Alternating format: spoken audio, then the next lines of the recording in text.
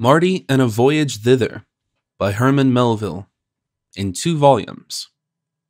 Volume 1 of 2, 1864, dedicated to my brother Alan Melville. Author's Preface. Not long ago, having published 2 narratives of voyages in the Pacific which, in many quarters, were received with incredulity, the thought occurred to me of indeed writing a romance of Polynesian adventure and publishing it as such, to see whether the fiction might not possibly be received for a verity, in some degree the reverse of my previous experience. This thought was the germ of others which have resulted in Mardi. New York, January 1849.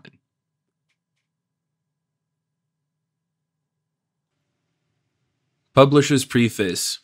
The classic books in the Bookstream series are unedited and read exactly from the text as originally written by their authors and have been set in their own situations and their own times.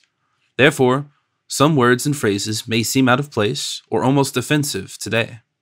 Fortunately, though, language changes as do customs and political regimes, and so we trust that you, the listener, will understand all the language and contents of these books in the sense and setting in which they were first put to paper. Thank you. Mardi. Chapter 1. Foot and Stirrup. We are off. The courses and topsails are set. The coral-hung anchor swings from the bow, and together the 3 royals are given to the breeze that follows us out to sea like the baying of a hound. Outspreads the canvas, aloft booms stretched on both sides with many a stun-sail, till like a hawk with pinions poised, we shadow the sea with our sails, and reelingly cleave the brine.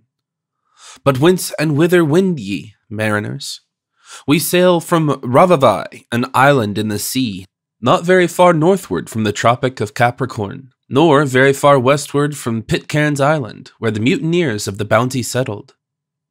At Ravavai I had stepped ashore some few months previous, and now was embarked on a cruise for the whale, whose brain enlightens the world. And from Ravavai we sail for the Galapagos, otherwise called the Enchanted Islands, by reasons of the many wild currents and eddies there met. Now round about these isles, which Dampier once trod, where the Spanish buccaneers once hived their gold morderes, the cachalot or sperm whale at certain seasons abound. But thither from Ravavai your craft may not fly as flies the seagull straight to her nest, for owing to the prevalence of the trade winds, ships bound to the northeast from the vicinity of Ravavai are fain to take something of a circuit, a few thousand miles or so. First, in pursuit of the variable winds, they make all haste to the south, and there, at length, picking up a stray breeze, they stand for the main, then making their easting, up helm and away down the coast toward the line. This roundabout way did the Arcturian take, and in all conscience a weary one it was. Never before had the ocean appeared so monotonous, thank fate, never since. But bravo! In 2 weeks' time, an event, out of the grey of the morning and right ahead as we sailed along, a dark object rose out of the sea, standing dimly before us, mists wreathing and curling aloft, and creamy breakers frothing round its base. We turned aside, and at length, when day dawned, passed Masafuero. With a glass we spied 2 or 3 hermit goats winding down to the sea in a ravine, and presently a signal, a tattered flag upon a summit beyond. Well knowing, however, that there was nobody on the island but 2 or 3 noosefuls of runaway convicts from Chile, our captain had no mind to comply with their invitation to land, though, haply, he may have erred in not sending a boat off with his card. A few days more and we took the trades. Like favors snappishly conferred, they came to us, as is often the case, in a very sharp squall, the shock of which carried away one of our spars, also our fat old cook off his legs, depositing him plump in the scuppers to leeward. In good time making the desired longitude upon the equator, a few leagues west of the Galapagos, we spent several weeks chassezon across the line, to and fro, in a veiling search for our prey. For some of their hunters believe that whales, like the silver ore in Peru, run in veins through the ocean. So day after day, daily, and week after week, weekly, We traversed the selfsame longitudinal intersection of the selfsame line, till we were almost ready to swear that we felt the ship strike every time her keel crossed that imaginary locality. At length, dead before the equatorial breeze, we threaded our way straight along the very line itself, westward sailing, peering right and peering left, but seeing naught. It was during this weary time that I experienced the first symptoms of that bitter impatience of our monotonous craft, which ultimately led to the adventures herein recounted. But hold you, not a word against that rare old ship nor its crew. The sailors were good fellows all, the half-score of pagans we had shipped at the islands included. Nevertheless, they were not precisely to my mind. There was no soul a magnet to mine, none with whom to mingle sympathies, save in deploring the calms with which we were now and then overtaken, or inhaling the breeze when it came.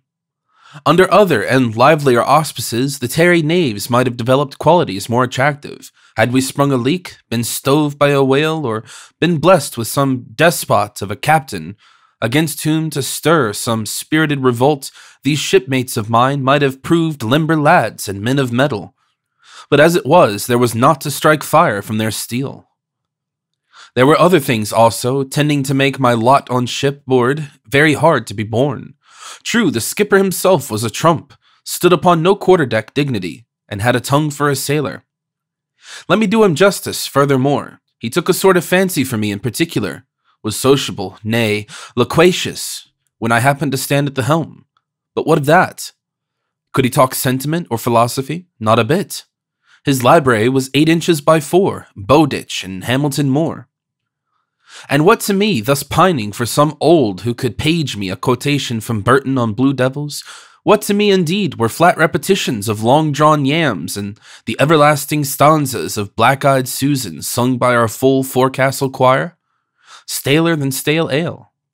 Aye, aye, Octurion, I say it no malice, but thou wast exceedingly dull, not only at sailing, hard though it was, that I could have been born, but in every other aspect. The days went slowly round and round, endless and uneventful as cycles in space.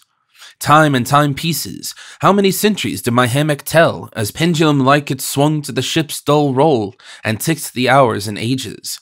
Sacred forever be the Oratorian's forehatch, alas.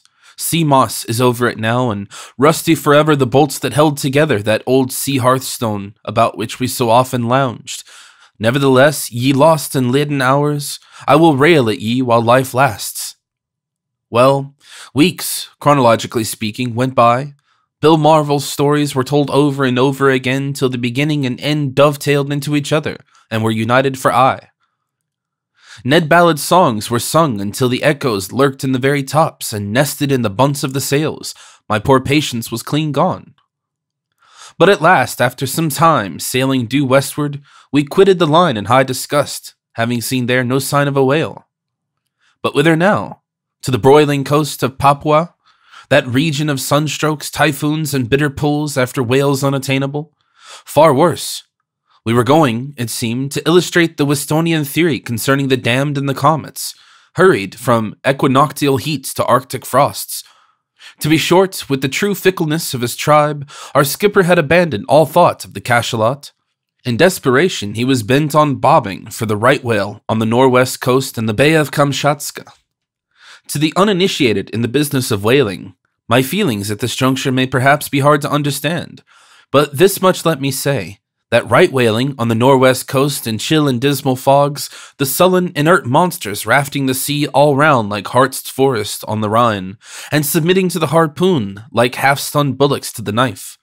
This horrid and indecent right whaling, I say, compared to a spirited hunt for the gentlemanly cachalot in southern and more genial seas, is as the butchery of white bears upon the blank Greenland icebergs to zebra hunting in Krafraria, where the lively quarry bounds before you through leafy glades. Now this most unforeseen determination on the part of my captain to measure the Arctic Circle was nothing more nor less than a tacit contravention on the agreement between us. That agreement needs not to be detailed, and having shipped but for a single cruise, I had embarked aboard his craft as one might put foot in stirrup for a day's following of the hounds. And here, heaven help me, he was going to carry me off to the pole. And on such a vile errand too, for there was something degrading in it. Your true whaleman glories in keeping his harpoon unspotted by blood of aught but cachalot. By my halidome it touched the knighthood of a tar, sperm and spermaceti. It was unendurable. Captain, said I, touching my sombrero to him as I stood at the wheel one day, it's very hard to carry me off this way to purgatory. I ship to go elsewhere. Yes, and so did I, was his reply, but it can't be helped. Sperm whales are not to be had. We've been out now 3 years, and something or other must be got, for the ship is hungry for oil, and her hold a gulf to look into. But cheer up, my boy, once in the Bay of Kamchatka, and we'll be all afloat with what we want, though it be none of the best. Worse and worse, the oleaginous prospect extended into an immensity of Macassar. Sir, said I did not ship for it. Put me ashore somewhere, I beseech. He stared, but no answer vouchsafed, and for a moment I thought I had roused the domineering spirit of the sea captain to the prejudice of the more kindly nature of the man. But not so. Taking 3 turns on his deck, he placed his hand on the wheel and said, Right or wrong, my lad, go with us you must. Putting you ashore now is out of the question. I make no port till this ship is full of the combings of her hatchways. However, you may leave her if you can. And so saying, he entered his cabin like Julius Caesar into his tent. He may have meant little by it, but that last sentence rung in my ear like a bravado. It savored of the turnkey's compliments to the prisoner in Newgate when he shoots to the bolt on him. Leave the ship if I can. Leave the ship when neither sail nor shore was in sight. Aye, my fine captain, stranger things have been done, for on board that very craft, the old Arcturian, were 4 tall fellows, whom 2 years previous our skipper himself had picked up in an open boat far from the farthest shoal. To be sure, they spun a long yarn about being the only survivors of an Indiaman burnt down to the water's edge, but who credited their tale? Like many others, they were keepers of a secret, had doubtless contracted a disgust for some ugly craft still afloat and hardy, and stolen away from her off soundings. Among seamen in the Pacific, such adventures not seldom occur. Nor are they accounted great wonders. They are but incidents, not events, in the career of the brethren of the Order of South Sea Rovers. For what matters it, though hundreds of miles from land, if a good whaleboat be underfoot, the trades behind, and mild warm seas before? And herein lies the difference between the Atlantic and Pacific, that once with the tropics the bold sailor who has a mind to quit his ship round Cape Horn waits not for port. He regards that ocean as one mighty harbor. Nevertheless, the enterprise hinted at was no light one, and I resolved to weigh well the chances. It's worth noticing, this way we all have of pondering for ourselves the enterprise, which for others we hold a bagatelle. My first thoughts were of the boat to be obtained and the right or wrong of abstracting it under the circumstances. But to split no hairs on this point, let me say that were I placed in the same situation again, I would repeat the thing I did then. The captain well knew that he was going to detain me unlawfully, against our agreement, and it was he himself who threw out the very hint which I merely adopted, with many thanks to him. In some such willful mood as this, I went aloft one day to stand my allotted 2 hours at the masthead. It was toward the close of a day, serene and beautiful, where I stood high upon the mast, and away, illimitably rolled the ocean beneath. Where we then were perhaps the most unfrequented and least known portion of these seas. Westward, however, lay numerous groups of islands, loosely laid down upon the charts, and invested with all the charms of dreamland. But soon these regions would be passed. The mild equatorial breeze exchanged for cold, fierce squalls, and all the horrors of northern voyaging. I cast my eyes downward to the brown planks of the dull, plodding ship, silent from stern to stern, then abroad. In the distant, what visions were spread! The entire western horizon high-piled with cold and crimson clouds, airy arches, domes, and minarets, as if the yellow Moorish sun were setting behind some vast Alhambra. Vistas seemed leading to worlds beyond. To and fro and all over the towers of this Nineveh in the sky flew troops of birds. Watching them long, one crossed my sight, flew through a low arch, and was lost to view. My spirit must have sailed in with it, for directly, as in a trance, came upon me the cadence of mild billows, laving a beach of shells, the waving of boughs, and the voices of maidens, and the lulled beatings of my own dissolved heart, all blended together. Now, all this, to be plain, was but one of the many visions one has up aloft, But coming upon me at this time, it wrought upon me so that henceforth my desire to quit the Arcturian became little short of a frenzy.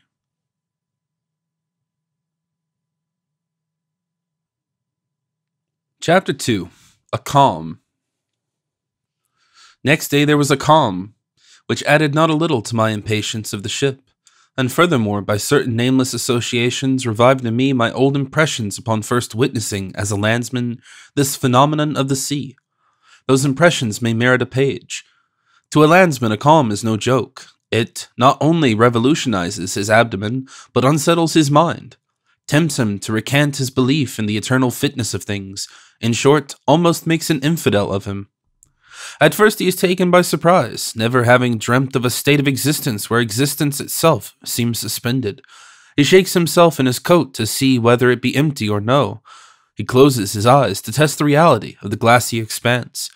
He fetches a deep breath by way of experiment and for the sake of witnessing the effect.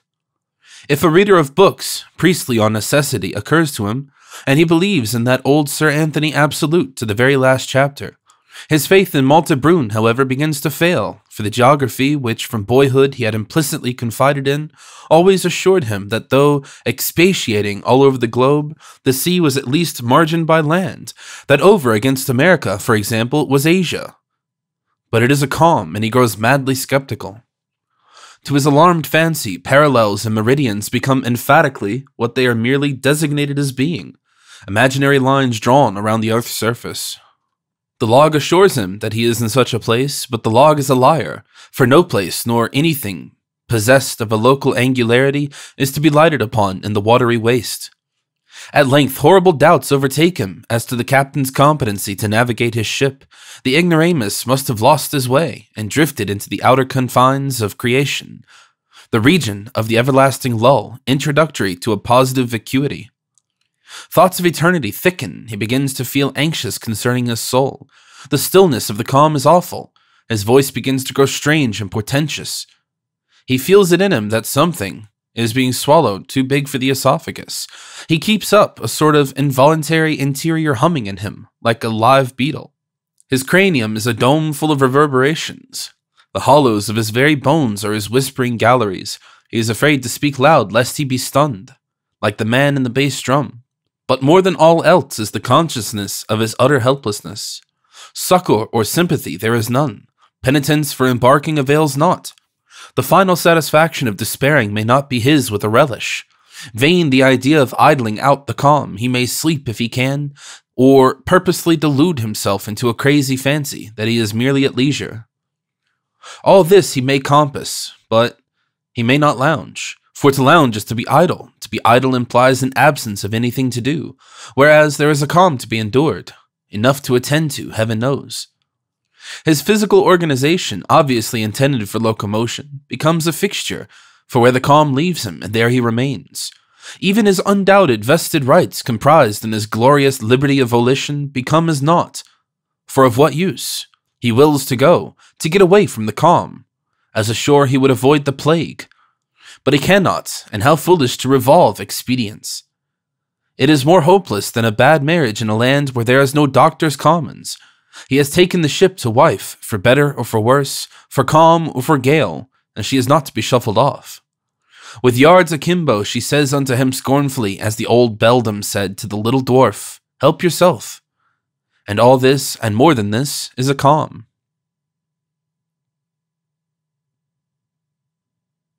Chapter 3. A King for a Comrade.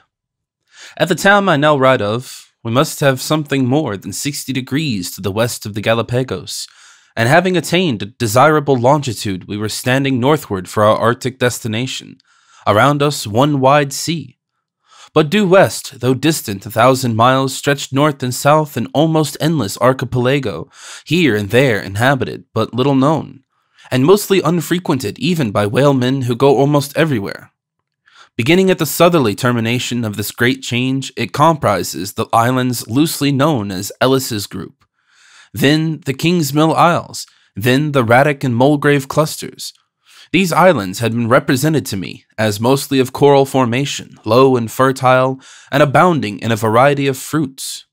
The language of the people was said to be very similar to that or the Navigator's Islands, from which their ancestors are supposed to have immigrated. And thus much being said, all has been related that I then knew of the island in question. Enough, however, that they existed at all, and that our path thereto lay over a pleasant sea, and before a reliable trade wind. The distance, though great, was merely an extension of water, so much blankness to be sailed over, and in a craft too that properly managed has been known to outlive great ships in a gale. For this much is true of a whaleboat, the cunningest thing in its way ever fabricated by man. Upon one of the Kingsmill Islands, then, I determined to plant my foot, come what come would. And I was equally determined that one of the ships, boats, should float me thither. But I had no idea of being without a companion. It would be a weary watch to keep all by myself, with naught but the horizon at sight. Now, among the crew was a fine old seaman, one Jarl. How old, no one could tell, not even himself. Forecastle chronology is ever vague and defective. Man and boy, said honest Jarl, I have lived ever since I can remember. And truly, who may call to mind when he was not? To ourselves we seem to coeval with creation. Whence it comes that it is so hard to die ere the world itself is departed. Jarl hailed from the Isle of Skye, one of the constellated Hebrides. Hence they often called him the Skyman. And though he was far from being piratical of soul, he was yet an old Norseman to behold. His hands were brawny as the paws of a bear, his voice hoarse as a storm roaring through the old peak of Mull, and his long yellow hair waved round his head like a sunset. My life for it, Jarl, thy ancestors were Vikings, who many a time sailed over the salt German Sea and the Baltic, who wedded their Brunhildas in Jutland, and are now quaffing mead in the halls of Valhalla, and beating time with their cans to the hymns of the Skalds. Oh, how the old sagas run through me. Yet Jarl, the descendant of heroes and kings, was a lone, friendless mariner on the main, only true to his origin in the sea life that he led. But so it has been and forever will be. What yeoman shall swear that he is not descended from Alfred? What dunce that he is not sprung of old Homer? King Noah, God bless him, fathered us all. Then hold up your heads, O ye helots, blood potential flows through your veins. All of us have monarchs and sages for kinsmen, nay, angels and archangels for cousins. Hence, in antediluvian days, the sons of God did verily wed with our mothers, the irresistible daughters of Eve. Thus all generations are blended, and heaven and earth of one kin. The hierarchies of seraphs in the uttermost skies, the thrones and principalities in the zodiac, the shades that roam throughout space, the nations and families, flocks and folds of the earth. One and all brothers in essence, oh, be we then brothers indeed, all things form but one whole. The universe a Judea, and God Jehovah its head. Then no more let us start with affright. In theocracy, what is to fear? Let us compose ourselves to death as fagged horsemen sleep in the saddle. Let us welcome even ghosts when they rise. Away with our stares and grimaces. The New Zealander's tattooing is not a prodigy, nor the Chinaman's way an enigma. No custom is strange, no creed is absurd, no foe. But who will in the end prove a friend? In heaven at last our good old white-haired Father Adam will greet all alike, and sociality forever prevail. Christian shall join hands between Gentile and Jew. Grim Dante forget his infernos and shake sides with fat Rabelais. And Monk Luther, over a flagon of old nectar, talk over old times with Pope Leo. Then shall we sit by the sages who of yore gave laws to the Medes and the Persians and the sun, by the cavalry captains and Perseus who cried to horse, then waked by their last trump sounding to the charge, by the old hunters who eternities ago hunted the moose in Orion, by the minstrels who sang in the Milky Way when Jesus our Savior was born. Then shall we list to no shallow gossip of Magellans and Drakes, but give ear to the voyagers who have circumnavigated the ecliptic, who rounded the polar star as Cape Horn. Then shall the Stagirite and Cant be forgotten, and another folio than theirs be turned over for wisdom. Even the folio now spread with horoscopes as yet undeciphered, the heaven of heavens on high. Now in old Jarl's lingo, there was never an idiom. Your aboriginal tar is too much of a cosmopolitan for that. Long companionship with seamen of all tribes, Manila men, Anglo-Saxons, Cholos, Lascars, and Danes, wear away in good time all mother tongue stammerings. You sink your clan, goes down your nation. You speak a world's language, jovially jabbering in the lingua franca of the forecastle. True to his calling, the Skyman was very illiterate, witless of Salamanca, Heidelberg, or Brazen-Nose, and Delhi had never turned over the books of the Brahmins. For geography, in which sailors should be adepts, since they are forever turning over and over the great globe of globes, poor Jarl was deplorably lacking. According to his view of the matter, this terraqueous world had been formed in the manner of a tart, the land being a mere marginal crust, within which rolled the watery world proper. Such seemed my good Viking's theory of cosmography. As for other worlds, he weened not of them, yet full as much of Chrysostom. Ah, Jarl, an honest, earnest wight, so true and simple, that the secret operations of thy soul were more inscrutable than the subtle workings of Spinoza's. Thus much be said of the Skyman, for he was exceedingly taciturn, and but seldom will speak for himself. Now higher sympathies apart, for Jarl I had a wonderful liking, for he loved me, from the first had cleaved to me. It is sometimes the case that an old mariner like him will conceive a very strong attachment for some young sailor, his shipmate, an attachment so devoted as to be wholly inexplicable, unless originating in that heart loneliness which overtakes most seamen as they grow aged, impelling them to fasten upon some chance object of regard. But however it was, my Viking, thy unbidden affection was the noblest homage ever paid me, and frankly I am more inclined to think well of myself, as in some way deserving thy devotion, than from the rounded compliments of more cultivated minds. Now at sea and in the fellowship of sailors all men appear as they are, no school like a ship for studying human nature. The contact of one man with another is too near and constant to favor deceit. You wear your character as loosely as your flowing trousers. Vain all endeavors to assume qualities not yours, or to conceal those you possess. Incognitos, however desirable, are out of the question, and thus aboard of all ships in which I have sailed I have invariably been known by a sort of thawing-room title. Not, let me hurry to say, that I put hand in tar-bucket with a squeamish air, or ascended the rigging with a Chesterfieldian mince. No, I was never better than my vocation, and mine have been many. I showed as brown a chest and as hard a hand as the tarriest tar of them all, and never did shipmate of mine upbraid me with a genteel disinclination to duty, though it carried me to truck of the mainmast or jib-boom end in the most wolfish blast that ever howled. Whence then this annoying appellation? For annoying it most assuredly was. It was because of something in me that could not be hidden, stealing out an occasional polysyllable, and otherwise incomprehensible deliberation in dining, remote unguarded allusions to belles lettres affairs, and other trifles superfluous to mention. But suffice it to say that it had gone abroad among the Oratorian's crew, that at some indefinite period of my career had been a knob, but Jarl seemed to go further. He must have taken me for one of the House of Hanover in disguise, or haply for bonneted Charles Edward the Pretender, who like the wandering Jew may yet be a vagrant. At any rate, his loyalty was extreme. Unsolicited, he was my laundress and tailor, a most expert one too. And when at mealtimes my term came round to look at the masthead or stand at the wheel, he catered for me among the kids in the forecastle with unwearied assiduity. Many's the good lump of duff for which I was indebted to my good Viking's good care of me, and like Sesostris I was served by a monarch. Yet in some degree the obligation was mutual, for be it known that in sea parlance we were chummies. Now this chummying among sailors is like the brotherhood subsisting between a brace of collegians, chums, rooming together.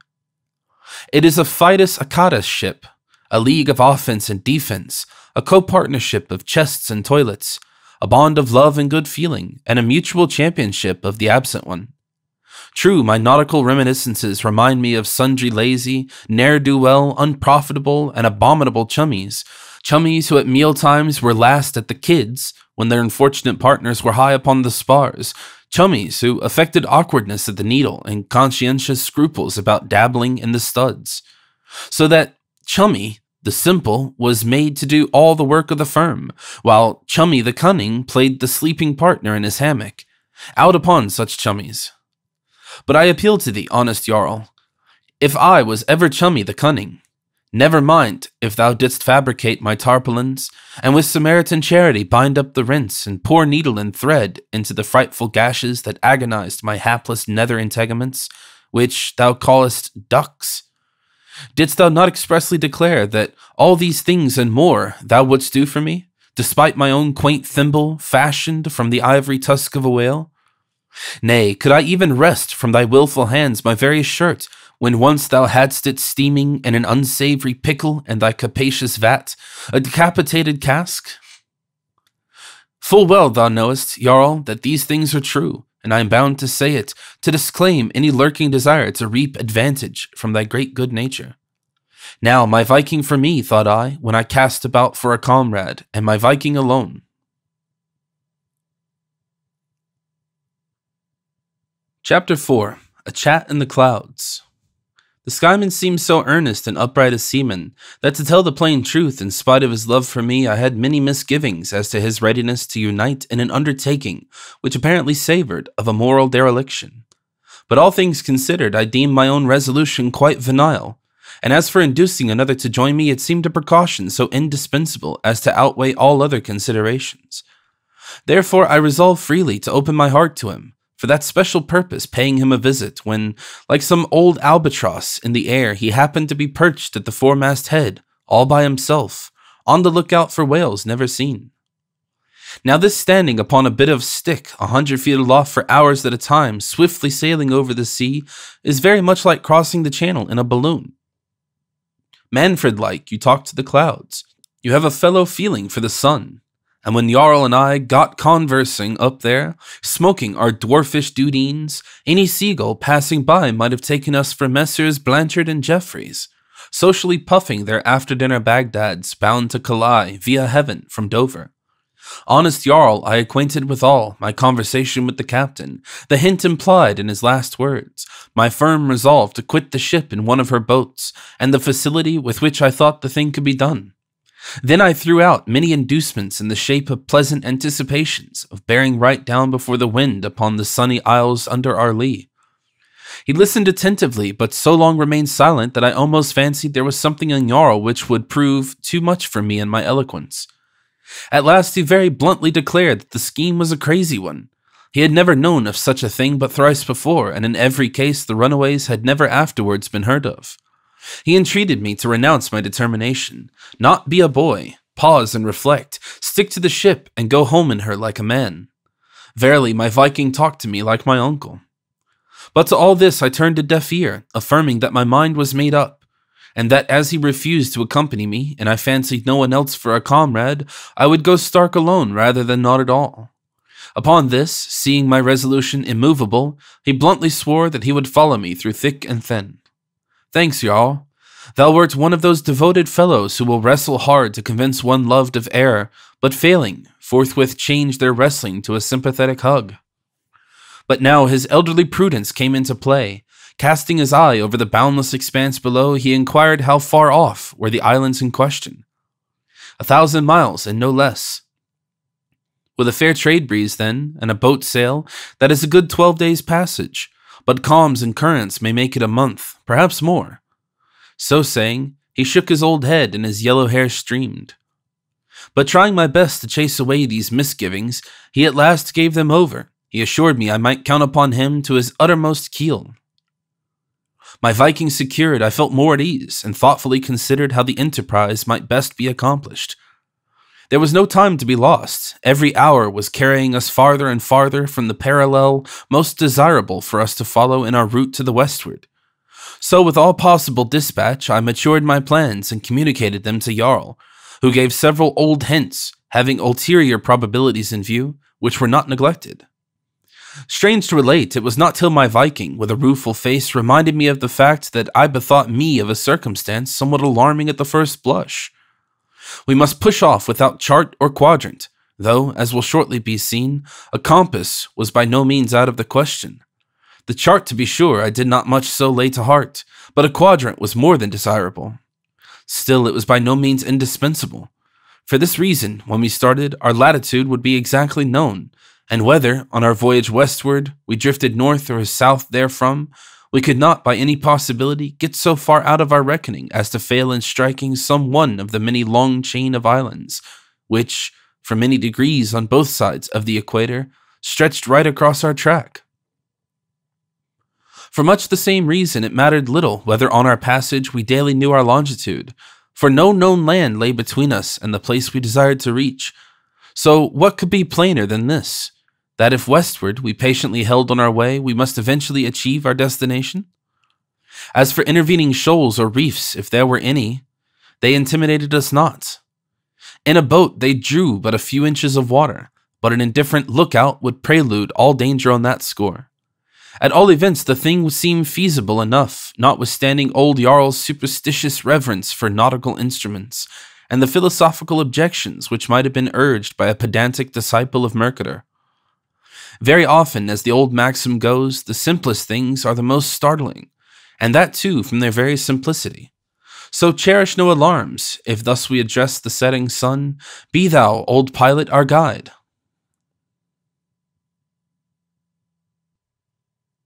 Chapter 5. Seats secured and portmanteaus packed.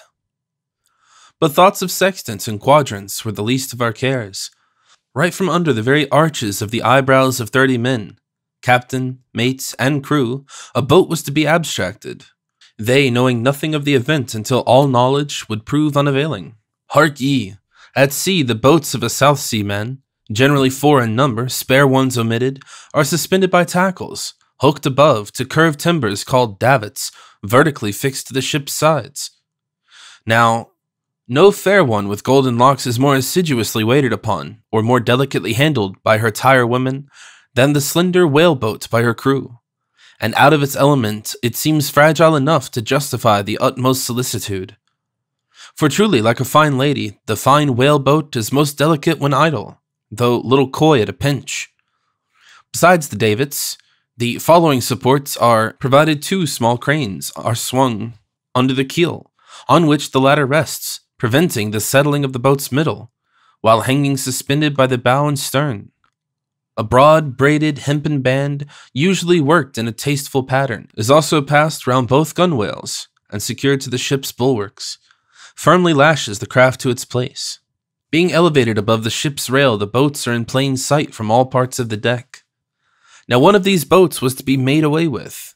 No facile matter, truly. Harder than for any dashing young janizary to run off with a sultana from the Grand Turk Seraglio. Still, the thing could be done, for by Jove it had been. What say you to slyly loosing everything by day, and when night comes, cast off the band and swing in the cranes? But how lower the tackles, even in the darkest night, without a creaking more fearful than the death rattle? Easily avoided, anoint the ropes and they will travel deftly through the subtle windings of the blocks. But though I had heard of this plan being pursued, there was a degree of risk in it, after all, which I was far from fancying. Another plan was hit upon, still bolder and hence more safe. What it was, in the right place will be seen. In selecting my craft for this good voyage, I would fain have traversed the deck and eyed the boats like a cornet choosing his steed from out a goodly stud. But this was denied me, and the bow boat was, perforce, singled out as the most remote from the quarter-deck, that region of sharp eyes and relentless purposes. Then our larder was to be thought of, also an abundant supply of water, concerning which last I determined to take good heed. There were but 2 to be taken care of, but I resolved to lay in sufficient store of both meat and drink for 4, at the same time that the supplemental 2 thus provided for were but imaginary. And if it came to the last dead pinch, of which we had no fear, however, I was food for no man but Jarl. Little time was lost in catering for our mess. Biscuit and salt beef were our sole resource, and thanks to the generosity of the Oratorian's owners, our ship's company had a plentiful supply. Casks of both, with heads knocked out, were at the service of all. In bags which were made for the purpose, a sufficiency of the biscuit was readily stored away and secreted in a corner of easy access. The salt beef was more difficult to obtain, but little by little we managed to smuggle out the cask enough to answer our purpose. As for water, most luckily a day or 2 previous, several breakers of it had been hoisted from below for the present use of the ship's company. These breakers are casks, long and slender but very strong, of various diameters. They are made on purpose to stow into spaces intervening between the immense butts in a ship's hold. The largest we could find was selected, first carefully examining it to detect any leak. On some pretense or other, we then rolled them all over to that side of the vessel where our boat was suspended, the selected breaker being placed in their middle. Our compendious wardrobes were snugly packed into bundles and laid aside for the present, and at last, by due caution, we had everything arranged preliminary to the final start. Let me say, though, perhaps to the credit of Jarl, that whenever the most strategy was necessary, he seemed ill at ease, and for the most part left the matter to me. It was well that he did, for as it was, by his untimely straightforwardness, he once or twice came near spoiling everything. Indeed, on one occasion he was so unseasonably blunt that, curiously enough, I had almost suspecting him of taking that odd sort of interest in one's welfare, which leads a philanthropist, all other methods failing, to frustrate a project deemed bad, by pretending clumsily to favor it. But no innuendos. Jarl was a Viking, frank as his fathers, though not so much of a buccaneer.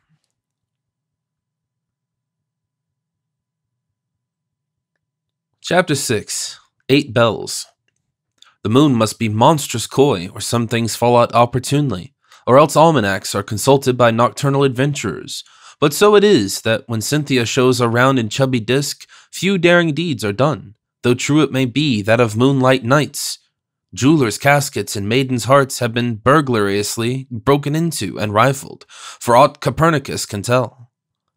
The gentle planet was in her final quarter, and upon her slender horn I hung my hopes of withdrawing from the ship undetected. Now making a tranquil passage across the ocean, we kept at this time what are called among whalemen boat screw watches. That is, instead of the sailors being divided at night into 2 bands, alternately on deck every 4 hours, there were 4 watches, each composed of a boat's crew, the headsman, always one of the mates, excepted. To the officers, this plan gives uninterrupted repose, all night in, as they call it, and of course greatly lightens the duties of the crew. The harpooneers head the boat's crews, and are responsible for the ship during the continuance of their watches. Now, my Viking, being a stalwart seaman, pulled the midship oar of the boat of which I was bowsman. Hence, we were in the same watch, to which, also, 3 others belonged, including Mark, the harpooneer. One of these seamen, however, being an invalid, there were only 2 left for us to manage. Voyaging in these seas, you may glide along for weeks without starting tack or sheet, hardly moving the helm a spoke, so mild and constant are the trades. At night, the watch seldom trouble themselves with keeping much of a lookout, especially as a strange sail is almost a prodigy in these lonely waters. In some ships, for weeks in and weeks out, you are puzzled to tell when your nightly turn on deck really comes round. So little heed is given to the standing of watches, where in the license of presumed safety, nearly everyone nods without fear. But remiss as you might be in the boat's crew watch of a heedless whaleman, the man who heads out is bound to maintain his post on the quarterdeck until regularly relieved. Yet drowsiness being incidental to all natures, even to Napoleon, beside his own sentry napping in the snowy bivouac, so often in snowy moonlight or ebony eclipse dozed Mark, our harpooneer. Let be his portion this blessed night, thought I, as during the morning, which preceded our enterprise, I eyed the man who might possibly cross my plans. But let me come closer to this part of my story, during what are called at sea the dog watches, between 4 o'clock and 8 in the evening. Sailors are quite lively and frolicsome, their spirits even flow far into the first of the long night watches, but upon its expiration at 8 bells, midnight, silence begins to reign. If you hear a voice, it is no cherubs, all explanations are oaths. At 8 bells, the mariners on deck, now relieved from their cares, crawl out from their sleepy retreats in old monkey jackets or coils of rigging and hie to their hammocks, almost without interrupting their dreams, while the sluggards below lazily drag themselves up the ladder to resume their slumbers in the open air. For these reasons, then, the moonless sea midnight was just the time to escape. Hence, we suffered a whole day to pass unemployed, waiting for the night when the starboard quarter boat's watch, to which we belonged, would be summoned on deck at the eventful 8 of the bell. But 24 hours soon glide away, and starbolines ahoy, 8 bells there below, at last started me from a troubled doze. I sprang from my hammock, and would have lighted my pipe, but the forecastle lamp had gone out. An old sea dog was talking about sharks in his sleep. Jarl and our solitary watchmate were groping their way into their trousers. A little was heard but the humming of the still sails aloft, the dash of the waves against the bow, and the deep breathing of the dreaming sailors around.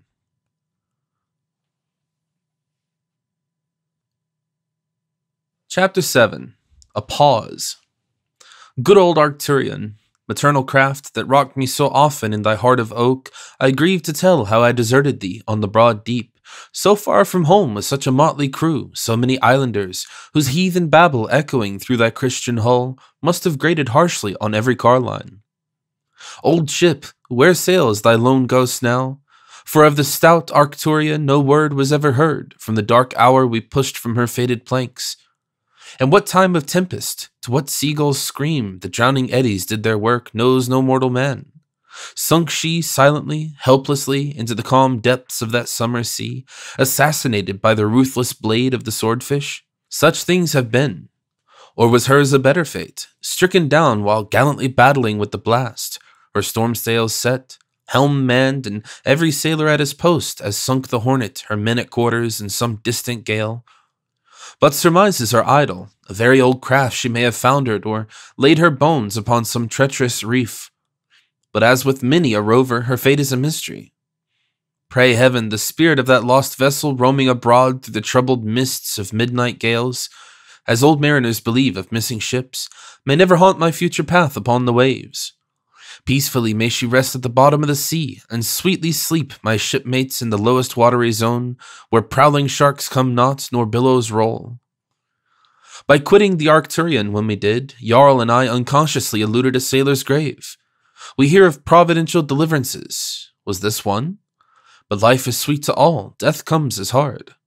And for myself, I am almost tempted to hang my head that I escaped the fate of my shipmates, something like him who blushed to have escaped the fell carnage at Thermopylae.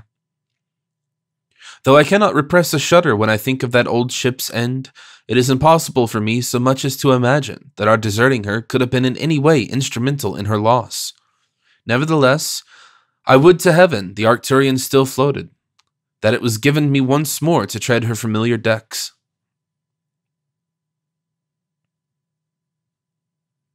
Chapter 8. They push off, velis et remus. And now to tell how, tempted by devil or good angel, and 1,000 miles from land, we embarked upon this western voyage. It was midnight, mark you, when our watch began, and my turn at the helm, now coming on, was of course to be avoided. On some plausible pretense, I induced our solitary watchmate to assume it, thus leaving myself untrammeled, and at the same time satisfactorily disposing of him. For being a rather fat fellow, an enormous consumer of duff, and with good reason supposed to be the son of a farmer, I made no doubt he would pursue his old course and fall to nodding over the wheel. As for the leader of the watch, our harpooner, he fell heir to the nest of old jackets under the lee of the mizzen-mast, left nice and warm by his predecessor. The night was even blacker than we had anticipated. There was no trace of a moon, and the dark purple haze sometimes encountered at night near the line half shrouded the stars from view. Waiting about 20 minutes after the last man of the previous watch had gone below, I mentioned to Jarl, and we slipped our shoes from our feet. He then descended into the forecastle, and I sauntered aft toward the quarter-deck. All was still. Thrice did I pass my hand full before the face of the slumbering lubber at the helm, and right between him and the light of the binnacle. Mark, the harpooner, was not so easily sounded. I feared to approach him. He lay quietly, though, but asleep or awake, no more delay. Risks must be run when time presses, and our ears were pointers to catch a sound. To work we went without hurry, but swiftly and silently. Our various stores were dragged from their lurking places and placed in the boat, which hung from the ship's lee side, the side depressed in the water, an indispensable requisite to an attempt at escape. And though at sundown the boat was to windward, yet, as we had foreseen, the vessel, having been tacked during the first watch, brought it to leeward. Endeavoring to manhandle our clumsy breaker and lift it into the boat, we found that by reason of the intervention of the shrouds it could not be done without risking a jar, besides straining the craft in lowering. An expedient, however, though at the 11th hour, was hit upon.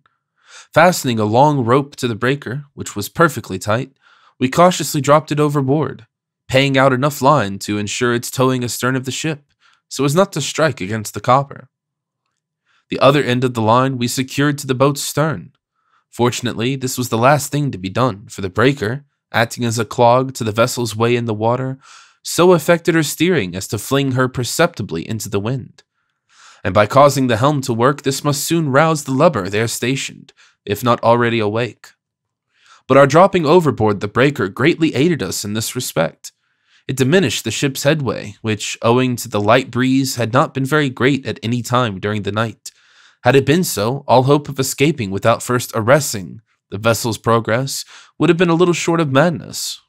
As it was, the sole daring of the deed that night achieved consisted in our lowering away while the ship yet clove the brine, though but moderately. All was now ready, the cranes swung in, the lashings adrift, and the boat fairly suspended. When seizing the ends of the tackle ropes, we silently stepped into it, one at each end. The dead weight of the breaker astern now dragged the craft horizontally through the air, so that her tackle ropes strained hard. She quivered like a dolphin. Nevertheless, had we not feared her loud splash upon striking the wave, we might have quitted the ship almost as silently as the breath of the body. But this was out of the question, and our plans were laid accordingly. All ready, Jarl? Ready. A man overboard, I shouted at the top of my compass, and like lightning the cord slid through our blistering hands, and with a tremendous shock the boat bounded on the sea's back. One mad sheer and plunge, one terrible strain on the tackles as we sunk in the trough of the waves, tugged upon by the towing breaker, and our knives severed the tackle ropes.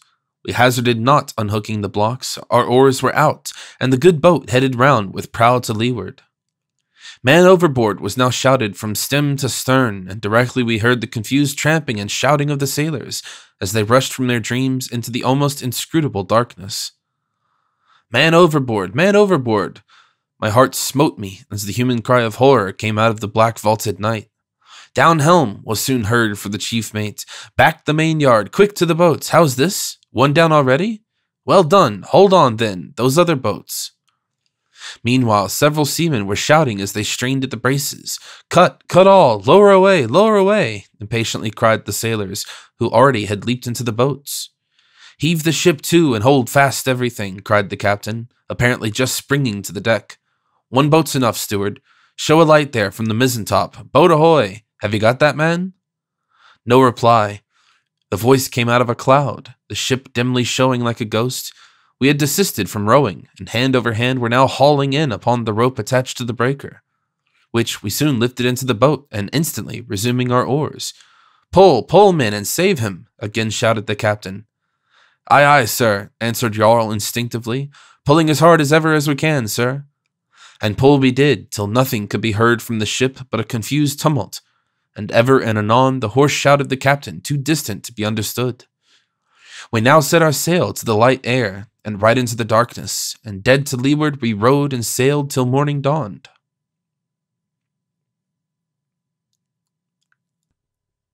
Chapter 9. The watery world is all before them. At sea in an open boat and 1,000 miles from land, shortly after the break of day in the grey transparent light, a speck to windward broke the even line of the horizon. It was the ship winding her way northeastward. Had I not known the final indifference of sailors to such disasters as that which the Arcturian's crew must have imputed to the night past, did not the skipper suspect the truth, I would have regarded that little speck with many compunctions of conscience. Nor as it was that I feel in any very serene humor. For the consciousness of being deemed dead is next to the presumable unpleasantness of being so in reality. One feels his own ghost, unlawfully tenanting a defunct carcass. Even Jarl's glance seemed so queer that I begged him to look another way. Secure now from all efforts of the captain to recover those whom he most probably supposed lost, and equally cut off from all hope of returning to the ship, even had we felt so inclined, the resolution that had thus far nerved me began to succumb in a measure to the awful loneliness of the scene. Ere this, I had regarded the ocean as a slave, the steed that bore me whither I listed, and whose vicious propensities, mighty though they were, often proved harmless when opposed to the genius of man. But now, how changed, in our frail boat would fain have built an altar to Neptune. What a mere toy we were to the billows that jeeringly shouldered us from crest to crest, as from hand to hand lost souls may be tossed along by the chain of shades which, enfilade the route to Tartarus. But drown or swim, here's overboard with care. Cheer up, y'all. Ha-ha, how merrily, yet terribly, we sail. Up, up, slowly up, toiling up the long, calm wave, then balanced on its summit a while, like a plank on a rail, and down we plunge headlong into the seething abyss, till arrested, we glide upward again. And thus did we go, now buried in watery hollows, our sail idly flapping, then lifted aloft, canvas bellying and beholding the furthest horizon. Had not our familiarity with the business of whaling divested our craft's wild motions of its first novel horrors, we had been but a rueful pair. But day-long pulls after whales the ship left miles astern, and entire dark nights passed moored to the monsters, killed too late to be towed to the ship far to leeward. All this and much more accustoms one to strange things. Death, to be sure, has a mouth as black as a wolf's, and to be thrust into his jaws is a serious thing. But true, it most certainly is, and I speak from no hearsay, that to sailors as a class, the grisly king seems not half so hideous as he appears to those who have only regarded him on shore, and at a deferential distance. Like many ugly mortals, his features grow less frightful upon acquaintance, and met over often and sociably. The old adage holds true about familiarity breeding contempt. Thus too with soldiers, of the quaking recruit, 3 pitched battles make a grim grenadier, and he who shrank from the muzzle of a cannon is now ready to yield his mustache for a sponge. And truly, since death is the last enemy of all, valiant souls will taunt him while they may. Yet rather should the wise regard him as the inflexible friend who, even against our wills, from life's evils triumphantly relieves us. And there is but little difference in the manner of dying. To die is all, and death has been gallantly encountered by those who never beheld blood that was red, only its light azure seen through the veins. And to yield the ghost proudly, and march out of your fortress with all the honors of war, is not a thing of sinew and bone, though in person Joffrey Hudson, the dwarf, died more bravely than Goliath, the giant. And the last end of a butterfly shames us all. Some women have lived nobler lives, and died nobler deaths than men. Threatened with the stake, Mildred Cranmer recanted, but through her fortitude the lorn widow of Edessa stayed the tide of Valen's persecutions. 'Tis no great valor to perish sword in hand and bravado on lip, cased in all panoply complete. For even the alligator dies in his mail, and the swordfish never surrenders. To expire, mild-eyed, in one's bed transcends the death of Epaminondas.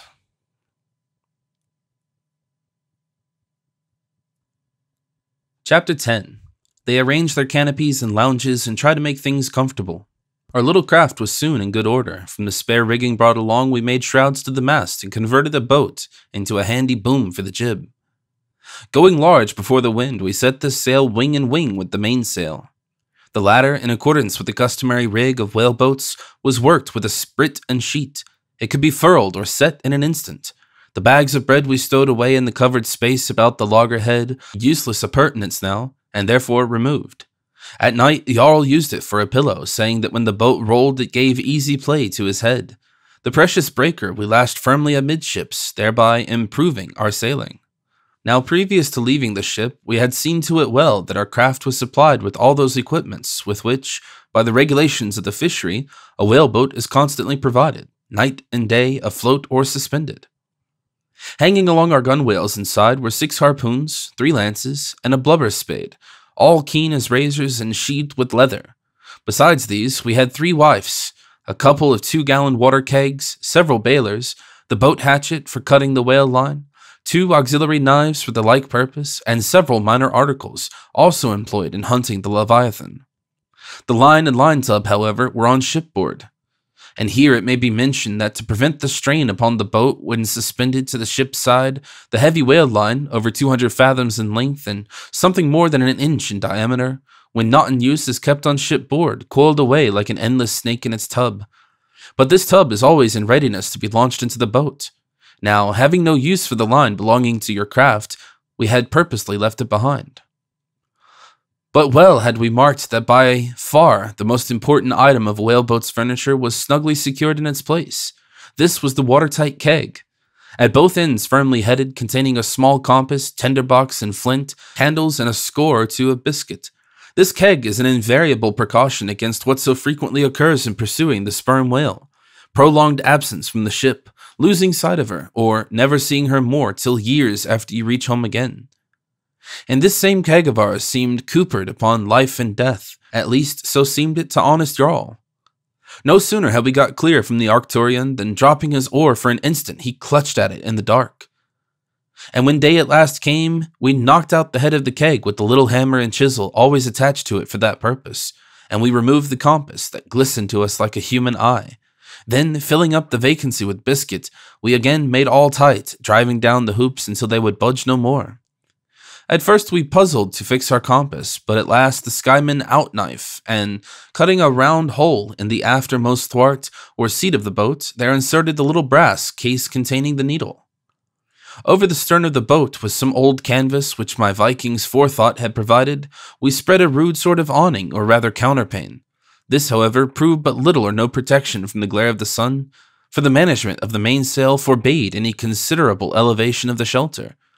And when the breeze was fresh, we were fain to strike it altogether, for the wind, being from aft and getting underneath the canvas, almost lifted the light boat's stem into the air, vexing the counterpane as if it were a petticoat turning a gusty corner.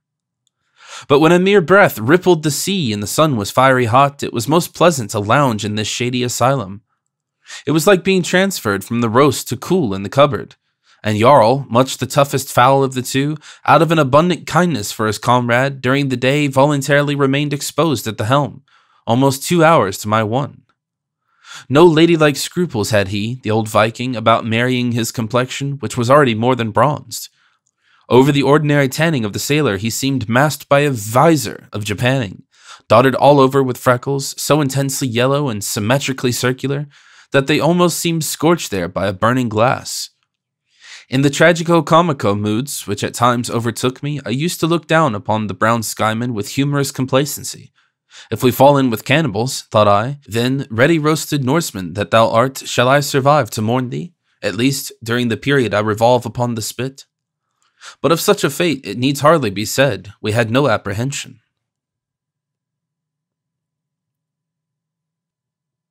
Chapter 11. Jarl Inflicted with the Lockjaw. If ever again I launch whaleboat from sheer plank of ship at sea, I shall take good heed that my comrade be a sprightly fellow, with a rattlebox head. Be he never so silly, his very silliness, so long as he be lively at it, shall be its own excuse. Upon occasion, who likes not a lively loon, one of your giggling, gamesome oafs whose mouth is a grin? Are not such well-ordered dispensations of Providence? Filling up vacuums and intervals of social stagnation, relieving the tedium of existence? Besides keeping up here and there, in very many quarters indeed, sundry people's good opinions of themselves. What, if at times their speech is insipid as water after wine? What, if to ungenial and irascible souls their very mug is an exasperation to behold, their clack an inducement to suicide? Let us not be hard upon them for this, but let them live on for the good they may do. But Jarl, dear dumb Jarl, thou wert none of these. Thou didst carry a fizz like an excommunicated deacon's, and no matter what happened, it was ever the same. Quietly in thyself, thou didst revolve upon thine own sober axis like a wheel in a machine which forever goes round, whether you look at it or no. Aye, Jarl, wast thou not forever intent upon minding that which so many neglect, thine own especial business? Wast thou not forever at it, too, with no likelihood of ever winding up thy moody affairs and striking a balance sheet? But at times how wearisome to me these everlasting reveries in my own solitary companion. I longed for something enlivening, a burst of words, human vivacity of one kind or another.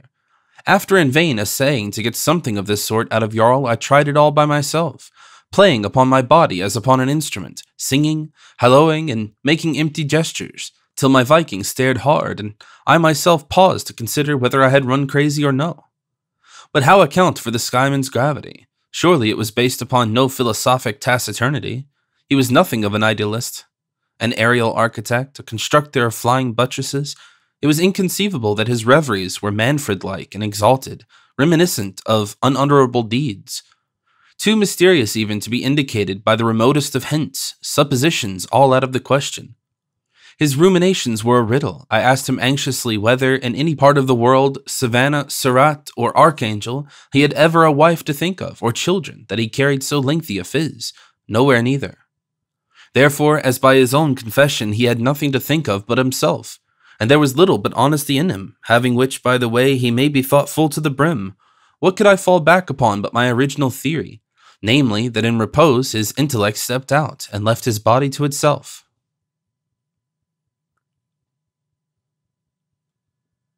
Chapter 12.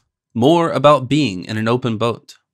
On the third morning at break of day, I sat at the steering oar an hour or two previous, having relieved Jarl, now fast asleep.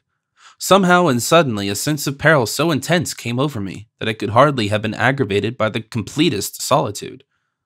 On a ship's deck, the mere feeling of elevation above the water and the reach of prospect you command impart a degree of confidence which disposes you to exulting your fancied security. But in an open boat, brought down to the very plane of the sea, this feeling almost wholly deserts you, unless the waves in their gambols toss you and your chip upon one of their lordly crests. Your sphere of vision is little larger than it would be at the bottom of a well. At best, your most extended view in any one direction, at least, is in a high, slow-rolling sea, when you descend into the dark, misty spaces between long and uniform swells. Then, for the moment, it is like looking up and down in a twilight glade, interminable, where two dawns, one on each hand, seem struggling through the semi-transparent tops of the fluid mountains. But lingering not long in those silent vales from watery cliff to cliff, a sea chamois sprang our solitary craft, a goat among the Alps. How undulated the horizon, like a vast serpent with 10,000 folds coiled all around the globe, yet so nigh, apparently, that it seemed as if one's hand might touch it. What loneliness when the sun rose and spurred up the heavens, we hailed him as a wayfarer in Sahara, the sight of a distant horseman. Save ourselves, the sun and the chamois seemed all that was left of life in the universe. We yearned towards its jocund disk, as in strange lands the traveler joyfully greets a face from home, which there had passed unheeded. And was not the sun a fellow voyager? Were we not both wending westward? But how soon he daily overtook and passed us, hurrying to his journey's end. When a week had gone by, sailing steadily on, by day and by night, and nothing in sight but the self-same sea, what wonder if disquieting thoughts at last entered our hearts? If unknowingly we should pass the spot where, according to our reckoning, our islands lay, upon what shoreless sea would we launch? At times these forebodings bewildered my idea of the positions of the groups beyond. All became vague and confused, so that westward of the Kingsmill Isles and the Raddock Chain, I fancied there could be naught but an endless sea.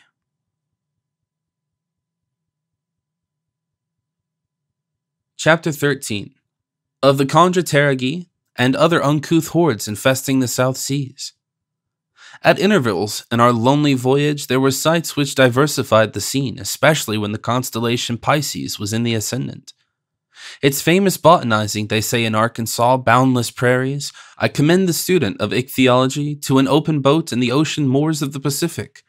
As your craft glides along, what strange monsters float by? Elsewhere was never seen their like, and nowhere are they found in the books of the naturalists. Though America be discovered, the Cathays of the deep are unknown, and whoso crosses the Pacific might have read lessons to Buffon. The sea serpent is not a fable, and in the sea, that snake is but a garden worm. There are more wonders than the wonders rejected, and more sights unrevealed than you or I ever dreamt of. Moses and bats alone should be kept skeptics, and the only true infidelity is for a live man to vote himself dead. Be Sir Thomas Browne our ensample, who, while exploding vulgar errors, heartily hugged all the mysteries in the Pentateuch. But look, fathoms down in the sea, wherever saw you a phantom like that? An enormous crescent with antlers like a reindeer, and a delta of mouths. Slowly it sinks and is seen no more. Dr. Faust saw the devil, but you have seen the devil fish. Look again, here comes another. Jarl calls it a bone shark, full as large as a whale. It is spotted like a leopard, and tusk-like teeth overlap its jaws like those of the walrus. To seamen, nothing strikes more terror than the near vicinity of a creature like this. Great ships steer out of its path, and well they may, since the good craft Essex and others have been sunk by sea monsters, as the alligator thrusts his horny snout through a Caribbean canoe. Ever present to us was the apprehension of some sudden disaster from the extraordinary zoological specimens we almost hourly passed. For the sharks we saw them, not by units, nor by tens, nor by hundreds, but by thousands and by myriads. Trust me, there are more sharks in the sea than mortals on land. And of these prolific fish, there are full as many species as of dogs, but by the German naturalists Müller and Henle, who, in christening the sharks, have bestowed upon them the most heathenish names, they are classed under one family, which family, according to Müller, King at Arms, is an undoubted branch of the ancient and famous tribe of the Chondroterygii. To begin, there is an ordinary brown shark, or sea attorney, so called by sailors, a grasping, rapacious varlet, in that spite of the hard knocks received from it, often snap viciously at our steering oar. At times, these gentry swim in herds, especially about the remains of a slaughtered whale. They are the vultures of the deep. Then we often encountered the dandy blue shark, a long, taper, and mighty genteel-looking fellow, with a slender waist, like a bond spark, invariably lounged with a careless fin and an indolent tail. But he looked infernally heartless. How his cold-blooded, gentlemanly air contrasted with the rude, savage swagger of the tiger shark, a round, portly gourmand, with distended mouth and collapsed conscience, swimming about seeking whom he might devour. These gluttons are the scavengers of navies, following ships in the South Seas, picking up odds and ends of garbage, and sometimes a titbit, a stray sailor. No wonder, then, that sailors denounce them. In substance, Jarl once assured me that under any temporary misfortune, it was one of his sweetest consolations to remember that in his day he had murdered, not killed, shoals of tiger sharks. Yet this is all wrong, as well hate a seraph as a shark, but both were made by the same hand, and that sharks are lovable witness their domestic endearments. No fury so ferocious as not to have some amiable side. In the wild wilderness, a leopard mother caresses her cub as Hagar did Ishmael, or a queen of France the dolphin. We know not what we do when we hate, and I have the word of my gentlemanly friend Stanhope for it, that he who declared he loved a good hater was but a respectable sort of Hottentot, at best. No very genteel epithet in this, though coming from the gentlest of men. But when the digger of dictionaries said that saying of his, he was assuredly not much of a Christian. However, it is hard for one given up to constitutional hypos like him to be filled with the milk and meekness of the Gospels. Yet with deference, I deny that my old Uncle Johnson really believed in the sentiment ascribed to him. Love a hater, indeed. Who smacks his lips over gall? Now hate is a thankless thing, so let us only hate hatred. And once give love play, we will fall in love with unicorn. Ah, the easiest way is the best, and to hate a man must work hard. Love is a delight, but hate a torment. And haters are thumbscrews, Scotch boots, and Spanish inquisitions to themselves. In 5 words, would they were a Siamese diphthong, he who hates is a fool. For several days our chamois was followed by 2 of these aforesaid tiger sharks, a brace of confidential inseparables, jogging along in our wake, side by side like a couple of highwaymen, biding their time till you come to the crossroads. But giving it up at last for a bootless errand, they drop farther and farther astern until completely out of sight. Much to the skyman's chagrin, who long stood in the stern, lance poised for a dart. But of all sharks, save me from the ghastly white shark, for though we should hate not, yet some dislikes are spontaneous, and disliking is not hating. And never yet could I bring myself to be loving or even sociable with the white shark. He is not the sort of creature to enlist young affections. This ghost of a fish is not often encountered and shows plainer by night than by day. Timon-like, he always swims by himself, gliding along just under the surface, revealing a long, vague shape of a milky hue, with glimpses now and then of his bottomless white pit of teeth. No need of a dentist hath he, seen at night stealing along like a spirit in the water, with horrific serenity of aspect, the white shark sent many a thrill to us twain in the chamois. By day and in the profoundest calms, oft we were startled by the ponderous sigh of the grampus, as lazily rising to the surface, he fetched a long breath after napping below. And time and again we watched the darting albacore, the fish with the chain-plate armor and golden snails, the Nimrods of the seas, to whom so many flying fish follow prey. Flying from their pursuers, many of them flew into our boat, but invariably they died from the shock. No nursing could restore them. One of their wings I removed, spreading it out to dry under a weight. In 2 days' time, the thin membrane, all over tracings like those of a leaf, was transparent as isinglass, and tinted with brilliant hues like those of a changing silk. Almost every day we spied blackfish, coal-black and glossy. They seemed to swim by revolving round and round in the water like a wheel, their dorsal fins every now and then shooting into view like spokes. Of a somewhat similar species, but smaller and clipper-built about the nose, were the Algerines, so called probably from their corsair propensities, waylaying peaceful fish on the high seas and plundering them of body and soul at a gulp. Atrocious Turks, a crusade should be preached against them. Besides all these, we encountered killers and thrashers, by far the most spirited and spunky of the finny tribes. Though little larger than a porpoise, abandoned them think nothing of assailing Leviathan himself. They bait the monster as dogs a bull, the killers seizing the right whale by his immense, sulky lower lip, and the thrashers fastening onto his back and beating him with their sinewy tails. Often they come off conquerors, worrying the enemy to death. Though sooth to say, if Leviathan gets but one sweep at them with his terrible tail, they go flying into the air as if tossed from Taurus's horn. This sight we beheld. Had old Wouvermans, who once painted a bull bait, been along with us, a rare chance that, for his pencil, and Gudin or Isabey might have thrown the blue rolling sea into the picture. Lastly, one of Claude's setting summer suns would have glorified the whole. Oh, believe me, God's creatures fighting, fin for fin, 1,000 miles from land, and with the round horizon for an arena, is no ignoble subject for a masterpiece. Such are a few of the sights of the great South Sea, but there is no telling all. The Pacific is populous as China.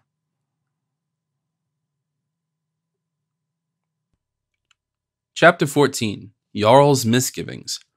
About this time an event took place. My good Viking opened his mouth and spoke. The prodigy occurred as, jackknife in hand, he was bending over the midship oar, on the loom or handle of which he kept our almanac, making a notch for every set sun. For some 48 hours past, the wind had been light and variable. It was more than suspected that a current was sweeping us northward.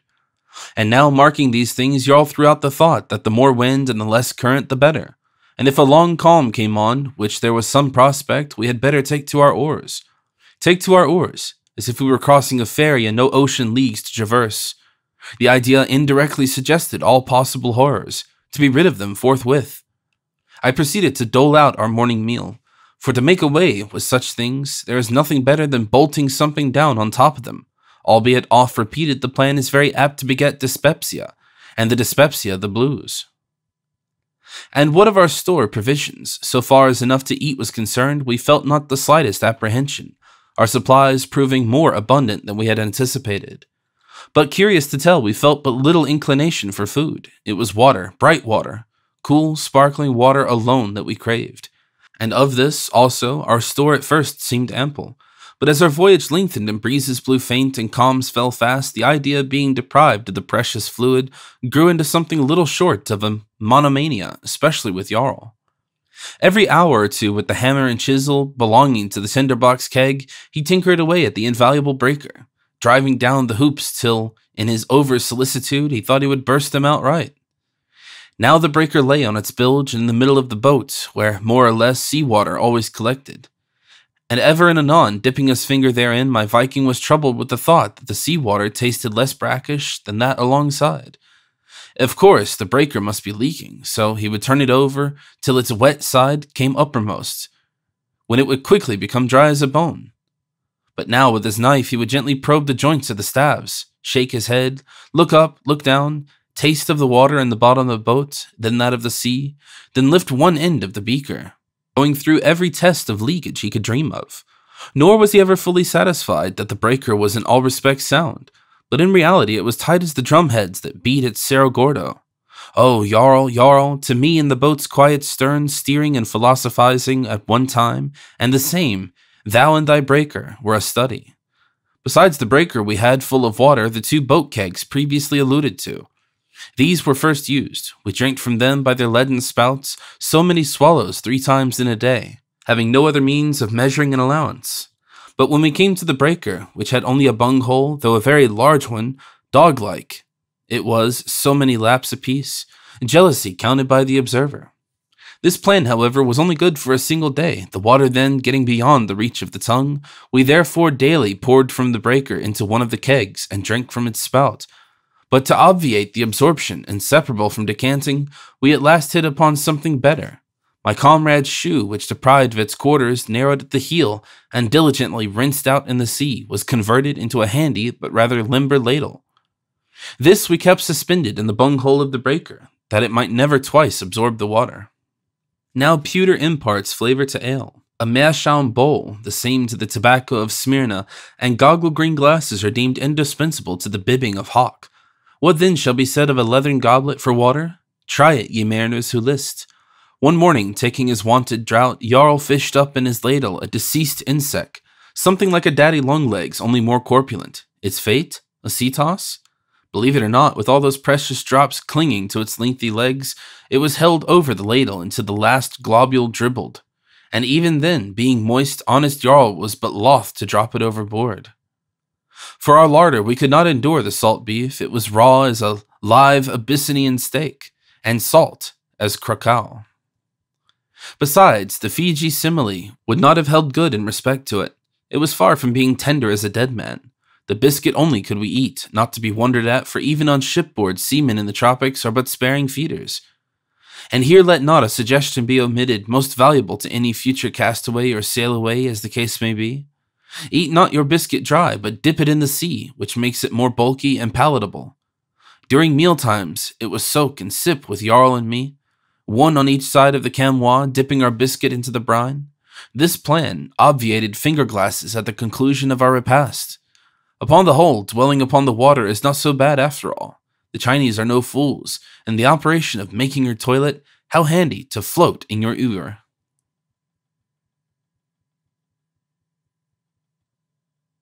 Chapter 15. A Stitch in Time Saves 9. Like most silent, earnest sort of people, my good Viking was a pattern of industry. When in the boats after whales, I have known him carry a roll of sinnate to stitch into a hat. And the boats lying motionless for half an hour or so, watching the rising of the chase, his fingers would be plying at their task, like an old lady knitting, like an experienced old wife, too. His digits had become so expert and conscientious that his eyes left them alone, deeming optic supervision unnecessary. And on this trip of ours, when not otherwise engaged, he was quite as busy with his fingers as ever, unraveling old Cape Horn hose for yarn wherewith to darn our woolen frocks, with great patches from the skirts of a condemned reefing jacket paneling the seats of our ducks. In short, veneering our broken garments with all manner of choice old broadcloths. With the true forethought of an old tar, he had brought along with him nearly the whole contents of his chest. His precious ditty bag containing his sewing utensils he had carefully packed away in the bottom of one of his bundles, of which he had as many as an old maid on our travels.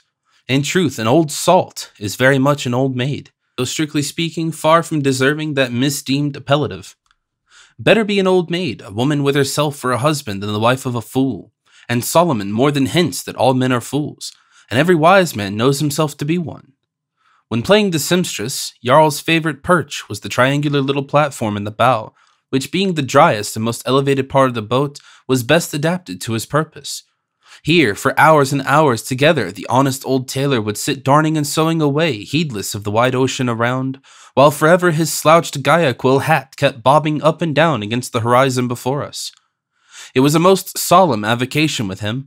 Silently he nodded like the still statue in the opera of Don Juan. Indeed, he never spoke, unless to give pithy utterance to the wisdom of keeping one's wardrobe in repair. But herein my Viking at times waxed oracular, and many the hours we glided along, myself deeply pondering in the stem, hand upon helm, while, cross-legged at the other end of the boat, Jarl laid down patch upon patch, and at long intervals precept upon precept.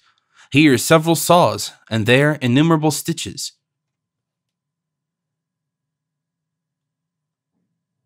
Chapter 16. They are becalmed. On the 8th day there was a calm. It came on by night, so that waking at daybreak and folding my arms over the gunwale, I looked out upon a scene very hard to describe. The sun was still beneath the horizon, perhaps not yet out of sight from the plains of Paraguay. But the dawn was too strong for the stars, which one by one had gone out like waning lamps after a ball. Now as the face of a mirror is a blank, only borrowing character from what it reflects, so in a calm in the tropics, a colorless sky overhead, the ocean, upon its surface, hardly presents a sign of existence. The deep blue is gone, and the glassy element lies tranced, almost viewless as the air. But that morning the two grey firmaments of sky and water seemed collapsed into a vague ellipses, and alike the chamois seemed drifting in the calming atmosphere as in the sea. Everything was fused into the calm, sky, air, water, and all, not a fish to be seen. The silence was that of a vacuum. No vitality lurked in the air, and this inert blending and brooding of all things seemed grey chaos in conception. This calm lasted 4 days and 4 nights, during which but a few cat's paws of wind varied the scene. They were faint as the breath of one dying. At times the heat was immense, the heavens at midday glowing like an ignited coal mine. Our skin curled up like lint, our vision became dim, the brain dizzy. To our consternation, the water in the breaker became lukewarm, brackish, and slightly putrescent. Notwithstanding, we kept our spare clothing piled upon the breaker to shield it from the sun. At last, Jarl enlarged the vent, carefully keeping it exposed. To this precaution, doubtless, we owed more than we thought. It was now deemed wise to reduce our allowance of water to the smallest modicum consistent with the present preservation of life, strangling all desire for more. Nor was this all. The upper planking of the boat began to warp, here and there cracking and splintering. But though we kept it moistened with brine, one of the plank ends started from its place, and the sharp, sudden sound, breaking the scorching silence, caused us both to spring to our feet. Instantly the sea burst in, but we made shift to secure the rebellious plank with a cord, not having a nail. We then bailed out the boat, nearly half full of water. On the second day of the calm, we unshipped the mast to prevent its being pitched about, upon the occasional rolling of the vast smooth swells now overtaking us. Leagues and leagues away, after its fierce raging, some tempest must have been sending to us its last dying waves. For as a pebble dropped into a pond ruffles it to its marge, so on all sides a sea gale operates as if an asteroid had fallen into the brine, making ringed mountain billows, interminably expanding instead of ripples. The great September waves breaking at the base of the Neversink Highlands, far in advance to the swiftest pilot boat, carry tidings, and full often they know the last secret of many a stout ship, never heard of from the day she left port. Every wave in my eyes seemed a soul. As there was no steering to be done, Jarl and I sheltered ourselves as well as we could under the awning. And for the first 2 days, one at a time and every 3 or 4 hours, we dropped overboard for a bath, clinging to the gunwale. A sharp lookout being kept for prowling sharks. A foot or two below the surface, the water felt cool and refreshing. On the 3rd day, a change came over us. We relinquished bathing, the exertion taxing us too much. Suddenly, we laid ourselves down, turned our backs to each other, and were impatient of the slightest casual touch of our persons. What sort of expression my own countenance wore, I know not, but I hated to look at Jarl's. When I did, it was a glare, not a glance. I became more taciturn than he. I cannot tell what it was that came over me, but I wished I was alone. I felt that so long as the calm lasted, we were without help, that neither could assist the other, and above all, that for one, water would hold out longer than for two. I felt no remorse, not the slightest, for these thoughts. It was instinct, like a desperado giving up the ghost. I desired to gasp by myself. From being cast away with a brother, good God deliver me. The 4 days passed, and on the morning of the 5th, thanks be to heaven, there came a breeze. Dancingly, mincingly, it came, just rippling the sea, until it struck our sails.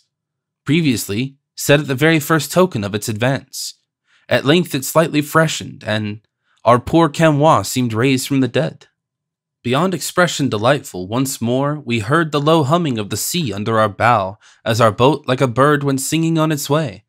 How changed the scene! Overhead a sweet blue haze distilling sunlight in drops, and flung abroad over the visible creation was the sun-spangled azure rustling robe of the ocean. Ermined with wave crests, all else infinitely blue, such a cadence of musical sounds. Waves chasing each other and sporting and frothing in frolicsome foam.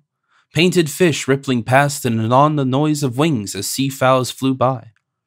O ocean, when thou choosest to smile, more beautiful thou art than flowery mead or plain.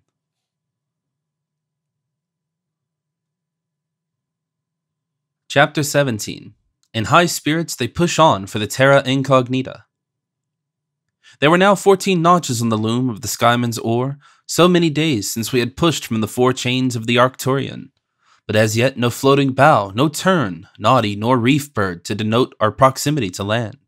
In that long calm, whither might not the currents have swept us? Where we were precisely we knew not, but according to our reckoning, the loose estimation of the knots run every hour, we must have sailed due west but little more than 150 leagues, for the most part having encountered but light winds and frequent intermitting calms, besides that prolonged one described. But spite of past calms and currents, land must there be on to the westward. Sun, compass, stout hearts, and steady breezes pointed our prow thereto. So courage, my Viking, and never say drown. At this time, our hearts were much lightened by discovering that our water was improving in taste. It seemed to have been undergoing anew that sort of fermentation or working, occasionally incident to ship water shortly after being taken on board. Sometimes, for a period, it is more or less offensive to taste and smell, again, however, becoming comparatively limpid. But as our water improved, we grew more and more miserly of so priceless a treasure. And here it may be well to make mention of another little circumstance, however unsentimental. Thorough-paced tar that he was, my Viking was an inordinate consumer of the Indian weed. From the Arcturian he had brought along with him a half-small keg, at bottom impacted with a solitary layer of sable negro head, fossil-marked like the primary stratum of the geologists. It was the last tier of his abundant supply for the long whaling voyage upon which he had embarked upwards of 3 years previous. Now during the calm and for some days after, poor Jarl's accustomed quid was no longer agreeable company. To pun, he eschewed his chew. I asked him wherefore. He replied that it puckered up his mouth, above all provoked thirst, and had somehow grown every way distasteful. I was sorry, for the absence of his before ever present wad impaired what little fullness there was left in his cheek, though, sooth to say, I no longer called upon him as a yore to shift over the enormous morsel to starboard or larboard, and so trim our craft. The calm gone by, once again my sea tailor plied needle and thread, or, turning laundress, hung our raiment to dry on oars peaked obliquely in the thole-pins, all of which tattered pennons, the wind being astern, helped us gaily on our way, as jolly poor devils, with rags flying in the breeze, sail blithely through life, and are merry, although they are poor.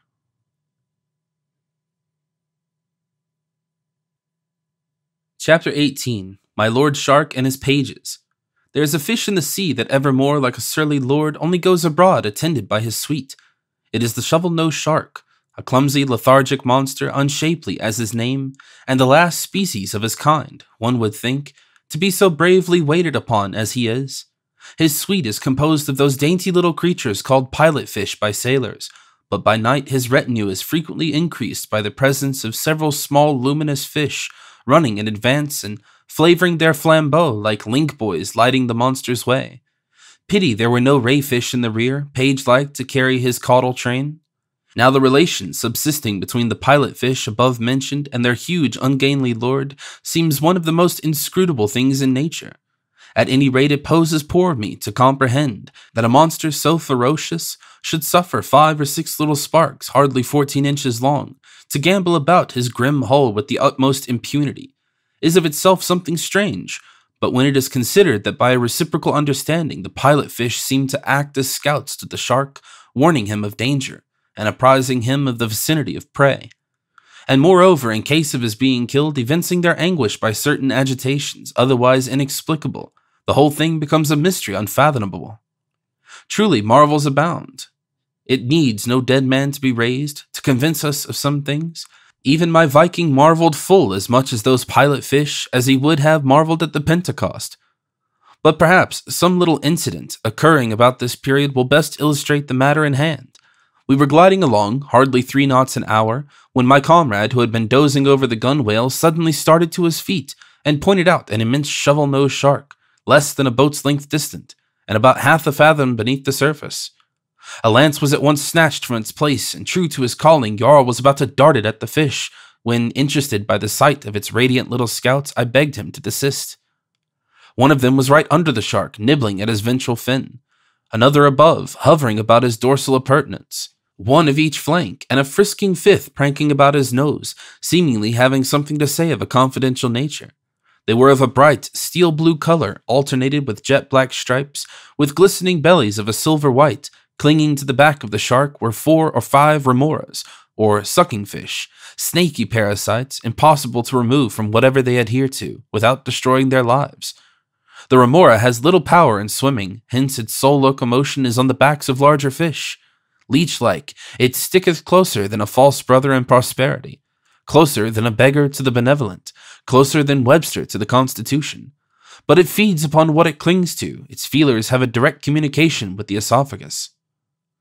The shark swam sluggishly, creating no sign of a ripple, but ever and anon shaking his Medusa locks, writhing and curling with horrible life. Now and then the nimble pilot fish darted from his side this way and that, mostly toward our boat, but previous to taking a fresh start ever returning to their liege lord to report progress. A thought struck me. Baiting a rope's end with a morsel of our almost useless salt beef, I suffered it to trail in the sea. Instantly the foremost scout swam toward it, hesitated, paused, but at last advancing briskly snuffed at the line, and taking one finical little nibble retreated toward the shark. Another moment and the great Tamerlane himself turned heavily about, pointing his black, cannon-like nose directly toward our broadside. Meanwhile the little pilot fish darted hither and thither, keeping up a mighty fidgeting, like men of small minds in a state of nervous agitation. Presently, Tamerlane swam nearer and nearer, all the while lazily eyeing the chamois as a wild boar a kid, suddenly making a rush for it, and the foam he made away with the bait. But the next instant, the uplifted lance sped at his skull, and thrashing his requiem with his sinewy tail, he sunk slowly, through his own blood, out of sight. Down with him swam the terrified pilot fish, but soon after, 3 of them were observed close to the boat, gliding along at a uniform pace, one on each side, and one in advance, even as they had attended their lord. Doubtless he was under our keel. "A good omen," said Jarl. "No harm will befall us as long as they stay." But however that might be, follow us they did for many days after, until an event occurred which necessitated their withdrawal.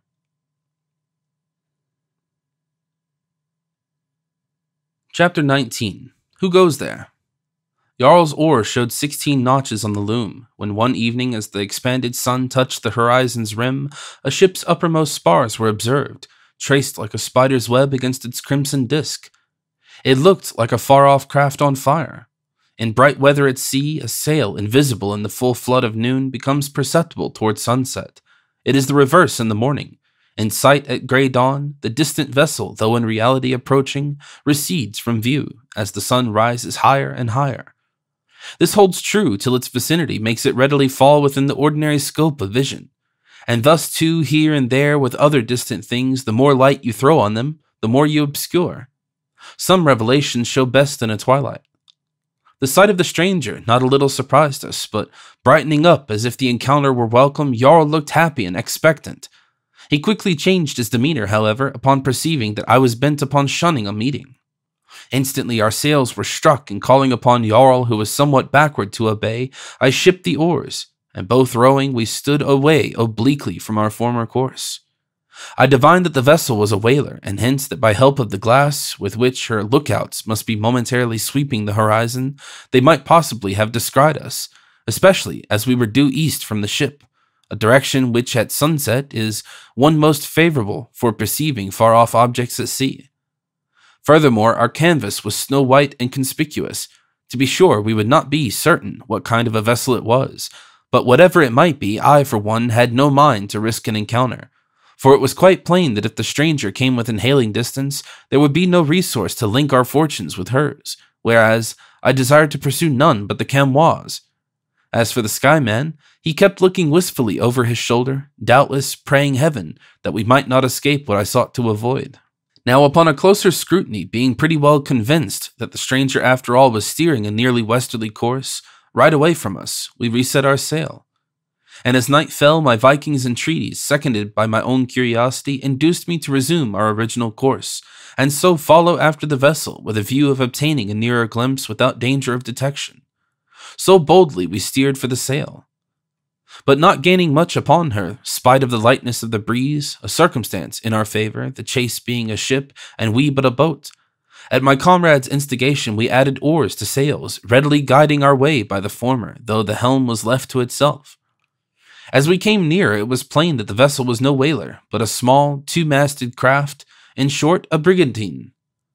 Her sails were in a state of unaccountable disarray, only the foresail, mainsail, and jib being set. The first was much tattered, and the jib was hoisted but halfway up the stay, where it idly flapped, the breeze coming from over the taffrail. She continually yawed in her course, now almost presenting her broadside, then showing her stern. Striking our sails once more, we lay on our oars and watched her in the starlight. Still she swung from side to side and still sailed on. Not a little terrified at the sight, superstitious Jarl more than insinuated that the craft must be a gold huntress, haunted. But I told him that if that were such the case, we must board her, come gold or goblins.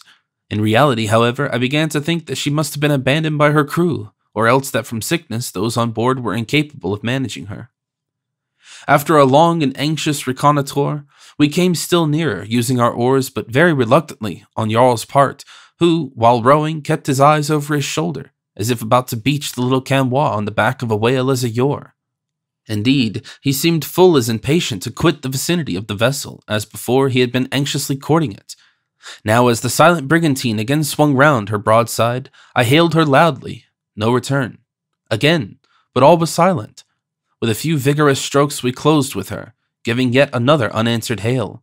When laying the camois right alongside, I clutched at the main chains. Instantly, we felt her dragging us along.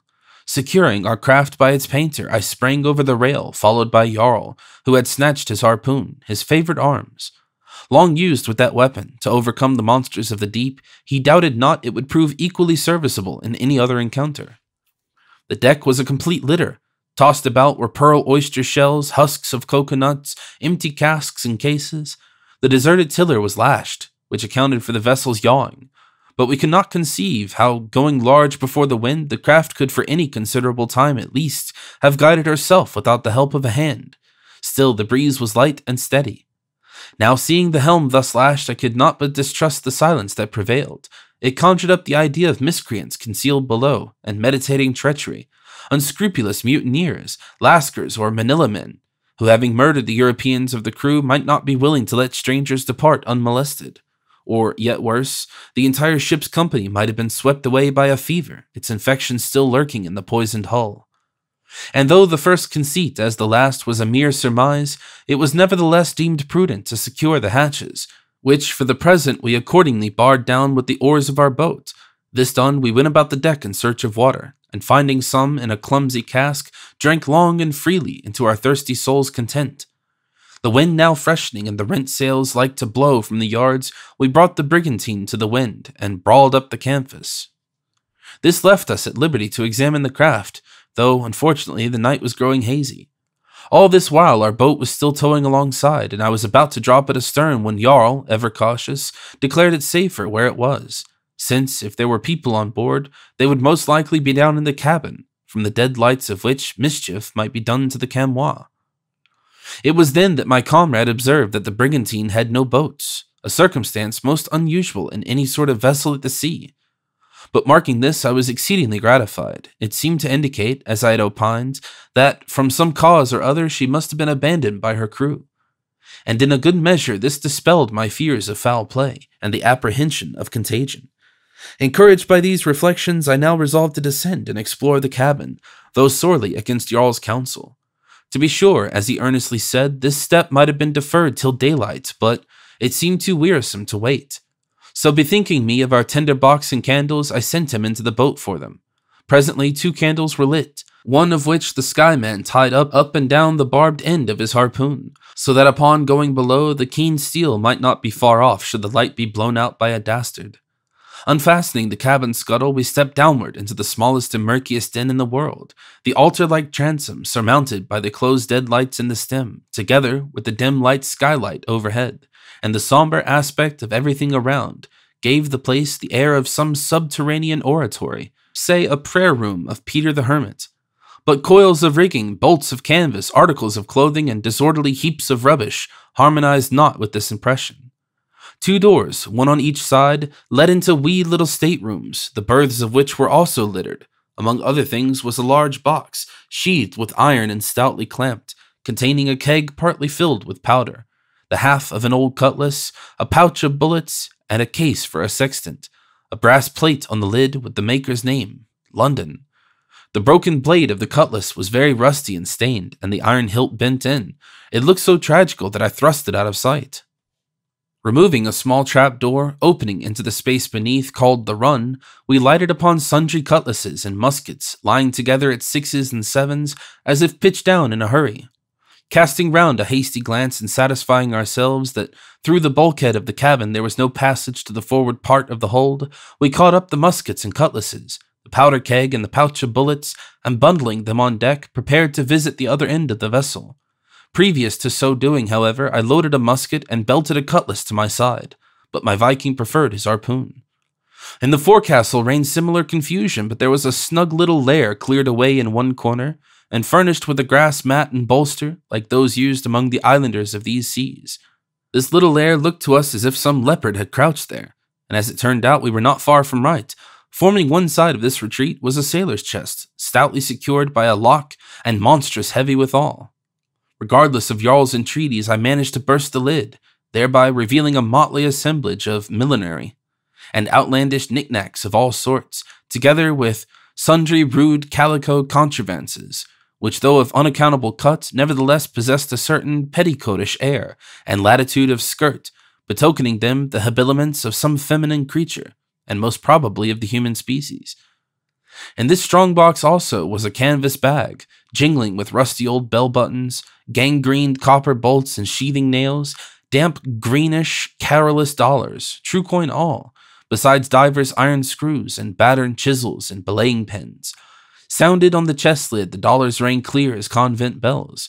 These were put aside by Jarl, the sight of substantial dollars going away, for the nonce, with his superstitious misgivings. True to his kingship, he loved true coin.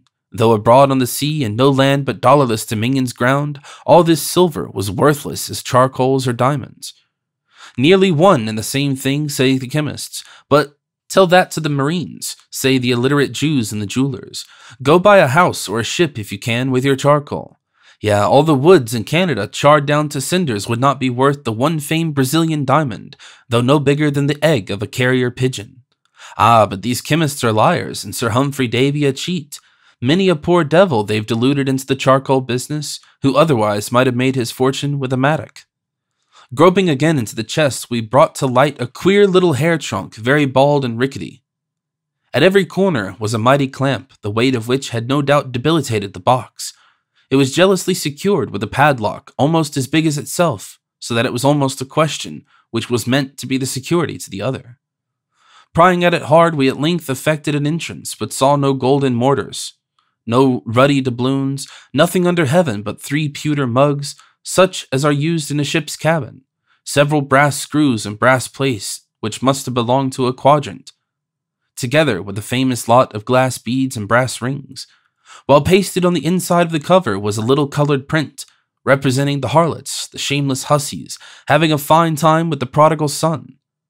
It should have been mentioned ere now that while we were busy in the forecastle, we were several times startled by strange sounds aloft, and just after, crashing into the little hair trunk, down came a great top block right through the scuttle, narrowly missing my Viking's crown.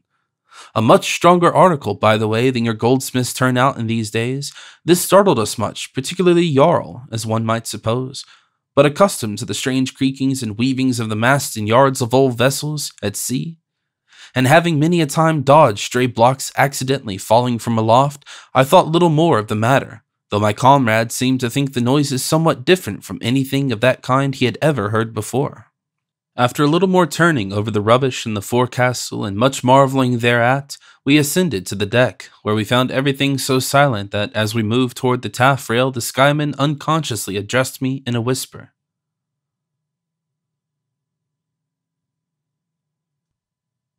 Chapter 20. Noise's Importance. I longed for day, for however now inclined to believe that the brigantine was untenanted, I desired the light of the sun to place that fact beyond a misgiving.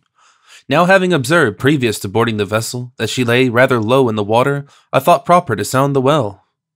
But there being no line and sinker at hand, I sent Jarl to hunt them up in the arm chest on the quarter deck, where doubtless they must be kept. Meanwhile, I searched for the brakes or pump handles, which, as it turned out, could not have been very recently used, for they were found lashed up and down to the mainmast. Suddenly, Jarl came running toward me, whispering that all doubt was dispelled. There were spirits on board, to a dead certainty.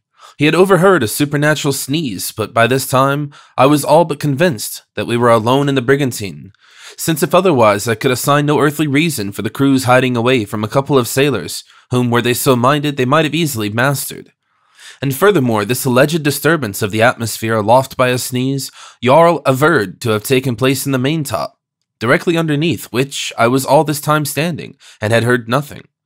So complimenting my good Viking upon the exceeding delicacy of his auriculars, I bade him trouble himself no more with his piratical ghosts and goblins, which existed nowhere but in his own imagination. Not finding the line and sinker, with the spare end of a bowline we rigged a substitute, and sounding the well found nothing to excite our alarm. Under certain circumstances, however, this sounding a ship's well is a nervous sort of business enough. 'Tis like feeling your own pulse in the last stage of a fever. At the Skyman's suggestion, we now proceeded to throw round the brigantine's head on the other tack, for until daylight we desired to alter the vessel's position as little as possible, fearful of coming unawares upon reefs. And here be it said that for all his superstitious misgivings about the brigantine, his imputing to her something equivalent to a purely phantom-like nature, honest Jarl was nevertheless exceedingly downright and practical in all hints and proceedings concerning her. Wherein he resembled my right reverend friend Bishop Berkeley, truly one of your lords spiritual, who, metaphysically speaking, holding all objects to be mere optical delusions, was notwithstanding extremely matter-of-fact in all manners touching matter itself. Besides being pervious to the points of pins and possessing a palate capable of appreciating plum puddings, which sentence reads off like a pattering of hailstones. Now while we were employed bracing round the yards, whispering Jarl must needs pester me again with his confounded suspicions of goblins on board. He swore by the mainmast that when the foreyard swung round he had heard a half-stifled groan from that quarter, as if one of his bugbears had been getting its aerial legs jammed. I laughed, hinting that goblins were incorporeal, whereupon he besought me to ascend the fore-rigging and test the matter for myself, but here my mature judgment got the better of my first crude opinion. I civilly declined, for assuredly there was still a possibility that the foretop might be tenanted, and that too by living miscreants, and pretty hap would be mine if, with hands full of rigging and legs dangling in the air while surmounting the oblique futtock shrouds, some unseen arm should all at once tumble me overboard. Therefore I held my peace, while Jarl went on to declare that with regard to the character of the brigantine, his mind was now pretty fully made up. She was an arrogant impostor, a shade of a ship, full of sailors' ghosts, and before we knew where we were, we would dissolve in a supernatural squall and leave us twain in the water. In short, Jarl, the descendant of the superstitious Old Norseman, was full of Old Norse conceits and all manner of Valhalla marvels concerning the land of goblins and goblets. No wonder, then, that with this catastrophe in prospect, he again entreated me to quit the ill-starred craft, carrying off nothing from her ghostly hull, but I refused. One cannot relate everything at once. While in the cabin, we came across a barge of biscuit, and finding its contents of a quality much superior to our own, we had our pockets and occasionally regaled ourselves in the intervals of rummaging.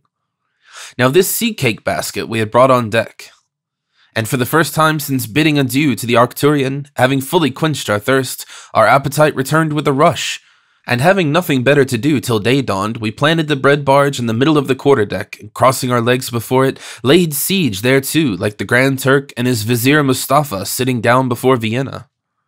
Our castle, the bread barge, was of the common sort, an oblong oaken box, much battered and bruised, and like the Elgin marbles, all over inscriptions and carvings. Foul anchors, skewered hearts, almanacs, Burton blocks, love verses, links of cable, kings of clubs, and diverse mystic diagrams in chalk drawn by old Finnish mariners, and casting horoscopes and prophecies. Your old tars are all Daniels. There was a round hole in one side through which, in getting at the bread, invited guests thrust their hands. And mighty was the thrusting of hands that night, also many and earnest the glances of Mustafa at every sudden creaking of the spars or rigging. Like Belshazzar, my royal Viking ate with great fear and trembling, ever and anon pausing to watch the wild shadows flitting along the bulwarks.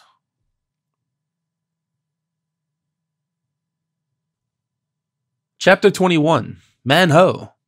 Slowly, fitfully, broke the morning in the east, showing the desolate brig forging heavily through the water, which sluggishly thumped under her bows.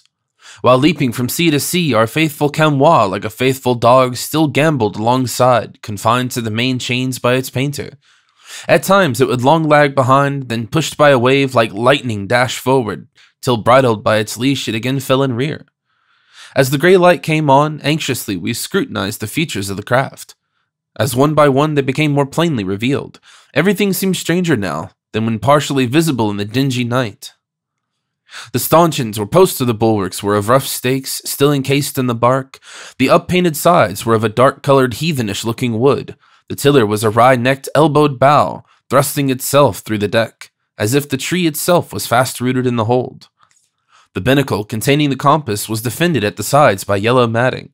The rigging, shrouds, halyards, and all, was of kyre, or coconut fibers, and here and there the sails were patched with plaited rushes.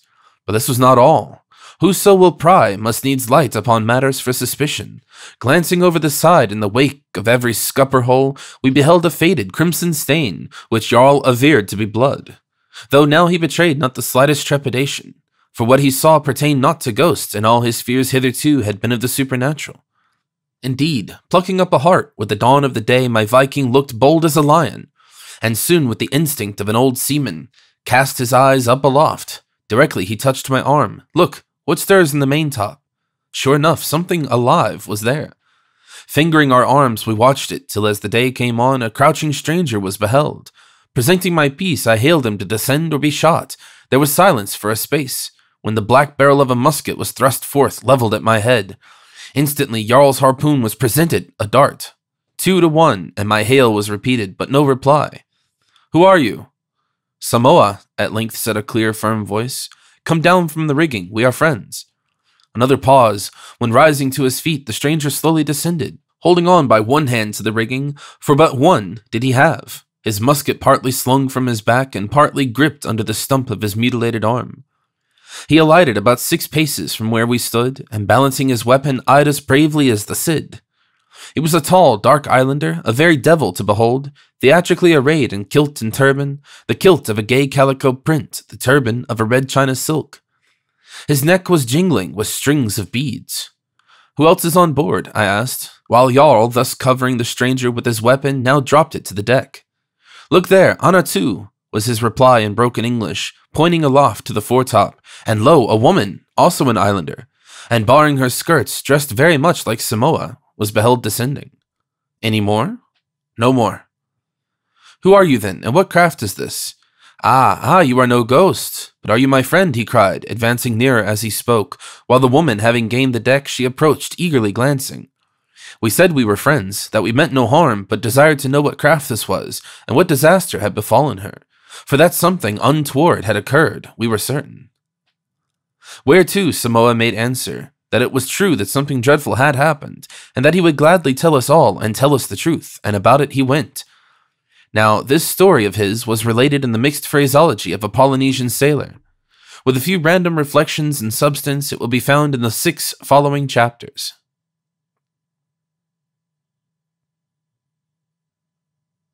Chapter 22. What befell the brigantine at the Pearl Shell Islands? The vessel was the Parki of Lahaina, a village and harbor on the coast of Maui, one of the Hawaiian Isles, where she had been miserably cobbled together with planks of native wood and fragments of a wreck there drifted ashore. Her appellative had been bestowed in honor of a high chief, the tallest and goodliest looking gentleman in all the Sandwich Islands, with a mixed European and native crew, about 30 in number, but only 4 whites in all, captain included. The Parki, some 4 months previous, had sailed from her port on a voyage southward in quest of pearls and pearl oyster shells, sea slugs, and other matters of that sort. Samoa, a native of the Navigator Islands, had long followed the sea and was well versed in the business of oyster diving and its submarine mysteries. The native Lahanese on board were immediately subordinate to him, the captain having bargained with Samoa for their services as divers. The woman, Anatu, was a native of a far-off, anonymous island to the westward, whence, when quite young, she had been carried by the commander of a ship, touching there on a passage from Macau to Valparaiso. At Valparaiso, her protector put her ashore, most probably, as I afterward had reason to think, for a nuisance. By chance, it came to pass that when Anatu's first virgin bloom had departed, leaving nothing but a lusty frame and a lustier soul, Samoa, the navigator, had fallen desperately in love with her. And thinking the lady to his mind, being brave like himself and doubtless well adapted to the vicissitudes of matrimony at sea, he meditated suicide. I would have said wedlock, and the twain became one. And some time after, in capacity of wife, Anatu the dame accompanied in the brigantine Samoa her lord. Now, as Antony flew to the refuse embraces of Caesar, so Samoa solaced himself in the arms of this discarded fair one, And the sequel was the same, for not harder the life Cleopatra led, my fine frank friend, poor Mark, than Queen Anatu did lead this captive of her bow and her spear, but all in good time. They left their port, and, crossing the tropic and the line, fell in with a cluster of islands where the shells they sought were found in round numbers, and here, not at all strange to tell besides the natives, they encountered a couple of cholos, or half-breed Spaniards from the main. One half Spanish, the other half quartered between the wild Indian and the devil, a race that from Valdivia to Panama are notorious for their unscrupulous villainy. Now the half-breeds, having long since deserted a ship at these islands, had risen to high authority among the natives. This hearing, the Parky's captain was much gratified.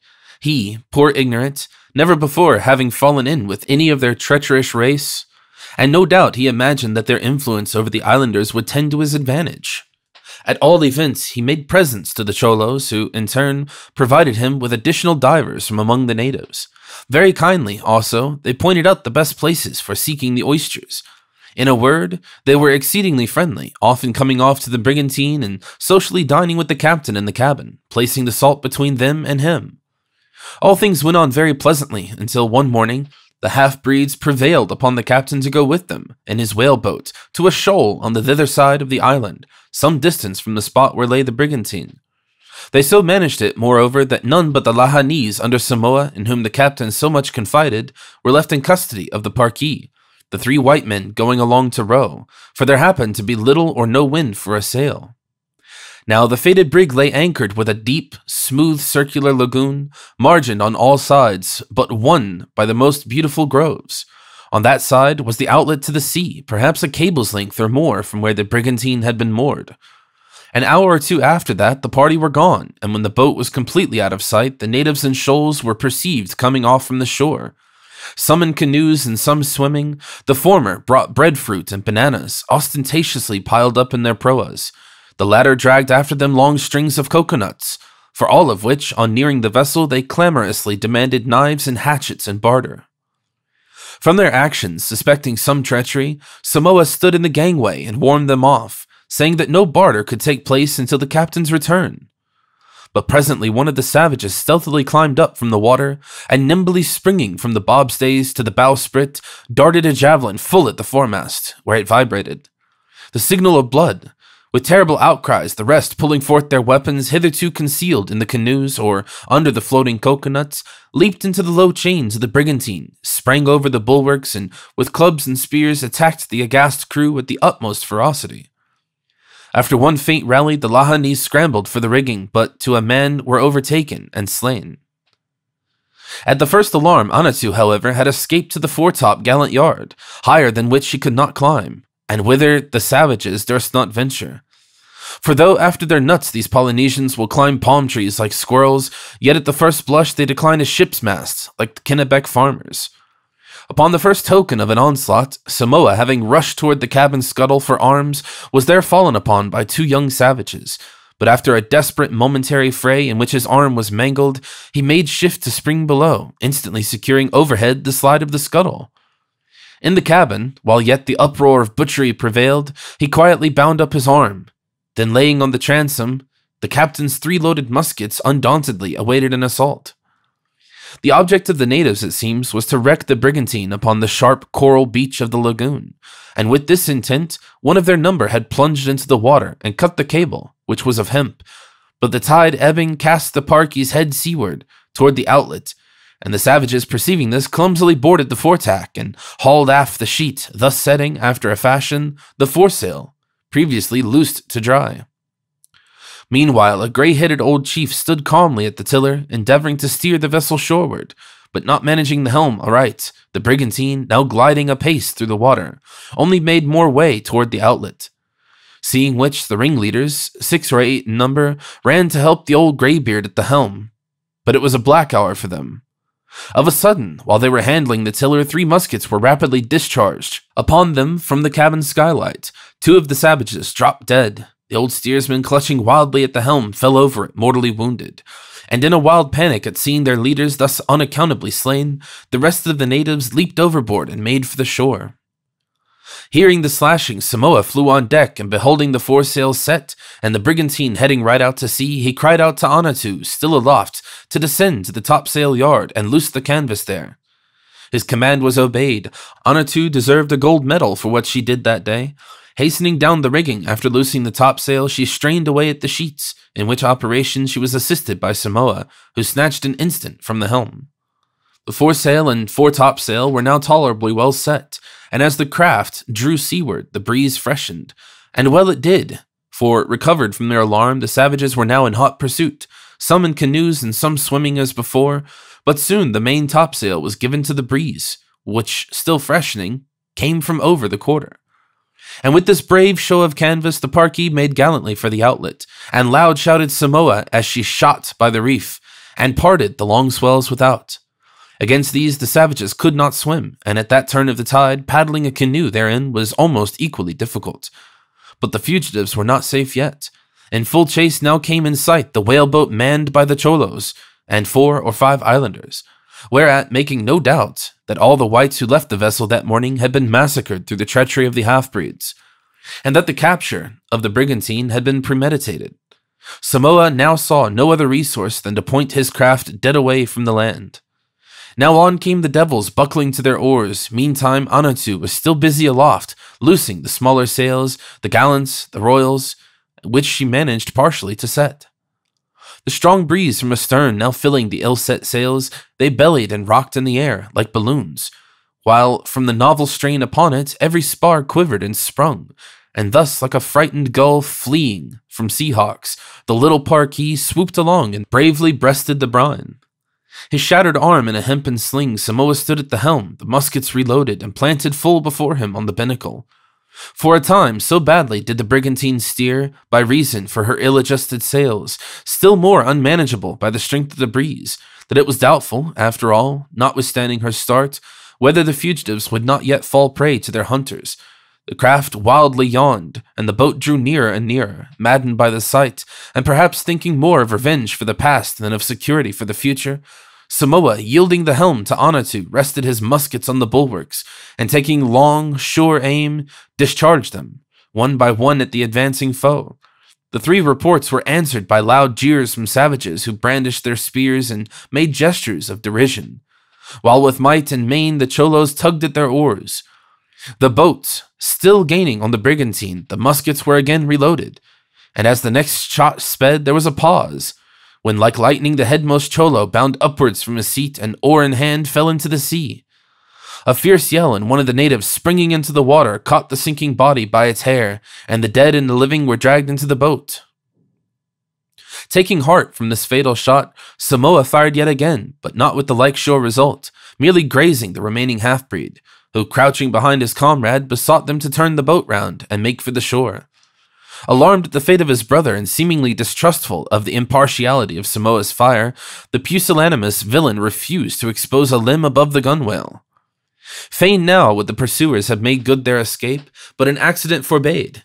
In the careening of the boat, when the stricken Cholos sprung overboard, 2 of their oars had slid into the water, and together with that death gripped by the half-breed were now floating off, occasionally lost to view as they sunk in the trough of the sea. 2 of the islanders swam to recover them, but frightened by the whirring of a shot over their heads as they unavoidably struck out towards the Parky, they turned quickly about, just in time to see one of their comrades smite his body with his hand as he received a bullet from Samoa. Enough. Darting past the ill-fated boat, they swam rapidly for land, followed by the rest, who plunged overboard, leaving in the boat the surviving Cholo, who it seems could not swim, the wounded savage, and the dead man. "Load away now, and take thy revenge, my fine fellow," said Samoa to himself. But not yet. Seeing all at his mercy, and having none, he quickly laid his foretopsail to the mast, hove to the brigantine, and opened fire anew upon the boat, every swell of the sea heaving it nearer and nearer. Vain all efforts to escape, the wounded man paddled wildly with his hands, the dead one rolled from side to side, and the Cholo, seizing the solitary oar in his frenzied heedlessness, spun the boat around and around, while all the while shot followed shot, Samoa firing as fast as Anatu could load. At length both Cholo and savage fell dead upon their comrades, canting the boat over sideways, till well nigh awash, in which manner she drifted off.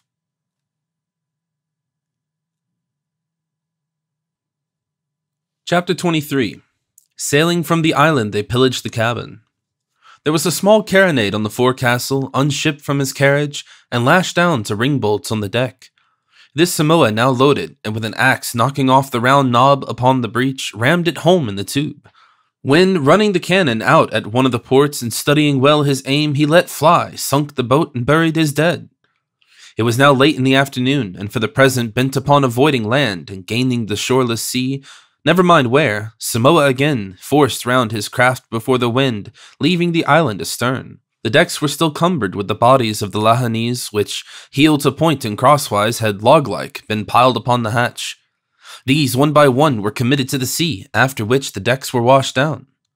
At sunrise next morning, finding themselves out of sight of land with little or no wind, they stopped their headway and lashed the tiller alee, the better to enable them to overhaul the brigantine, especially the recesses of the cabin. For there were stores of goods adapted for barter among the islanders, also several bags of dollars. Now nothing can exceed the cupidity of the Polynesian, when through partial commerce with the whites, his eyes are opened to his nakedness, and he perceives that, in some things, they are richer than himself. The poor skipper's wardrobe was first explored, his chests of clothes being capsized and their contents strewn about the cabin floor. Then took place the costuming, Samoa and Anatu trying on coats and pantaloons, shirts and drawers, and admiring themselves in the little mirror paneled in the bulkhead. Then were broken open boxes and bales, rolls of printed cotton were inspected and vastly admired, and so much that the trumpery found in the captain's chest was disdainfully doffed, and donned were loose folds of calico more congenial to their tastes.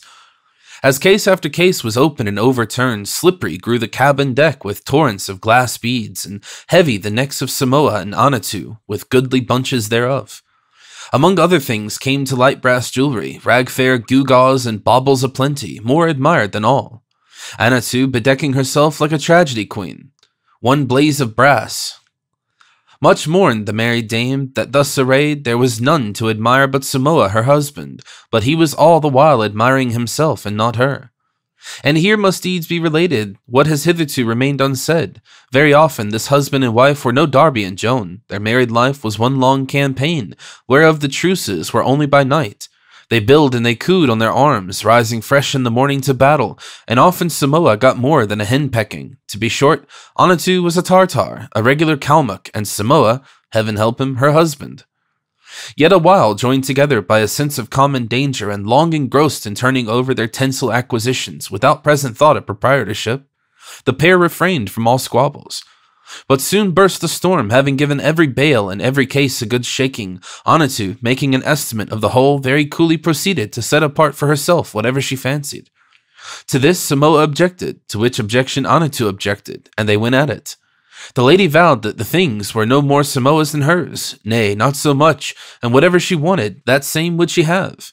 And furthermore, by way of codicil, she declared that she was a slave to nobody. Now, Samoa, sad to tell, stood in no little awe of his bellicose spouse. What though a hero in other respects? What though he had slain his savages and gallantly carried his craft from their clutches? Like the valiant captains Marlborough and Belisarius, he was a poltroon to his wife, and Anatu was worse than either Sarah or Antonina.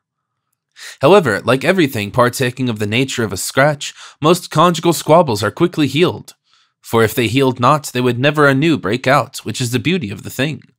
So at length they made up, but the treaty of stipulations of Anatu told much against the interests of Samoa. Nevertheless, ostensibly it was agreed upon that they should strictly go halves, the lady, however, laying special claim to certain valuables more particularly fancied. But as a set-off to this, she generously renounced all claims upon the spare rigging, all claims upon the foremast and mainmast, and all claims upon the captain's arms and ammunition. Of the latter, by the way, Dame Antonina stood in no need. Her voice was a park of artillery, her talons a charge of bayonets.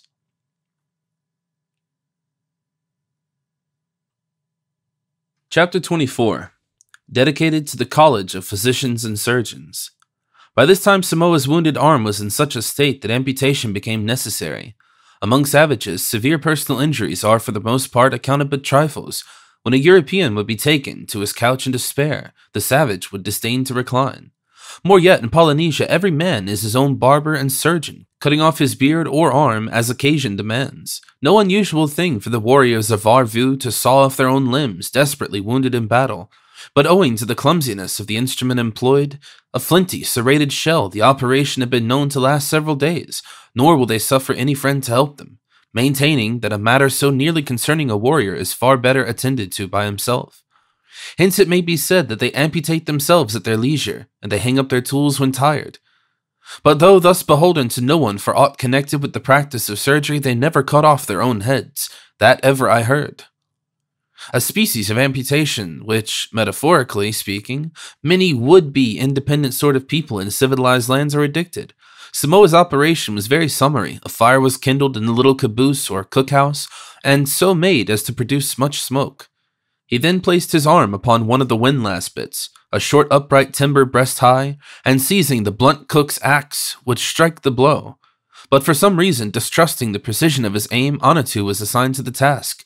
3 strokes, and the limb from just above the elbow was no longer Samoa's, and he saw his own bones, which many a centenarian cannot say. The very clumsiness of the operation was safety to the subject. The weight and bluntness of the instrument both deadened the pain and lessened the hemorrhage. The wound was then scorched, and held over the smoke of the fire till all signs of blood vanished. From that day forward it healed and troubled Samoa but little. But shall the sequel be told? How that superstitiously averse to burying in the sea the dead limb of a body yet living, since in that case Samoa held that he must be very soon drown and follow it, and how that equally dreading to keep the thing near him, he at last hung it aloft from the topmast stay, where yet it suspended, bandaged over and over in cerements. The hand that must have locked many others in friendly clasp or smote a foe was no good, thought Samoa, for fowls of the air nor fishes of the sea. Now which was Samoa, the dead arm swinging high as Herman, or the living trunk below? Was the arm severed from the body, or the body from the arm? The residual part of Samoa was alive, and therefore we say it was he, but which of the writhing sections of a 10 times severed worm is the worm proper? For myself, I ever regarded Samoa as but a large fragment of a man, not a man complete, for he was not an entire limb out of pocket. And the action of Tenerife over great Nelson himself, physiologically speaking, was but 3/4 of a man. And the smoke of Waterloo blown by, what was Anglesey but the like? After Saratoga, what Arnold? To say nothing of Mutius Scaevola, minus a hand, General Knox a thumb, and Hannibal an eye. And that old Roman grenadier Dentatus, nothing more than a bruised and battered trunk, a knotty sort of hemlock of a warrior, hard to hack and hew into chips, though much marred in symmetry by battle-axe blows. Ah, but these warriors, like anvils, will stand a good deal of hard hammering, especially in the old knight-errant times. For at the Battle of Brevoux in Flanders, my glorious old gossiping ancestor Froissart informs me that 10 good knights, being suddenly unhorsed, fell stiff and powerless to the plain, fatally encumbered by their armor. Whereupon the rascally burglarous peasants, their foes, fell to picking their visors, as burglars, locks, or oysters, to get at their lives, but all to no purpose. And at last they were fain to ask aid of the blacksmith, and not till then were the inmates of the armor dispatched. Now it was deemed very hard that the mysterious state prisoner of France should be riveted in an iron mask, but these knight-errants did voluntarily prison themselves in their own iron bastilles, and thus helpless were murdered therein. Days of chivalry these, when gallant chevaliers died chivalric deaths. And this was the epic age over whose departure my late eloquent and prophetic friend and correspondent Edmund Burke so movingly mourned. Yes, there were glorious times, but no sensible man, given to quiet domestic delights, would exchange his warm fireside and muffins for a heroic bivouac. In a wild beechen wood of a raw, gusty morning in Normandy, every night blowing his steel-gloved fingers and vainly striving to cook his cold coffee in his helmet. Chapter 25. Peril a Peacekeeper.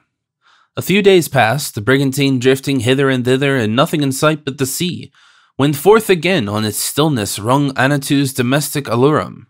The truce was up. Most egregiously had the lady infringed it, appropriating to herself various objects previously disclaimed in favor of Samoa. Besides, forever on the prowl, she was perpetually going up and down with untiring energy, exploring every nook and cranny, carrying off her spoils and diligently secreting them. Having little idea of feminine adaptations, she pilfered whatever came handy, iron hooks, dollars, bolts, hatchets, and stopping knotted balls of marline and sheets of copper. All this poor Samoa would have borne with what patience he might, rather than again renew the war, were it not that the audacious dame charged him with peculations upon her own private stores, though of any such thing he was innocent as the bowsprit.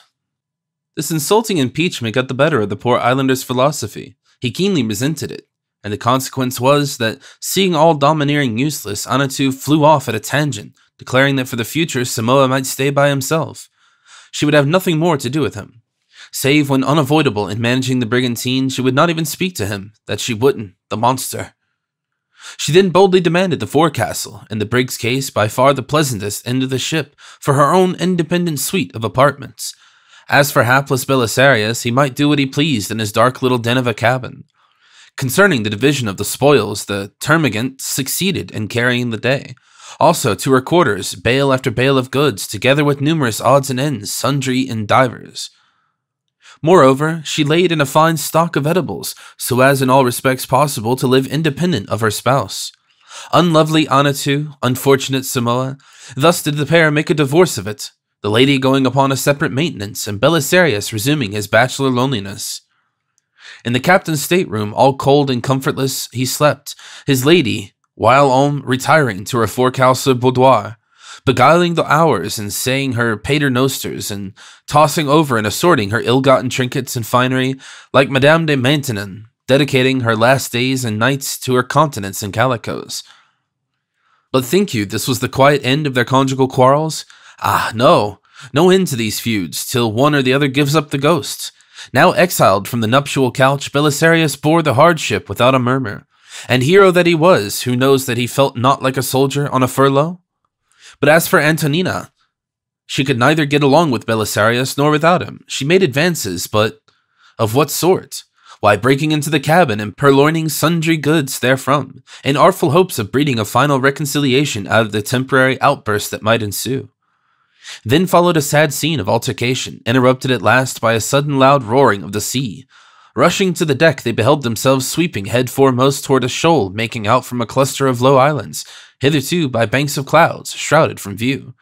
The helm was instantly shifted and the yards braced about, but for several hours, owing to the freshness of the breeze, the set of the currents, and the irregularity and extent of the shoal, it seemed doubtful whether they would escape a catastrophe. But Samoa's seamanship, united to Anatu's industry, at last prevailed, and the brigantine was saved. Of the land where they came so near being wrecked, they knew nothing, and for that reason they at once steered away. For after the fatal events which had overtaken the Parkee at the Pearl Shell Islands, so fearful were they of encountering any islanders, that from the first they had resolved to keep open sea, shunning every appearance of land, relying upon being eventually picked up by some passing sail. Doubtless this resolution proved their salvation, for to the navigator in these seas no risk so great as in approaching the isles, which mostly are so guarded by outpost reefs and far out from their margins environed by perils, that the green flowery field within lies like a rose among thorns, and hard to be reached as the heart of a proud maiden. Though once attained, all three, red rose, bright shore, and soft heart, are full of love, bloom, and all manner of delights, the Pearl Shell Islands excepted. Besides, in those generally tranquil waters, Samoa's little craft, though hundreds of miles from land, was very readily managed by himself and Anatu. So small was the Parkee that one hand could brace the mainyard, and very easy thing it was, even, to hoist the small topsails, for after their first clumsy attempt to perform that operation by hand, they invariably led the halyards to the windlass, and so managed it with the utmost facility.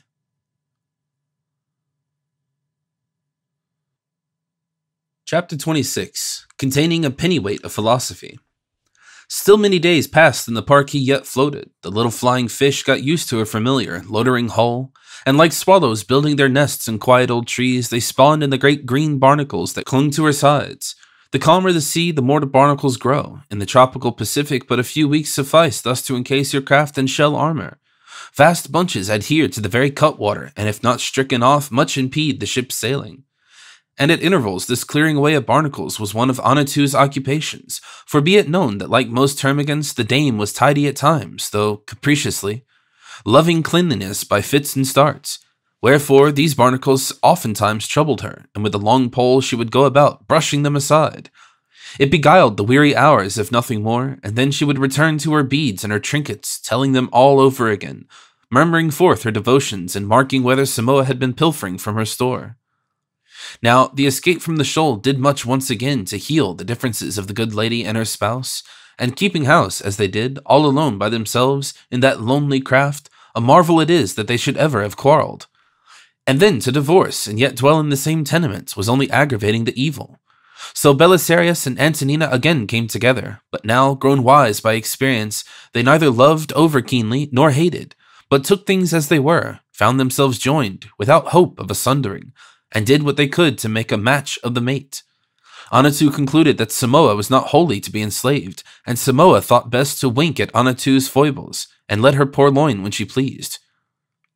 But, as in many cases, all this philosophy about wedlock is not proof against the perpetual contact of the parties concerned, and as it is far better to revive the old days of courtship when men's mouths are honeycombs, and to make them still sweeter the ladies the bees, which there store their sweets, when fathomless raptures glimmer far down in the lover's fond eye, and best of all when visits are alternated by absence, so like my dignified Lord Duke and his Duchess Samoa and Anatu, man and wife dwelling in the same house, still kept up their separate quarters, Marlborough visiting Sarah, and Sarah Marlborough whenever the humor suggested.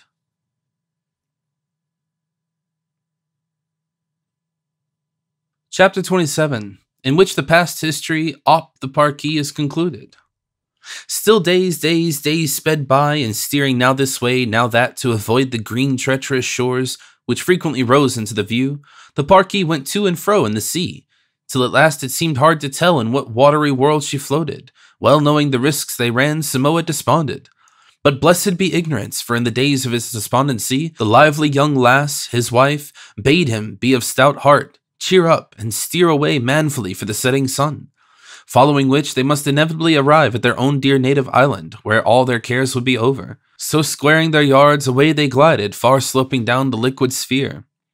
Upon the afternoon of the day we caught sight of them in our boats. They had sighted a cluster of low islands, which put them in no small panic, because of their resemblance to those where the massacre had taken place, whereas they must have been full 500 leagues from that fearful vicinity. However, they altered their course to avoid it, and a little before sunset, dropping the islands astern, resumed their previous track. But very soon after, they espied our little sea-goat, bounding over the billows from afar. This they took for a canoe giving chase to them. It renewed and augmented their alarm. And when at last they perceived that the strange object was a boat, their fears, instead of being allayed, only so much the more increased. For their wild superstitions led them to conclude that a white man's craft coming upon them so suddenly upon the open sea and by night could be naught but a phantom. Furthermore, marking two of us in the chamois, they fancied us the ghosts of the Cholos, a conceit which effectually damped Samoa's courage, like my Vikings, only proof against things tangible. So seeing us bent upon boarding the brigantine after a hurried overturning of their chattels, with a view of carrying the most valuable aloft for safekeeping, they secreted what they could, and together made for the foretop, the man with a musket, the woman with a bag of beads. Their endeavoring to secure these treasures against ghostly appropriation originated in no real fear, that otherwise they would be stolen. It was simply incidental to the vacant panic into which they were thrown. No reproach this. To Belisarius' heart of game, for the most intrepid Fiji warrior, he who has slain his hecatombs will not go 10 yards in the dark alone for fear of ghosts. Their purpose was to remain in the top until daylight, by which time they counted upon the withdrawal of their visitants, who sure enough at last sprang on board, thus verifying their worst apprehensions. They watched us long and earnestly, but curious to tell, in that very strait of theirs, perched together in that airy top, their domestic differences again broke forth, most probably from their being suddenly forced into such very close contact. However that might be, taking advantage of our descent into the cabin, Samoa in desperation fled from his wife, and one-armed as he was, sailor-like shifted himself over by the fore and aft stays to the maintop, his musket being slung to his back, and thus divided though but a few yards intervened, the pair were as much asunder as if at opposite poles. During the livelong night, they were both in great perplexity as to the extraordinary goblins on board. Such inquisitive, meddlesome spirits had never before been encountered, so cool and systematic, sagaciously stopping the vessel's headway, the better tourimage. The very plan they themselves had adopted, but what most surprised them was our striking a light, a thing of which no true ghost would be guilty. Then our eating and drinking on the quarterdeck, including the deliberate investment of Vienna, and many other actions equally strange, almost led Samoa to fancy that we were no shades after all, but a couple of men from the moon. Yet they had dimly caught sight of the frocks and trousers we wore, similar to those which the captain of the Parquis had bestowed upon the two cholos, and in which those villains had been killed. This, with the presence of the whaleboat, united to chase away the conceit of our lunar origin. But these considerations renewed their first superstitious impressions of our being the ghosts of the murderous half-breeds. Nevertheless, while during the latter part of the night we were reclining beneath him, munching our biscuit, Samoa, eyeing us intently, was half a mind to open fire upon us by way of testing our corporality. But most luckily he concluded to defer so doing till sunlight, if by that time we should not have evaporated. For Dame Anitu, almost from our first boarding the brigantine, something in our manner had bred in her a lurking doubt as to the genuineness of our atmospheric organization. And abandoned to her speculations when Samoa fled from her side, her incredulity waxed stronger and stronger. Whence we came she knew not, enough that we seemed bent upon pillaging her own precious purloinings. Alas, thought she, my buttons, my nails, my tapa, my dollar, my beads, and my boxes. Wrought up to desperation by these dismal forebodings, she at length took the ropes leading from her own perch to Samoa's, adopting this method of arousing his attention to the heinousness of what was in all probability going on in the cabin, a prelude most probably to the invasion of her own end of the vessel.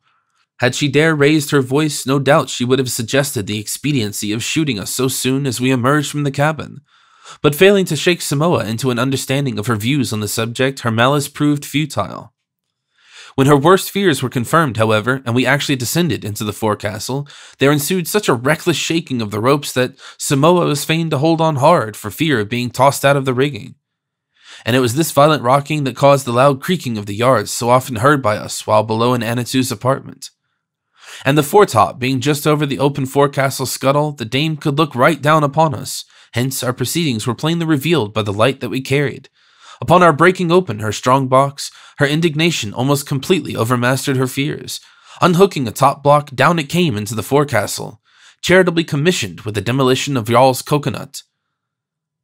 Then, more exposed to the view of an aerial observer than my own, but of it turned out, no harm was done to our porcelain. At last morning dawned, when ensued Jarl's discovery as the occupant of the main top, which event, with what followed, has been duly recounted. And such, in substance, was the first, second, third, and fourth acts of the Parquis drama. The fifth and last, including several scenes, now follows.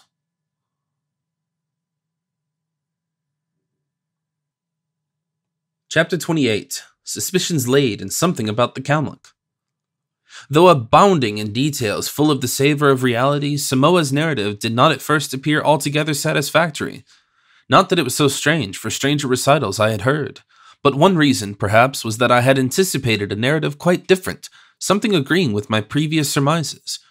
Not a little puzzling, also, was his account of having seen islands the day preceding, though upon reflection that might have been the case, and yet, from his immediately altering the Parquis' course, the Camois, unknowingly, might have sailed by their vicinity. Still, those islands could form no part of the chain we were seeking. They must have been some region hitherto undiscovered. But seems it likely, thought I, that one who, according to his own account, has conducted himself so heroically in rescuing the brigantine, should be the victim of such childish terror at the mere glimpse of a couple of sailors in an open boat, so well supplied, too, with arms as he was, to resist their capturing his craft, if such prove their intention? On the contrary, would it not have been more natural in his dreary situation to have hailed our approach with the utmost delight? But then again, we were taken for phantoms, not flesh and blood. Upon the whole, I regarded the narrator of these things somewhat distrustfully.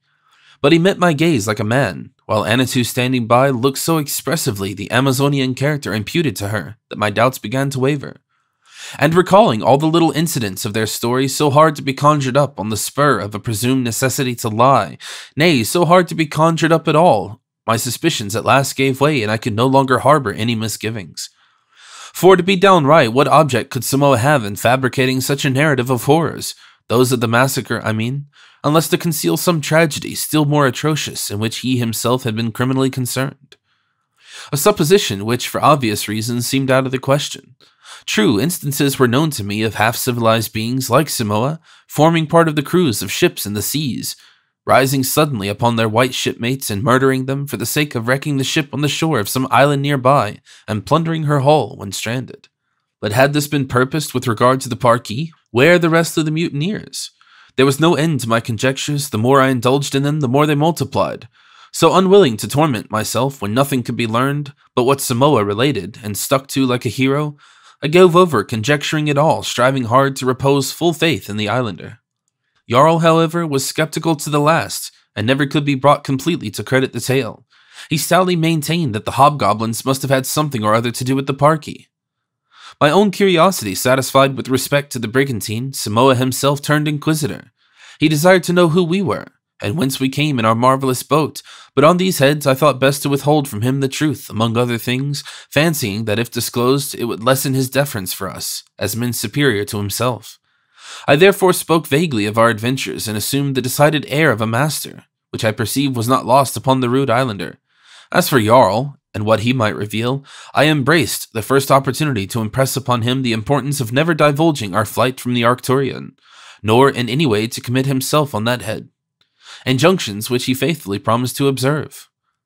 If not wholly displeased with the fine form of Samoa, despite his savage lineaments and mutilated member, I was much less conciliated by the person of Anatu, who, being sinewy of limb and neither young, comely, nor amiable, was exceedingly distasteful in my eyes. Besides, she was a tigress, yet how avoid admiring those Pentasilian qualities which so signally had aided Samoa in wresting the Parki from its treacherous captors? Nevertheless, it was indispensable that she should at once be brought under prudent subjection, and made to know once for all, that though conjugally a rebel, she must be nautically submissive. For to keep the sea with a Kalmuck on board seemed next to impossible.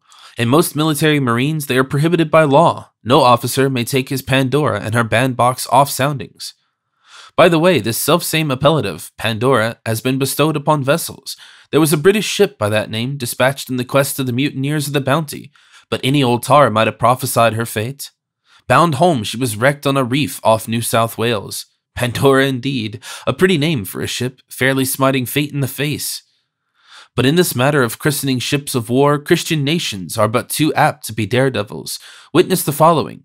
British names all: the Conqueror, the Defiance, the Revenge, the Spitfire, the Dreadnought, the Thunderer, and the Tremendous, not omitting the Etna, which, in the roads of Corfu, was struck by lightning, coming nigh being consumed by fire from above.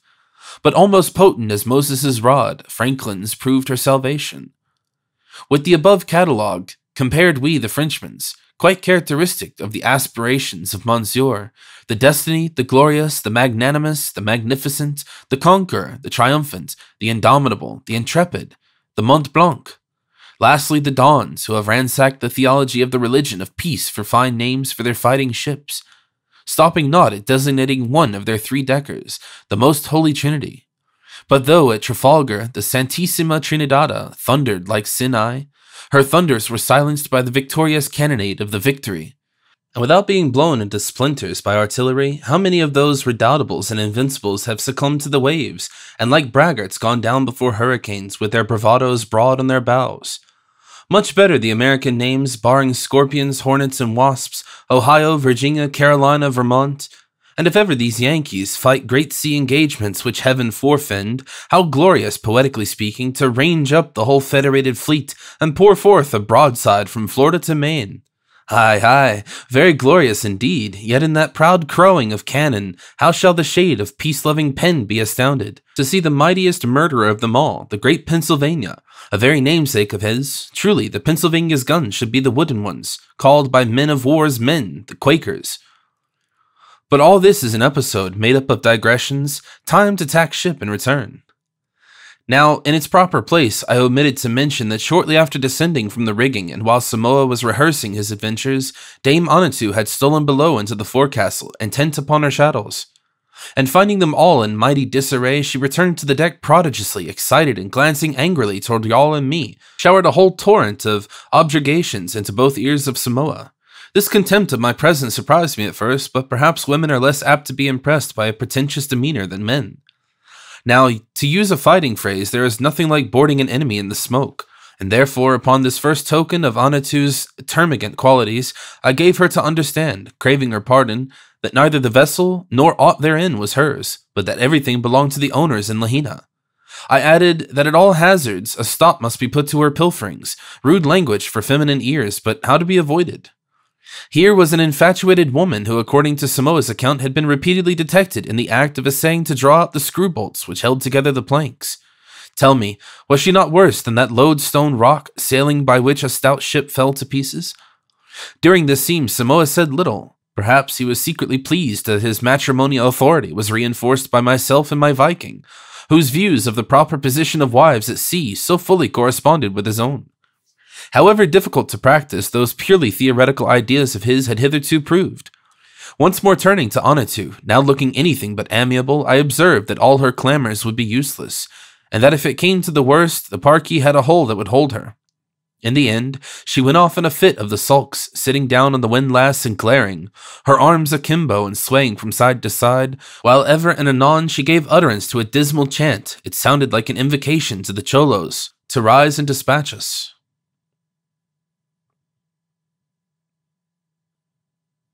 Chapter 29. What they lighted upon in further searching the craft, and the resolution they came to. Descending into the cabin with Samoa, I bade him hunt up the brigantine's log, the captain's writing desk, and nautical instruments. In a word, aught that they could throw light on the previous history of the craft or aid in navigating her homeward. But nearly everything of the kind had disappeared, log, quadrant, and ship's papers. Nothing was left but the sextant case, which Jarl and I had lighted upon the stateroom.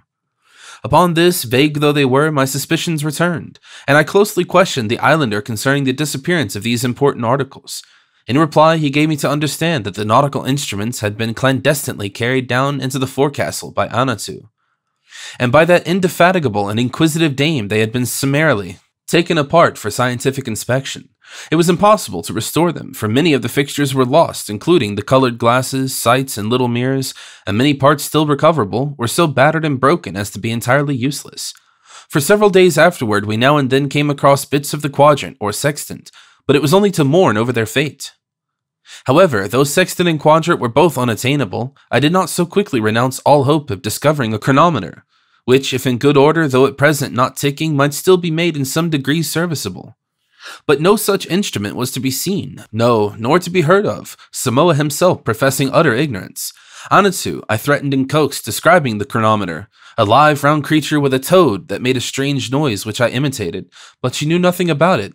Whether she had lighted upon it unbeknown to Samoa and dissected it as usual, there was now no way to determine. Indeed, upon this one point she maintained an air of such inflexible stupidity that, if she really were fibbing, her dead-wall countenance superseded the necessity for verbal deceit. It may be, however, that in this particular she was wronged, for as with many small vessels, the Parkee might never have possessed the instrument in question. All thoughts, therefore, of feeling our way as we should penetrate further and further into the watery wilderness was necessarily abandoned. The logbook had also formed a portion of Anatu's pilferings. It seemed she had taken it into her studio to ponder over. But after amusing herself by again and again counting over the leaves and wondering how many distinct surfaces could be compacted together in so small a compass, she had very suddenly conceived an aversion to literature and dropped the book overboard as worthless. Doubtless it met the fate of many other ponderous tomes, sinking quickly and profoundly. What Camden or Stowe hereafter will dive for it? One evening Samoa brought me a quarter-half sheet of yellowish ribbed paper, much soiled and tarry, which he had discovered in a dark hole of the forecastle. It had plainly formed part of the lost log, but all that writing thereon, at present decipherable, conveyed no information upon the subject then nearest my heart. But one could not be struck by a tragical occurrence, which the page very briefly recounted, as well as by a noteworthy pictorial illustration of the event in the margin of the text. Save the cut, there was no further allusion to the matter than the following. This day being calm, Tuboy, one of the Lahina men, went overboard for a bath and was eaten up by a shark, immediately sent forward for his bag. Now this last sentence was susceptible of two meanings.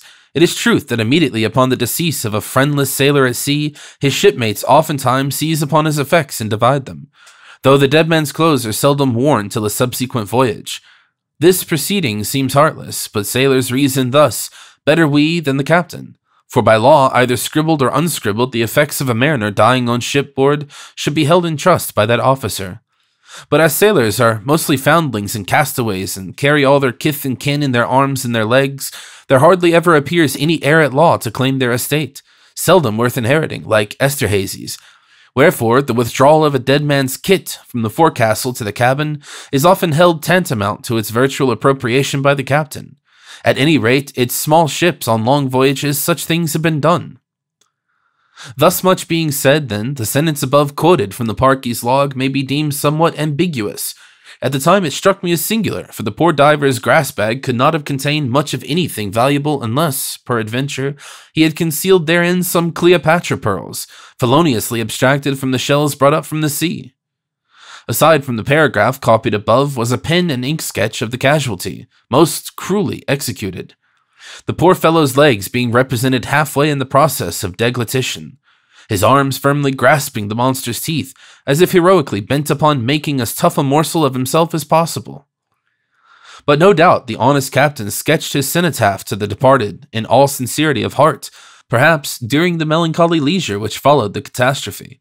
Half obliterated were several stains upon the page, seemingly lingering traces of a salt tear or two. From this unwanted embellishment of the text, I was led to infer that the designer, at one time or other, must have been engaged in the vocation of whaling, for in India ink the logs of certain whalemen are decorated by somewhat similar illustrations. When whales are seen but not captured, the fact is denoted by an outline figure representing the creature's flukes, the broad, curving lobes of his tail. But in those cases where the monster is both chased and killed, this outline is filled up jet black, one for every whale slain, presenting striking objects and turning over the log, and so facilitating reference. Hence it is quite imposing to behold, all in a row, 3 or 4, sometimes 5 or 6 of these drawings, showing that so many monsters that day jetted their last spout. And the chief mate, whose duty it is to keep the ship's record, generally prides himself upon the beauty and fleshy likeness to life of his flukes, though sooth to say many of these artists are no Landseers. After vainly searching the cabin for those articles we most needed, we proceeded to explore the hold, into which, as yet, we had not penetrated. Here we found a considerable quantity of pearl shells, coconuts, an abundance of fresh water in casks, spare sails and rigging, and some 50 barrels or more of salt beef and biscuit. Unromantic as these last-mentioned objects were, I lingered over them long and in a reverie. Branded upon each barrel head was the name of a place in America, with which I was very familiar. It is from America, chiefly, that ship stores are originally procured for the few vessels sailing out of the Hawaiian Islands. Having now acquainted myself with all things respecting the Parkie, which could in any way be learned, I repaired to the quarterdeck, and summoning round me Samoa, Anatu, and Jarl, gravely addressed them. I said that nothing would give me greater satisfaction than forthwith to return to the scene of the massacre and chastise its surviving authors, but as there were only 4 of us in all, and the place of those islands was wholly unknown to me, and even if known, would be altogether out of our reach since we possessed no instruments of navigation, it was quite plain that all thought of returning thither was entirely useless. The last mentioned reason also prevented our voyaging to the Hawaiian group where the vessel belonged, though that would have been the most advisable step, resulting, as it would, if successful, in restoring the ill-fated craft to her owners.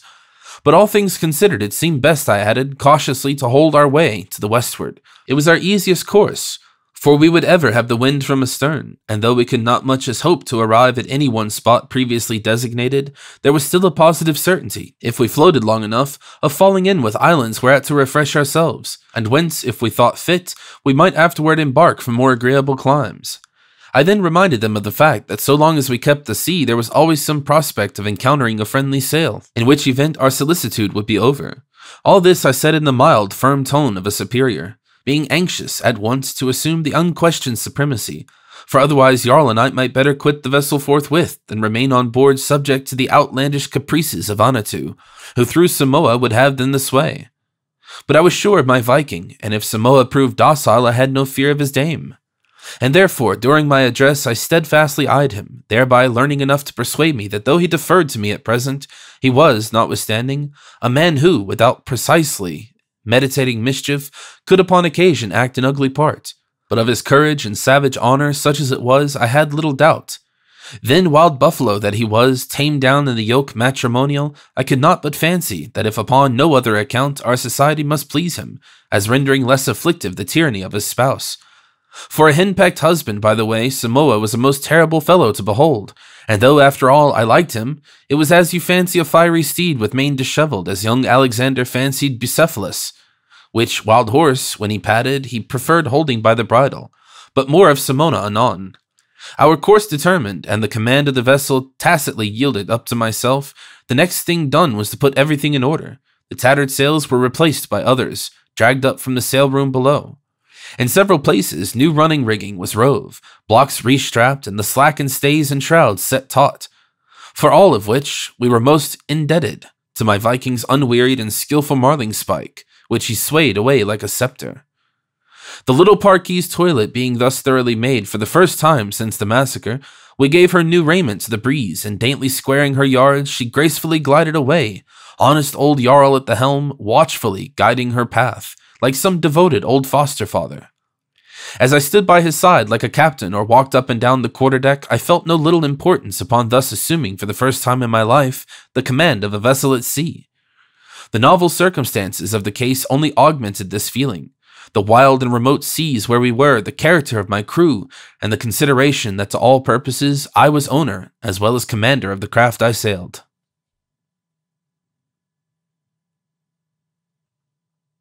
Chapter 30. Hence for a full length of Samoa.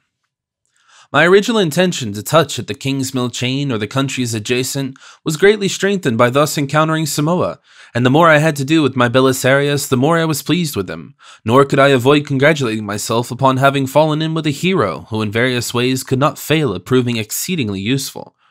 Like any man of mark, Samoa best speaks for himself, but we may as well convey some idea of his person. Though manly enough, nay, an obelisk in stature, the savage was far from being sentimentally prepossessing. Be not alarmed, but he wore his knife on the lobe of his dexter ear, which, by constant elongation, almost drooped upon his shoulder, a mode of sheathing it exceedingly handy and far less brigandish than the Highlander's dagger concealed in his leggings. But it was the mother of Samoa, who at a still earlier day had punctured him through and through in still another direction. The middle cartilage of his nose was slightly pendant, peaked, and Gothic, and perforated with a hole, in which, like a Newfoundland dog carrying a cane, Samoa sported a trinket, a well-polished nail. In other respects, he was equally a coxcomb.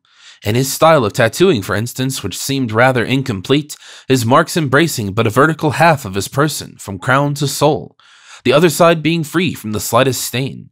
Thus clapped together, as it were, he looks like a union of the unmatched moieties of two distinct beings, and your fancy was lost in conjecturing where roams the absent ones. When he turned round upon you suddenly, you thought you saw someone else, not him whom you had been regarding before.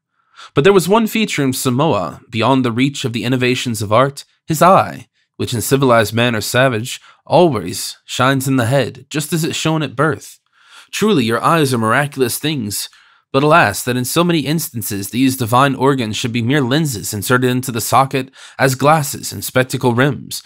But my islander had a soul in his eye, looking out upon you there, like somebody in him. What an eye, to be sure! At times, brilliantly changeful as opal, in anger, glowing like steel at white heat. Belisarius, be it remembered, had but very recently lost an arm, but you would have thought he had been born without it. So Lord Nelson-like and cavalierly did he sport that honorable stump, but no more of Samoa, only this, that his name had been given to him by a sea captain, to whom it had been suggested by the native designation of the islands to which he belonged, the Savian or Samoan group, otherwise known as the Navigator Islands, the island of Upalua, one of that cluster claiming the special honor of his birth, as Corsica does Napoleon's. We shall occasionally hereafter speak of Samoa as the Upolian, by which title he most loved to be called. Is it ever ungallant to pass over a lady? But what shall be said of Annatoo? As I live, I can make no pleasing portrait of the dame, for as in most ugly subjects, flattering would but make the matter worse. Furthermore, unalleviated ugliness should ever go unpainted, as something unnecessary to duplicate. But the only ugliness is that of the heart, seen through the face, and though beauty be obvious, the only loveliness is invisible.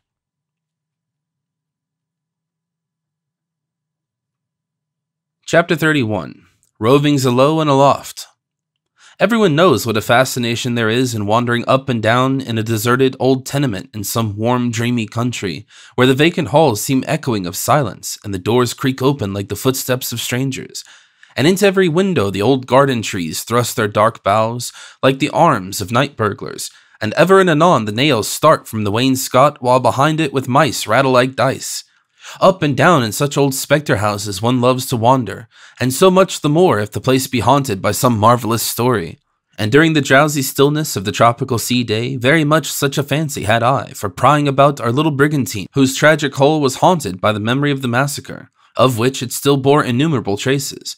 And so far as the indulgence of quiet strolling and reverie was concerned, it was well nigh the same as if I were all by myself.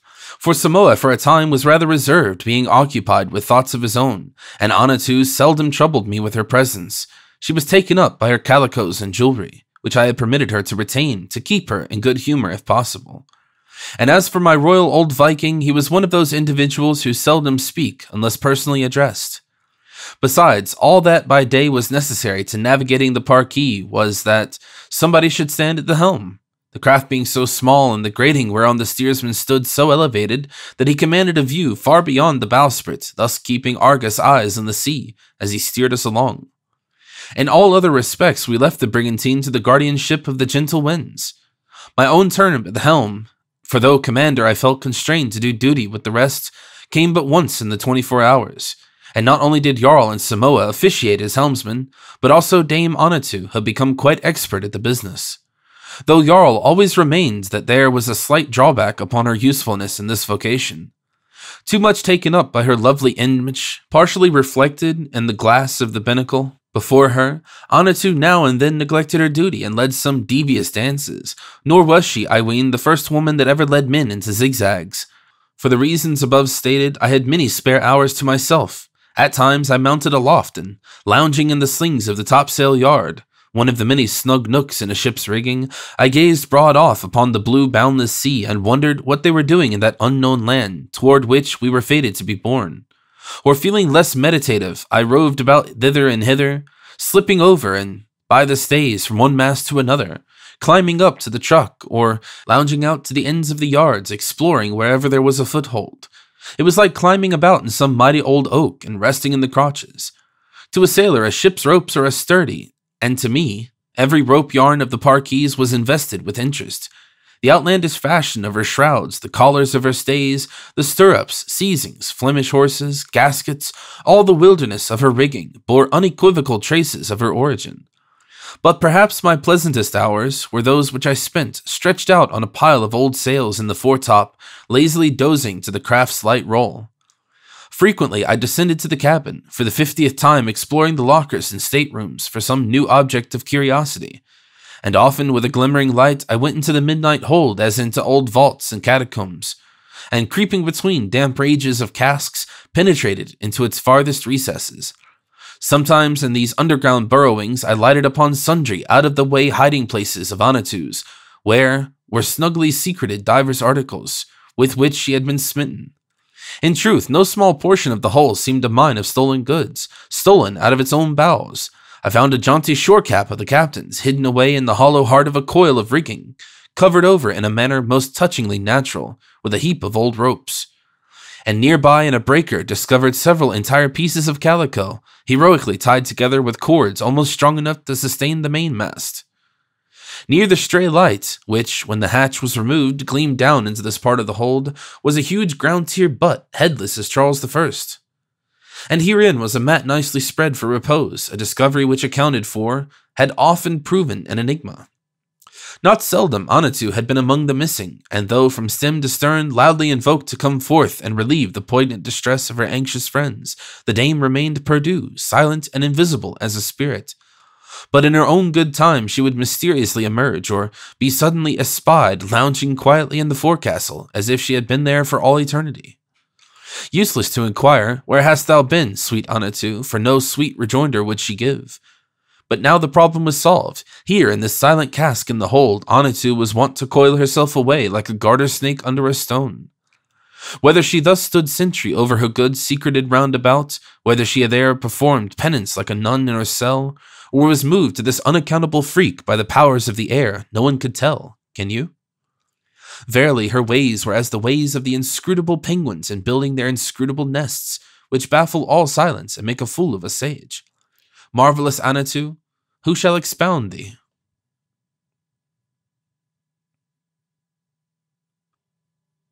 Chapter 32. Xiphias Platypterus. About this time, the loneliness of our voyage was relieved by an event worth relating.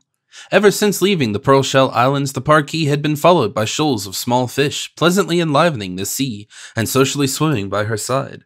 But in vain did Jarl and I search among their ranks for the little steel-blue pilot fish, so long outriders of the chamois. But perhaps, since the chamois was now high and dry upon the Parquis's deck, our bright little avant couriers were lurking out of 8, far down in the brine, racing along close to the keel. But it is not with the pilot fish that we now have to do. One morning our attention was attracted to a mighty commotion in the water. The shoals of fish were darting hither and thither, and leaping into the air in the utmost affright. Samoa declared that their deadly foe, the swordfish, must be after them.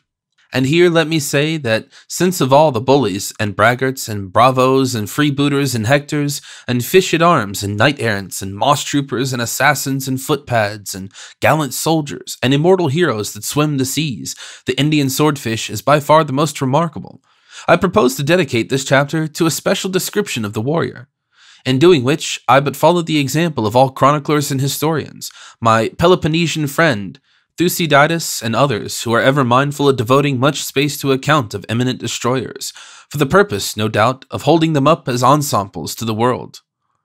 Now, the fish here treated of is a very different creature from the swordfish frequenting the northern Atlantic, being much larger every way and a more dashing varlet to boot. Furthermore, he is denominated the Indian swordfish, in contradistinction from his namesake above mentioned. But by seamen in the Pacific, he is more commonly known as the billfish. While for those who love science and hard names be it known, that among the erudite naturalists he goeth by the outlandish appellation of Xiphias Platypterus.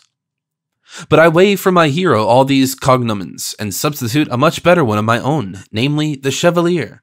And a Chevalier he is by good right and title, a true gentleman of Black Prince Edward's bright day, when all gentlemen were known by their sword, whereas, in times present, the swordfish excepted, they are mostly known by their high-polished boots and rattans. A right valiant and jaunty Chevalier is our hero, going about with his long Toledo perpetually drawn. Rely upon it, he will fight you to the hilt, for his bony blade has never a scabbard. He himself sprang from it at birth. Yeah, at the very moment he leaped into the battle of life, as we mortals ourselves spring, all naked and scabbardless into the world. Yet rather are we scabbards to our souls, and the drawn soul of genius is more glittering than the drawn scimitar of Saladin. But how many let their steel sleep, till it eat up the scabbard itself, and both corrode to rust chips? Saw you ever the hillocks of old Spanish anchors and anchor stocks of ancient galleons at the bottom of Callao Bay? The world is full of old tower armories and dilapidated Venetian arsenals, and rusty old rapiers. But true warriors polish their good blades by the bright beams of the morning, and gird them on to their brave sirloins, and watch for rust spots as for foes, and by many stout thrusts and staccatos, keep their metal lustrous and keen, as the spears of the northern lights charging over Greenland. Fire from the flint is our Chevalier enraged. He takes umbrage at the cut of some ship's keel crossing the road, and straightway runs a tilt at it, with one mad lounge thrusting his Andrea Ferrara clean through and through, not seldom breaking it short off at the haft, like a bravo leaving his poignard in the vitals of his foe. In the case of the English ship Foxhound, the blade penetrated through the most solid part of her hull, the bow, going completely through the copper plates and timbers, and showing for several inches into the hold. On the return of the ship to London, it was carefully sawn out and embedded into the original wood, like a fossil is still preserved. But this was a comparatively harmless onslaught of the valiant Chevalier. With the Rousseau of Nantucket it fared worse. She was almost mortally stabbed, her assailant withdrawing his blade, and it was only by keeping the pumps clanging that she managed to swim it into Tahitian harbor, heave down, and have her wound dressed by a ship surgeon with tar and oakum. This ship I met with at sea shortly after the disaster. At what armory our Chevalier equips himself after one of his spiteful tilting matches, it would not be easy to say, but very hard for him if ever he goes about in the lists swordless and disarmed, at the mercy of any caitiff shark he may meet. Now seeing that our fellow voyagers, the little fish alongside, were sorely tormented and thinned out by the incursions of a pertinacious Chevalier, bent upon making a hearty breakfast out of them, I determined to interfere in their behalf and capture the enemy. With shark hook and line I succeeded, and brought my brave gentleman to the deck. He made an emphatic landing, lashing the planks with his sinewy tail, while a yard and a half in advance of his eyes reached forth his terrible blade. As victor, I was entitled to the arms of the vanquished, so quickly dispatching him and sawing off his Toledo, I bore it away for a trophy. It was 3-sided, slightly concave on each like a bayonet, and some 3 inches through at the base it tapered from thence to a point. And though tempered not in Tagus or in Guadalquivir, it yet revealed upon its surface the wavy grain and watery fleckiness peculiar to the tried blades of Spain. It was an aromatic sword like the ancient caliphs, giving out a peculiar musky odor by friction. But far different from steel of Tagus or Damascus, it was inflexible as Crockett's rifle tube, no doubt as deadly. Long hung the rapier over the head of my hammock. Was it not storied as the good trenchant blade of brave Bayard, that other chevalier? The knights may have slain its scores, or 50s, but the weapon I preserved had doubtless run through and riddled its thousands.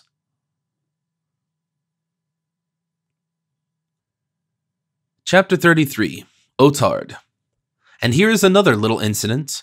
One afternoon, while all by myself curiously penetrating into the hold, I most unexpectedly obtained proof that the ill-fated captain of the Parquis had been a man of sound judgment and most excellent taste.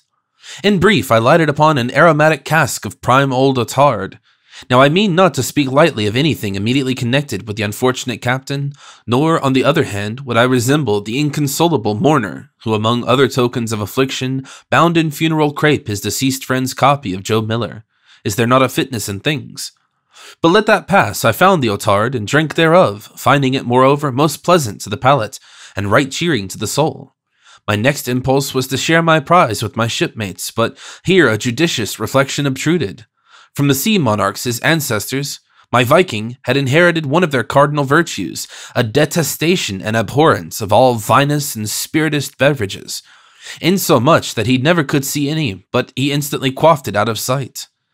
To be short, like Alexander the Great and other royalties, Jarl was prone to overmuch bibbing, and though at sea more sober than a 5th monarchy elder, it was only because he was then removed from temptation. But having thus divulged my Viking's weak side, I earnestly entreat that it may not disparage him in any charitable man's estimation.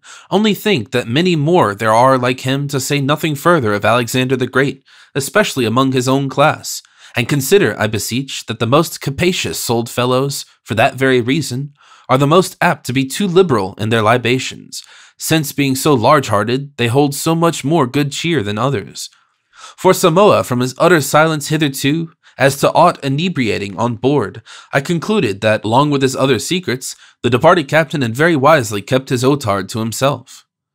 Nor did I doubt, but that the Eupolian, like all Polynesians, much loved getting high of head, and in that state would be more intractable than a Black Forest boar. And concerning Annatoo, I shuddered to think how that Otard might inflame her into a fury more fierce than the foremost of those that pursued Orestes. In good time, then, bethinking me of the peril of publishing my discovery, bethinking me of the quiet, lazy, ever-present perils of the voyage, of all circumstances, the very worst under which to introduce an intoxicating beverage to my companions, I resolved to withhold it from them altogether. So impressed was I with all this, that for a moment I was almost tempted to roll over the cask on its bilge, remove the stopper, and suffer its contents to mix with the foul water at the bottom of the hold. But no, no. What, dilute the brine with the double distilled soul of the precious grape? Haft himself would have haunted me. Then again, it might come into play medicinally, and Paracelsus himself stands sponsor for every cup drunk for the good of the abdomen. So at least I determined to let it remain where it was, visiting it occasionally by myself for inspection. But by way of advice to all shipmasters, let me say that if your Otard magazine be exposed to view, then in the evil hour of wreck, stave in your spirit casks ere rigging the lifeboat.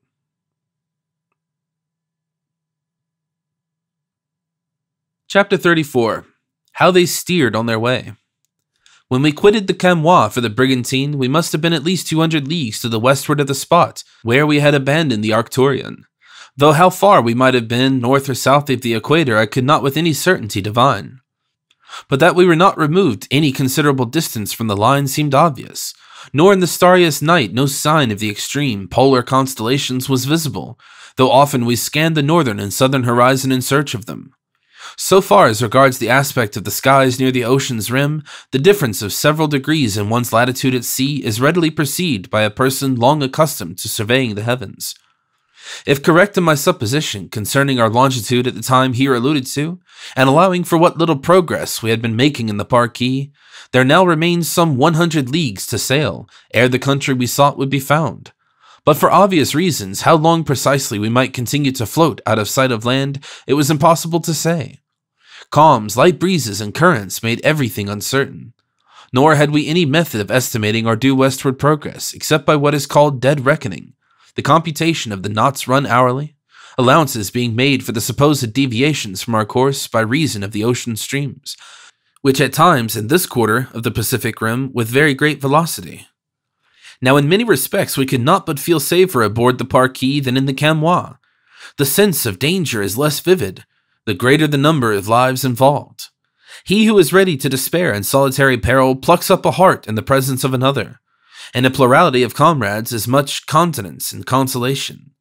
Still in the brigantine there were many sources of uneasiness and anxiety unknown to me in the whaleboat. True, we had now between us and the deep 500 good planks to lay one lath in our buoyant little ship, but the Parquet required much more care and attention, especially by night when a vigilant lookout was indispensable. With impunity, in our whaleboat we might have run close to shoal or reef, whereas similar carelessness or temerity now might prove fatal to all concerned. Though in the joyous sunlight sailing through the sparkling sea I was little troubled with serious misgivings in the hours of darkness, it was quite another thing. And the apprehensions, nay terrors, I felt were much augmented by the remissness of both Jarl and Samoa in keeping their night watches. Several times I was seized with a deadly panic and earnestly scanned the murky horizon. When rising from slumber, I found the steersman, in whose hands for the time being were life and death, sleeping upright against the tiller, as much a fixture there as if the open-mouthed dragon rudely carved on our prow. Were it not that on board of other vessels I myself had many a time dozed at the helm spite of all struggles, I would have been almost at a loss to account for the heedlessness of my comrades, but it seemed as if the mere sense of our situation should have been sufficient to prevent the like conduct in all on board our craft. Samoa's aspect, sleeping at the tiller, was almost appalling. His large opal eyes were half opened, and turned toward the light of the binnacle, gleamed between the lids like bars of flame. And added to all was his giant stature of savage lineaments. It was in vain that I remonstrated, begged, or threatened. The occasional drowsiness of my fellow voyagers proved incurable. To no purpose, I reminded my Viking that sleeping in the night watch in a craft like ours was far different from similar heedlessness on board the Arcturian. For there our place upon the ocean was always known, and our distance from land. So that, when by night the seamen were permitted to be drowsy, it was mostly because the captain well knew that strict watchfulness could be dispensed with. Though in all else the Skyman proved a most faithful ally, in this one thing he was either perversely obtuse or infatuated, or perhaps finding himself once more in a double-decked craft which rocked him as of yore, he was lulled into a deceitful security. For Samoa, his drowsiness was the drowsiness of one beat on sleep, come dreams or death. He seemed insensible to the peril we ran. Often I sent the sleepy savage below, sad, steered myself till morning. At last I made a point of slumbering much by day, the better to stand watch by night, though I made Samoa and Jarl regularly go through with their allotted 4 hours each. It has been mentioned that Anatu took her turn at the helm, but it was only by day, and in justice to the lady I must affirm that upon the whole she acquitted herself well. For notwithstanding the siren face in the binnacle which dimly allured her glances, Anatu, after all, was tolerably heedful of her steering. Indeed, she took much pride therein, always ready for her turn, with marvelous exactitude calculating the approaching hour as it came on in regular rotation. Her timepiece was ours, the sun. By night it must have been her guardian star, for frequently she gazed up at a particular section of the heavens, like one regarding the dial in a tower. By some odd reasoning or another, she had cajoled herself into the notion that whoever steered the brigantine for that period was captain. Wherefore she gave herself mighty airs at the tiller, with extravagant gestures issuing unintelligible orders about trimming the sails or pitching overboard something to see how fast we were going. All this much diverted my Viking, who several times was delivered of a laugh, a loud and healthy one to boot, a phenomenon worthy the chronicling. And thus much for Anatu preliminary to what is further to be said. Seeing the drowsiness of Jarl and Samoa, which so often kept me from my hammock at night, forcing me to repose by day when I far preferred being broad awake, I decided to let Anatu take her turn at the night watches, which several times she had solicited me to do, railing at the sleepiness of her spouse. though abstaining from all reflections upon Jarl, toward whom she had of late grown exceedingly friendly. Now the Kalmuck stood her first night watch to admiration, if anything, was altogether too wakeful.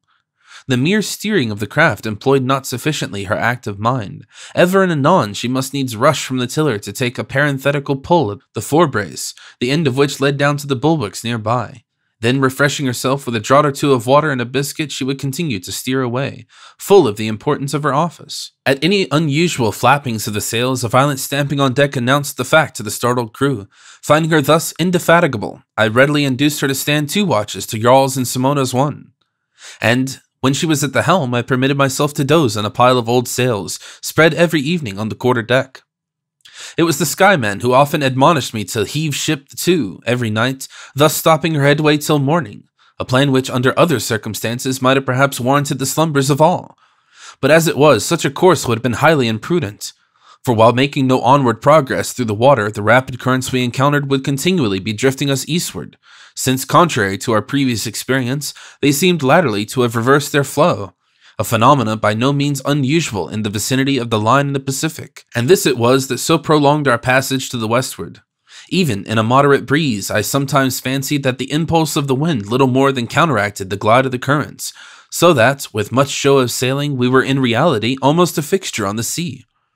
The equatorial currents of the South Seas may be regarded as among the most mysterious of the mysteries of the deep. Whence they come, whither go, who knows? Tell us, what hidden law regulates their flow? Regardless of the theory which ascribes to them a nearly uniform course from east to west, induced by the eastwardly winds of the line and the collateral action of the polar streams, these currents are forever shifting.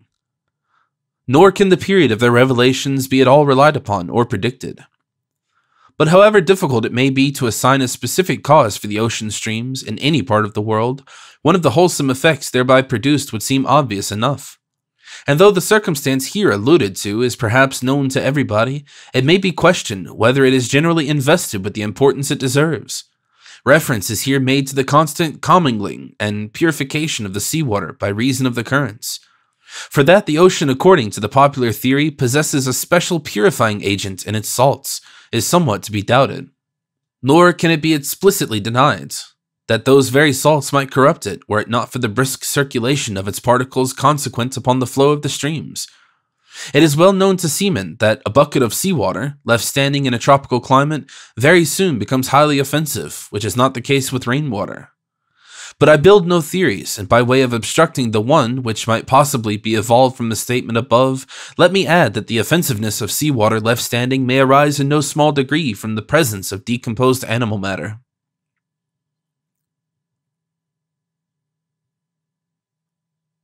Chapter 35. Anatu. In order to complete revelation, I must needs once again discourse of Anatu and her pilferings, and to what those pilferings led. In the simplicity of my soul, I fancied that the dame, so much flattered as she needs must have been by the confidence I began to repose in her, would now mend her ways and abstain from her larcenies. But not so. She was possessed by some scores of devils perpetually to her own mischief on her own separate behoof, and not less for many of her pranks were of no earthly advantage to her present or prospective. One day the log reel was missing. Summon Anatu. She came, but knew nothing about it. Jarl spent a whole morning in contriving a substitute, and a few days after, pop, we came upon the lost article hidden away in the maintop.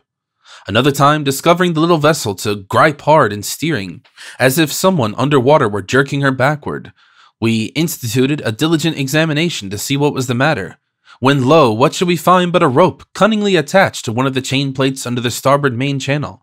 It towed heavily in the water. Upon dragging it up, as much as you would the cord of a ponderous bucket far down in a well, a stout wooden box was discovered at the end, which opened disclosed sundry knives, hatchets, and axe heads. Called to the stand, the Upaluan deposed that thrice he had rescued that identical box from Anatu's all-appropriating clutches. Now, here were 4 human beings shut up in this little oaken craft, and for the time being their interest the same. What sane mortal, then, would forever be committing thefts without rhyme or reason? It was like stealing silver from one pocket and decanting it into the other.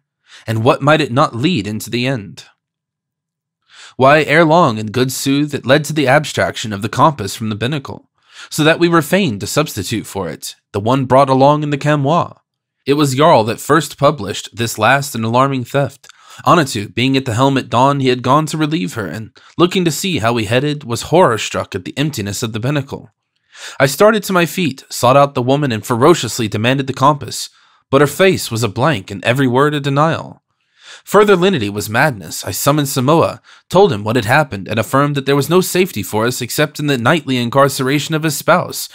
To this he privily assented, and that very evening when Anitu descended into the forecastle, we barred over her the scuttle slide. Long she clamoured, but unavailingly, and every night this was repeated, the dame saying her vespers most energetically.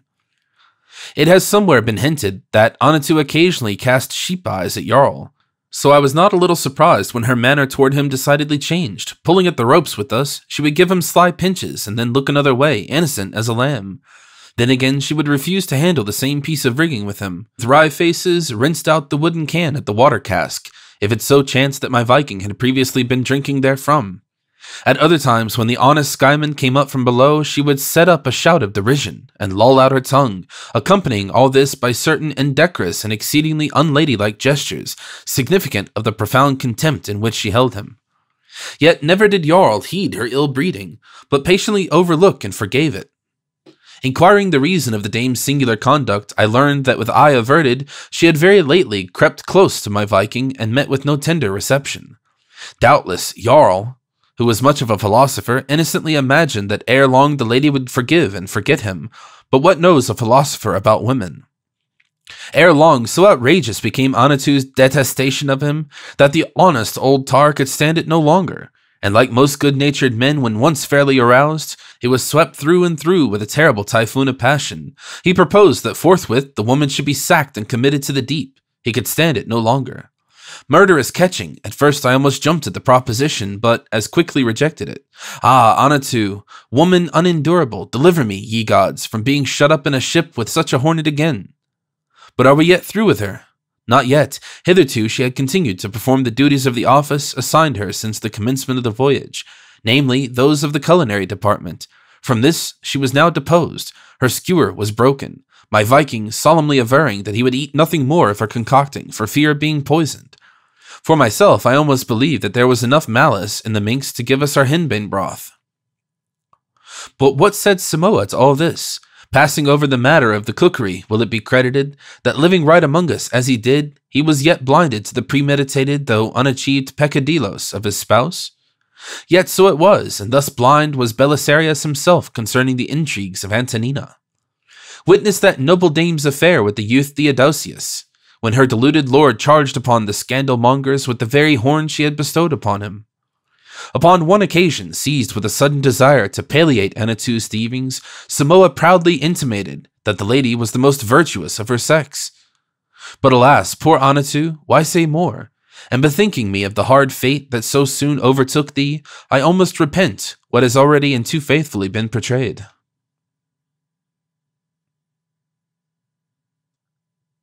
Chapter 36. The Parquis gives up the ghost. A long calm in the boat, and now, God help us, another in the brigantine. It was airless and profound. And that hot calm we lay fixed and frozen, and like Perry at the pole. The sun played upon the glossy sea like the sun upon the glaciers. At the end of 2 days, we lifted up our eyes and beheld a low, creeping, hungry cloud expanding like an army, wing and wing along the eastern horizon. Instantly, Jarl bade me to take heed. Here be it said that though for weeks and weeks reign over the equatorial latitudes of the Pacific the mildest and sunniest of days, that nevertheless when storms do come, they come in their strength, spending in a few brief blasts their concentrated rage. They come like the Mamelukes, they charge and away. It wanted full an hour to sunset, but the sun was well nigh obscured. It seemed toiling among bleak Scythian steeps in the hazy background. Above the storm cloud fitted ominous patches of scud, rapidly advancing and receding. Attila's skirmishers thrown forward in the van of his Huns.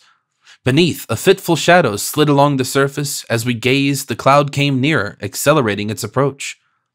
With all haste, we proceeded to furl the sails, which, owing to the calm, had been hanging loose in the brails, and by help of a spare boom, used on the forecastle deck, set a sweep or great oar. We endeavored to cast the brigantine's head toward the foe. The storm seemed about to overtake us, but we felt no breeze. The noiseless clouds stole on. its advancing shadow lowering over a distinct and prominent milk-white crest upon the surface of the ocean. But now this line of surging foam came rolling down upon us like a white charge of cavalry, Mad Hotspur and plumed Murat at its head, pouring right forward in a continuous frothy cascade which curled over and fell upon the glassy sea before it. Still no breath of air, but of a sudden, like a blow from a man's hand, and before our canvas could be secured, the stunned craft, giving one lurch to port, was stricken down on her beam ends. The roaring tide dashed high against her windward side, and drops of brine fell upon the deck, heavy as drops of gore. It was all a din and a mist, a crashing of spars and ropes, a horrible blending of sights and of sounds, as for an instant we seemed in the hot heart of the gale, our cordage like harp strings, shrieking above the fury of the blast. The masts rose and swayed and dipped their trucks in the sea, and like unto some stricken buffalo brought low to the plain, the brigantine's black hull, shaggy with seaweed, lay panting on its flank in the foam. Frantically we clung to the uppermost bulwarks, and now loud above the roar of the sea was suddenly heard a sharp, splintering sound, as of a Norway woodman felling a pine in the forest. It was brave Jarl who, foremost of all, had snatched from its rack against the mainmast the axe always there kept. "Cut the lanyards to windward," he cried, and again buried his axe into the mast. He was quickly obeyed, and upon cutting the third lanyard of the 5, he shouted for us to pause. Dropping his axe, he climbed up to windward. As he clutched the rail, the wounded mast snapped in twain like a report of a cannon. A slight smoke was perceptible where it broke. The remaining lanyards parted. From the violent strain upon them, the 2 shrouds flew madly into the air, and one of the great blocks at their ends, striking Anatu upon the forehead. She let go her hold upon a stanchion, and sliding across the aslant deck, was swallowed up in the whirlpool under our lee. Samoa shrieked, but there was no time to mourn. No hand could reach to save. By the connecting stays, the mainmast carried over with it the foremast, when we instantly righted, and for the time we were saved. My own royal Viking, our savior. The first fury of the gale was gone, but far to leeward was seen the even, white line of its onset, pawing the ocean into foam. All round us the sea boiled like 10,000 cauldrons, and through eddy, wave, and surge our almost waterlogged craft waded heavily, every dead clash ringing hollow against her hull, like blows upon a coffin. We floated a wreck with every pitch we lifted our dangling jib boom into the air, and beating against the side were the shattered fragments of the masts. From these we made all haste to be free by cutting the rigging that held them. Soon the worst of the gale was blown over, but the sea ran high, yet the rack and scud of the tempest, its mad tearing foam, was subdued into immense, long-extended and long-rowing billows, the white cream on their crests like snow on the Andes. Ever and anon we hung poised on their brows, when the furrowed ocean all round looked like a panorama from Chimborazo.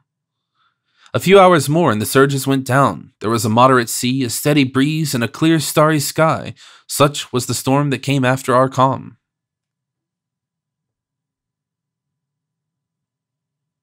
Chapter 37. Once more they take to the Camois.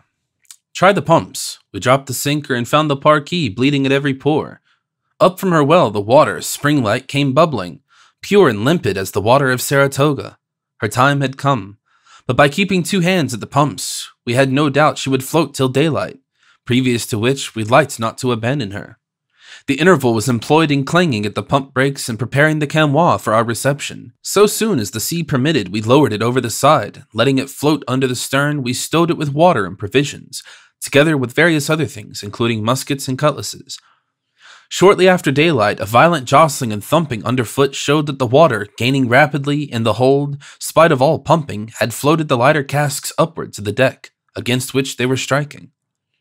Now, owing to the number of empty butts in the hold, there would have been, perhaps, the small danger of the vessel sinking outright. All awash as her decks would soon be, were it not that many of her timbers were of native wood, which, like the teak of India, is specifically heavier than water. This, with the pearl shells on board, counteracted the buoyancy of the casks. At last, the sun, long awaited for, arose, the Parquis meantime sinking lower and lower. All things being in readiness, we proceeded to embark from the wreck, as from a wharf. But not without some show of love for our poor brigantine. To a seaman, a ship is no piece of mechanism merely, but a creature of thoughts and fancies, instinct with life. Standing at her vibrating helm, you feel her beating pulse. I have loved ships as I have loved men. To abandon the poor Parquis was like leaving to its fate something that could feel. It was meet that she should decently and bravely. All this thought the skyman. Samoa and I were in the boat, calling upon him to enter quickly, lest the vessel should sink and carry us down in the eddies. For already she had gone round twice, but cutting adrift the last fragments of her broken shrouds and putting her decks in order, Jarl buried his axe in the splintered stump of the mainmast, and not till then did he join us. We slowly cheered and sailed away. Not 10 minutes after, the hull rolled convulsively in the sea, went round once more, lifted its sharp prow as a man with arms pointed for a dive, gave a long seething plunge, and went down. Many of her old planks were twice wrecked, once strewn upon the ocean's beach, now dropped into its lowermost vaults, with the bones of drowned ships and drowned men. Once more afloat in our shell, but not with the intrepid spirit that shoved with us from the deck of the Arcturian. A bold deed done from impulse, for the time carries few or no misgivings along with it, but forced upon you its terrors stare you in the face. So now I had pushed from the Arcturian with a stout heart, but quitting the sinking Parquis, my heart sunk with her. With a fair wind, we held on our way westward, hoping to see land before many days.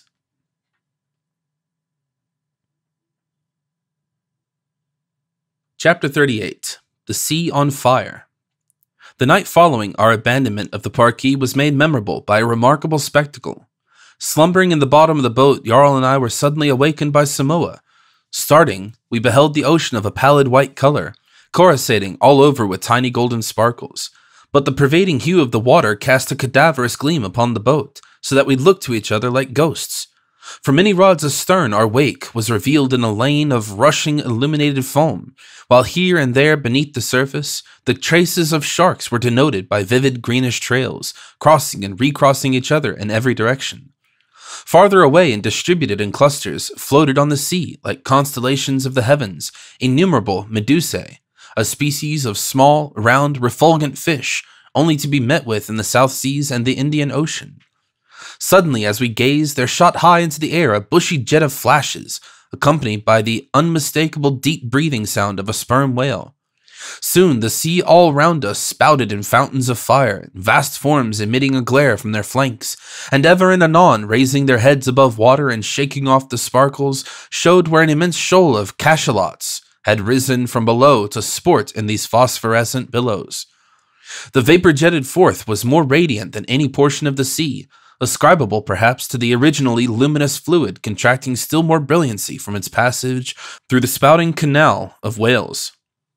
We were in great fear lest with any vicious intention the leviathans might destroy us by coming into close contact with our boat. We would have shunned them, but they were all round and round us. Nevertheless, we were safe, for as we parted the pallid brine, the peculiar irradiation which shot from about our keel seemed to deter them. Apparently discovering us of a sudden, many of them plunged headlong down into the water, tossing their fiery tails high into the air, and leaving the sea still more sparkling from the violent surging of their descent. Their general course seemed the same as our own, to the westward. To remove from them, we at last out oars, and pulled out toward the north. So doing, we were steadily pursued by a solitary whale that must have taken our chamois for a kindred fish. Spite of all our efforts, he drew nearer and nearer, at length rubbing his fiery flank against the chamois' gunwale, here and there leaving long strips of the glossy transparent subject which thin as gossamer invests the body of the cachalot. In terror at a sight so new, Samoa shrank, but Jarl and I, more used to the intimate companionship of the whales, pushed the boat away from it with our oars, a thing often done in the fishery. The close vicinity of the whale revived in the so long astute skyman all the enthusiasm of his daring vocation. However quiet by nature, a thoroughbred whaleman betrays no little excitement in sight of his game, and it required some persuasion to prevent Jarl from darting his harpoon. Insanity under present circumstances, and of course, without object. But, "Oh, for a dart," cried my Viking, "and where's now our old ship?" he added reminiscently. But to my great joy, the monster at last departed, rejoining the shoal whose lofty spoutings of flames were still visible upon the distant line of the horizon, showing there like the fitful starts of the aurora borealis. The sea retained its luminosity for about 3 hours, at the expiration of half that period beginning to fade, and excepting occasional faint illuminations consequent upon the rapid dartings of fish under water, the phenomena at last wholly disappeared. Heretofore I had several exhibitions of marine phosphorescence, both in the Atlantic and Pacific, but nothing in comparison with what was seen that night. In the Atlantic, there is very seldom any portion of the ocean luminous, except the crests of the waves, and these mostly appear so during wet, murky weather, whereas in the Pacific, all instances of the sort previously corning under my notice had been marked by patches of greenish light, unattended with any pallidness of the sea. Save twice on the coast of Peru, where I was summoned from my hammock to the alarming midnight cry of "All hands ahoy, tack ship!" and rushing on deck, beheld the sea white as a shroud, for which reason it was feared we were on soundings. Now, sailors love marvels, and love to repeat them, and from many an old shipmate I have heard various sage opinings concerning the phenomena in question, dismissing as destitute of sound philosophic probability the extravagant notion of any one of my nautical friends, no less a philosopher than my Viking himself, namely that the phosphorescence of the sea is caused by a commotion among the mermaids, whose golden locks all torn and disheveled do irradiate the waters at such times. I proceed to record more reliable theories. Faraday might, perhaps, impute the phenomena to a peculiarly electrical condition of the atmosphere, and to that solely. But herein my scientific friend would be stoutly contradicted by many intelligent seamen, who in part impute it to the presence of large quantities of putrescent animal matter, with which the sea is well known to abound. And it would seem not unreasonable to suppose that it is by this means that the fluid itself becomes charged with the luminous principle. Draw a bucket of water from the phosphorescent ocean, and it still retains traces of fire, but standing a while this soon subsides. Now pour it along the deck, and it is but a stream of flame, caused by its renewed agitation. Empty the bucket, and for a space sparkles cling to it tenaciously, and every stave seems ignited. But after all, the seeming ignition of the sea cannot be wholly produced by dead matter therein. There are many living fish, phosphorescent, and under certain conditions by a rapid throwing off of luminous particles must largely contribute to the result. Not to particularize this circumstance as true of divers species of sharks, cuttlefish, and many others of the larger varieties of the finny tribes. The myriads of microscopic mollusca, well known to swarm off soundings, might alone be deemed almost sufficient to kindle a fire in the brine. These are only surmises, likely but uncertain. After science comes sentiment. A French naturalist maintains that the nocturnal radiance of the firefly is purposely intended as an attraction to the opposite sex, that the artful insect illuminates its body for a beacon to love. Thus, perched upon the edge of a leaf and waiting the approach of her Leander, who comes buffeting his wings the aroma of flowers, some insect hero may show a torch of her gossamer gallant. But alas, thrice alas, for the poor little firefish of the sea, whose radiance but reveals them to their foes and lights the way to their destruction.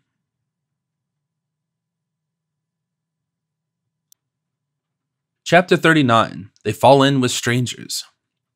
After quitting the Parquis, we had much calm weather, varied by light breezes, and sailing smoothly over a sea so recently one sheet of foam, I could not avoid bethinking me how fortunate it was that the gale had overtaken us in the brigantine and not in the chamois.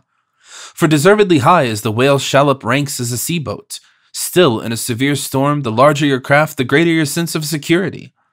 Wherefore the thousand reckless souls tenanting a line of battleships scoff at the most awful hurricanes, though, in reality, they may be less safe in their wooden-walled Troy than those who contend with the gale in a clipper. But not only did I congratulate myself upon salvation from the past, but upon the prospect for the future. For storms happening so seldom in these seas, one just blown over is almost a sure guarantee of very many weeks' calm weather to come. Now sun followed sun, and no land, and at length it almost seemed as if we must have sailed past the remotest presumably westerly limit of the chain of islands we sought, a lurking suspicion which I sedulously kept to myself. However, I could not but nourish a latent faith that all would yet be well. On the 9th day my forebodings were over. In the grey of the dawn, perched upon the peak of our sail, a noddy was seen fast asleep. This freak was true to the nature of that curious fowl whose name is significant of its drowsiness. Its plumage was snow-white, its bill and legs blood-red, the latter looking like little pantalets. In a sly attempt at catching the bird, Samoa captured 3 tail feathers, the alarmed creature flying away with a scream and leaving its quills in his hand. Sailing on, we gradually broke in upon the immense low-sailing flights of other aquatic fowls, mostly of those species which are seldom found far from land, terns, frigate birds, mollymo, reef pigeons, boobies, gulls, and the like. They darkened the air, their wings making overhead an incessant rustling like the simultaneous turning over of 10,000 leaves. The smaller sorts skimmed the sea like pebbles sent skipping from the shore. Over these flew myriads of birds of broader wing, while high above all soared in air the daring diver, or sea kite, the power of whose vision is truly wonderful. It perceives the little flying fish in the water, at a height which cannot be less than 400 feet, spirally wheeling and screaming as it goes. The sea kite, bill foremost, darts downward, swoops into the water, and for a moment altogether disappearing, emerges at last, its prey firmly trussed in its claws. But bearing it aloft, the bold bandit is quickly assailed by other birds of prey that strive to wrest from him his booty, and snatch from his talons. You see the fish falling through the air, till again caught up in the very act of descent by the fleetest of its pursuers. Leaving these sights astern, we presently picked up the slimy husk of a coconut, all over green barnacles, and shortly after passed 2 or 3 limbs of trees, and the solitary trunk of a palm, which, upon sailing nearer, seemed but very recently started on its endless voyage. As noon came on, the dark purple land haze, which had been dimly described resting upon the western horizon, was very nearly obscured. Nevertheless, behind that dim drapery, we doubted not bright boughs were waving. We were now in high spirits, Samoa between times humming to himself some heathenish ditty, and Jarl 10 times more intent on his silence than ever, yet his eye full of expectation and gazing broad off from our bow. Of a sudden, shading his face with his hand, he gazed fixedly for an instant, and then springing to his feet, uttered the long-drawn sound, "Sail ho!" Just tipping the furthest edge of the sky was a little speck, dancing into view every time we rose upon the swells. It looked like one of many birds, for half intercepting our view fell showers of plumage, a flight of milk-white noddies flying downward to the sea. But soon the birds were seen no more, yet there remains the speck, plainly a sail, but too small for a ship. Was it a boat after the whale? The vessel to which it belonged far astern, enshrouded by the haze? So it seemed. Quietly, however, we waited the stranger's nearer approach, confident that for some time he would not be able to perceive us, owing to our being in what mariners denominate the sunglade, or that part of the ocean upon which the sun's rays flash with peculiar intensity. As the sails drew nigh, its failing to glisten white led us to doubt whether it was indeed a whale boat. Presently it showed yellow, and Samoa declared that it must be the sail of some island craft. True, the stranger proving a large doubled canoe, like those used by the Polynesians in making passages between distant islands. The Upaluan was now clamorous for a meeting to which Jarl was averse. Deliberating a moment, I directed the muskets to be loaded. Then setting the sail the wind on our quarter, we headed away for the canoe, now sailing at right angles with our previous course. Here it must be mentioned that from the various gay cloths and other things provided for barter by the captains of the Parkee, I had very strikingly improved my costume, making it free, flowing, and eastern. I looked like an emir, nor had my Viking neglected to follow my example, and though with some few modifications of his own, with his long tangled hair and harpoon, he looked like the sea god that boards ships for the first time crossing the equator. For tattooed Samoa, he yet sported both kilt and turban, reminding one of a tawny leopard, though his spots were all in one place. Besides this raiment of ours, against emergencies we had provided our boats with divers, nankeens, and silks. But now into full view comes a yoke of huge clumsy prows, shaggy with carving, and driving through the water with considerable velocity. The immense sprawling sail holding the wind like a bag, she seemed full of men, and from the dissonant cries borne over to us, and the canoes widely yawing, it was plain that we had occasioned no small sensation. They seemed undetermined what course to pursue, whether to court a meeting or avoid it, whether to regard us as friends or foes. As we came still nearer, distinctly beholding their faces, we loudly hailed them, inviting them to furl their sails and allow us to board them, but no answer was returned, their confusion increasing. And now, within less than 2 ships' length, they swept right across our bow, gazing at us with blended curiosity and fear. Their craft was about 30 feet long, consisting of a pair of parallel canoes, very narrow and at the distance of a yard or so lengthwise, united by stout cross timbers lashed across the 4 gunwales. Upon these timbers was a raised platform, or dais, quite dry, and astern an arched cabin, or tent, behind which were two broad-bladed paddles terminating in rude shark tails by which the craft was steered. The yard, spreading a yellow sail, was a crooked bow, supported obliquely in the crotch of a mast, to which the green bark was still clinging. Here and there were little tufts of moss. The high-beaked prow of that canoe in which the mast was placed resembled a rude altar, and all around it was suspended a great variety of fruits, including scores of coconuts, unhusked. This prow was railed off, forming a sort of chancel within. The foremost beam crossing the gunwales extended some 12 feet beyond the side of the dice, and at regular intervals hereupon stout cords were fashioned, which leading upon to the head of the mast answered the purpose of shrouds. The breeze was now streaming fresh, as if it were to force down into the water the windward side of the craft.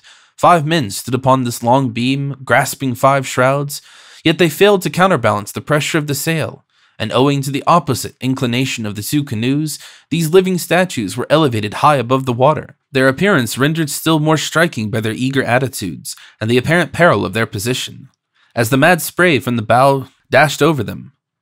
Suddenly the islanders threw their craft into the wind, while for ourselves we lay on our oars, fearful of alarming them by now coming nearer. But hailing them again, we said we were friends and had friendly gifts for them, if they would peaceably permit us to approach.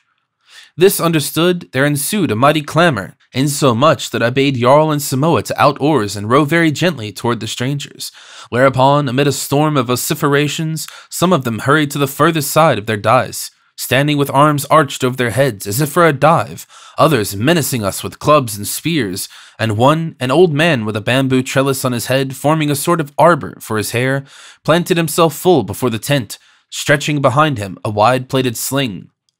Upon this hostile display, Samoa dropped his oar and brought his piece to bear upon the old man, who by his attitude seemed to menace us with the fate of the great braggart of Gath, but I quickly knocked down the muzzle of his musket and forbade the slightest token of hostility, enjoining it upon my companions, nevertheless, to keep well on their guard.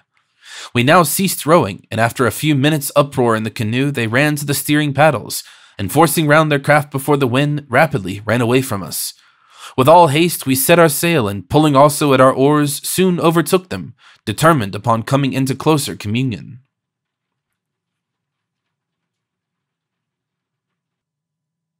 Chapter 40. Siren Sons. Seeing flight was useless, the islanders again stopped their canoe, and once more we cautiously drew nearer, myself crying out to them not to be fearful, and Samoa, with the odd humor of his race, averring that he had known every soul of them from his infancy. We approached within 2 or 3 yards, when we paused, which somewhat allayed their alarm. Fastening a red china handkerchief to the blade of our long midship oar, I waved it in the air, a lively clapping of hands and many wild exclamations. While yet waving the flag, I whispered to Jarl to give the boat a sheer toward the canoe, which being adroitly done brought the bow where I stood, still nearer to the islanders. I then dropped the silk among them, and the islander who caught it at once handed it to the warlike old man with the sling, who on seating himself spread it before him, while the rest crowding round glanced rapidly from the wonderful gift to the more wonderful donors. This old man was the superior of the party, and Samoa asserted that he must be a priest of the country to which the islanders belonged, that the craft could be no more than one of their sacred canoes bound on some priestly voyage. All this he inferred from the altar-like prow and there being no women on board. Bent upon conciliating the old priest, I dropped into the canoe another silk handkerchief, while Samoa loudly exclaimed that we were only 3 men and were peaceably inclined. Meantime, old Aaron, fastening the 2 silks crosswise over his shoulders like a brace of Highland plaids, cross-legged sat and eyed us. It was a curious sight, the old priest like a scroll of old parchment, covered all over with hieroglyphical devices, harder to interpret, I'll warrant, than any old Sanskrit manuscript. And upon his broad brow, deep graven in wrinkles, were characters still more mysterious, which no Champollion nor gypsy could have deciphered. He looked old as the elderly hills, eyes sunken, though bright, and head white as the summit of Mont Blanc. The rest were a youthful and comely set, their complexion that of gold sherry, and all tattooed after this pattern. 2 broad cross stripes on the chest and back, reaching down to the waist like a foot soldier's harness, their faces full of expression, and their mouths were full of fine teeth, so that the parting of their lips was as the opening of pearl oysters, marked here and there after the style of Tahiti with little round figures in blue, dotted in the middle with a spot of vermilion. Their brawny brown thighs looked not unlike the gallant hams of Westphalia, spotted with the red dust of Cayenne. But what a marvelous resemblance in the features of all, Were they born in one birth? This resemblance was heightened by their uniform marks, but it was subsequently ascertained that they were the children of one sire, and that sire old Aaron, who no doubt reposed upon his sons as an old general upon the trophies of his youth.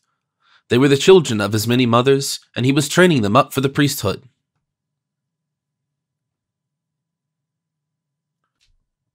Chapter 41. A Fray.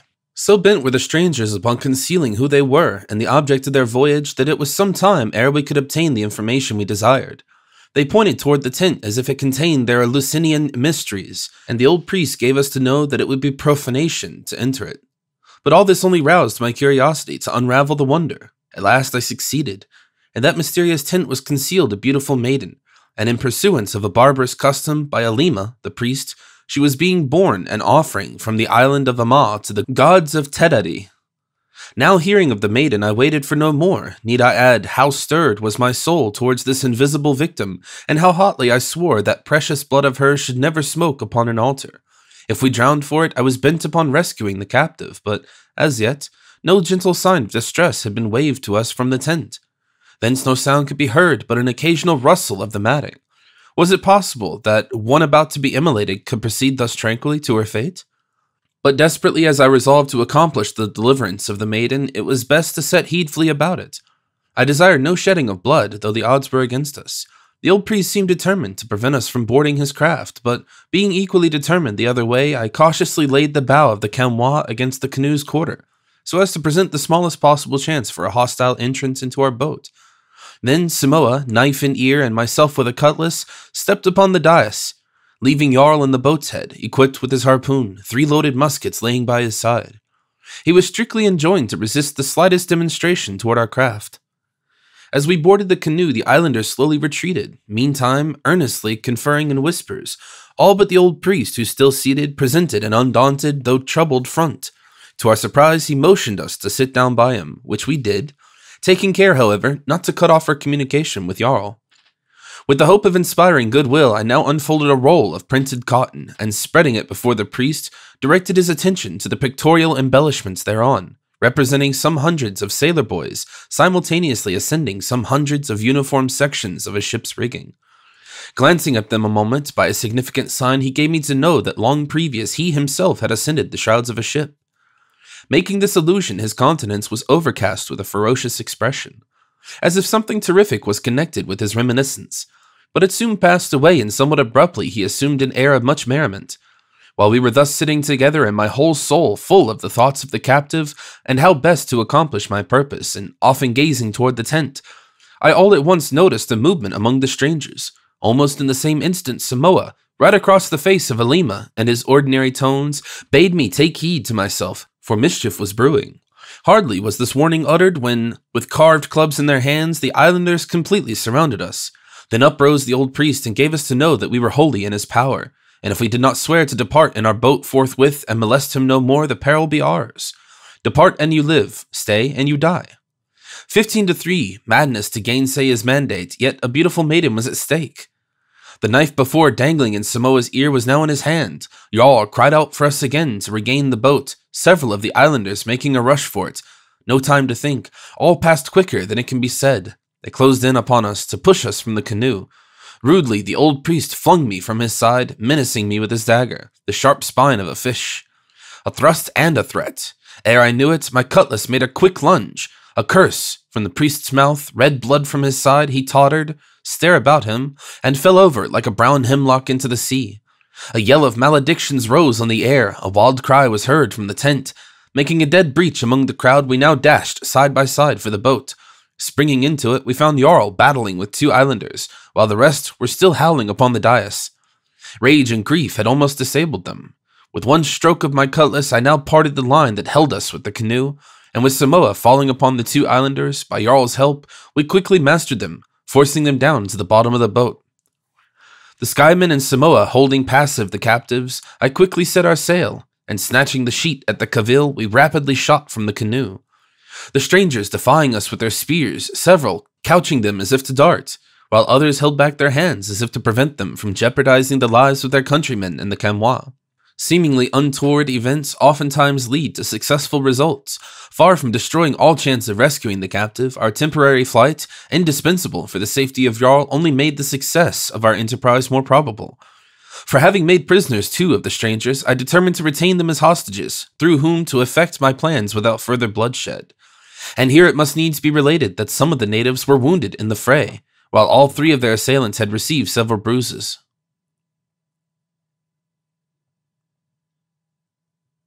Chapter 42. Remorse.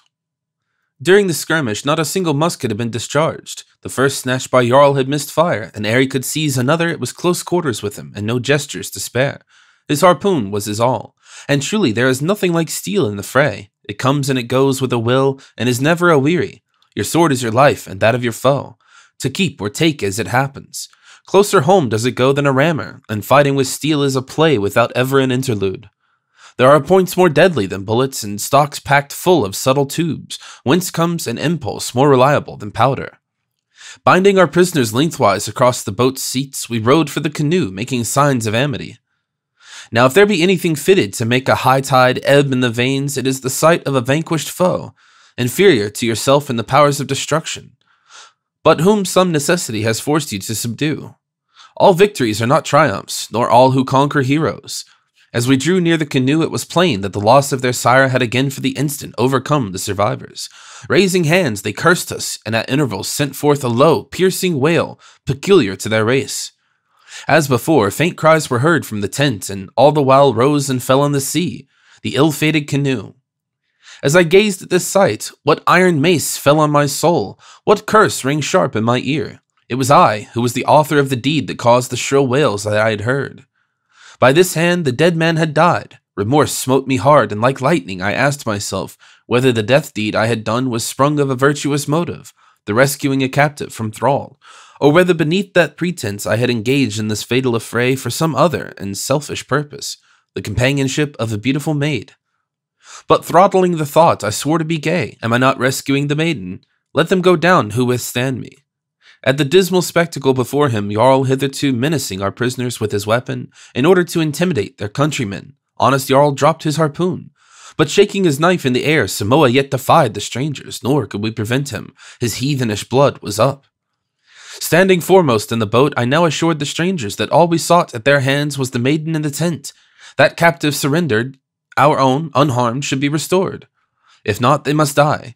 With a cry, they started to their feet and brandished their clubs, but seeing Jarl's harpoon quivering over the hearts of the prisoners, they quickly retreated, at last signifying their acquiescence in my demand. Upon this, I sprang to the dais, and across it indicated a line near the bow, signed to the islanders to retire beyond it. Then, calling upon them one by one to deliver their weapons, they were passed into the boat. The canwa was now brought round to the canoe's stern, and leaving Jarl to defend it as before, the Eupoluan rejoined me on the dais. By these precautions, the hostages still remaining bound hand and foot in the boat, we deemed ourselves entirely secure. Attended by Samoa, I stood before the tent, now still as the grave.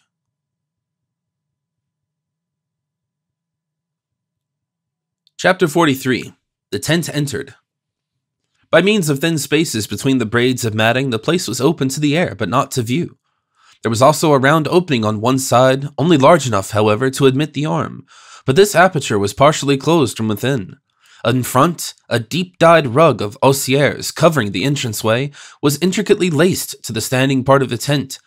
As I divided this lacing with my cutlass, there arose an outburst of voices from the islanders, and they covered their faces as the interior was revealed to my gaze. Before me crouched a beautiful girl. Her hands were drooping, and like a saint from a shrine, she looked sadly out from her long fair hair.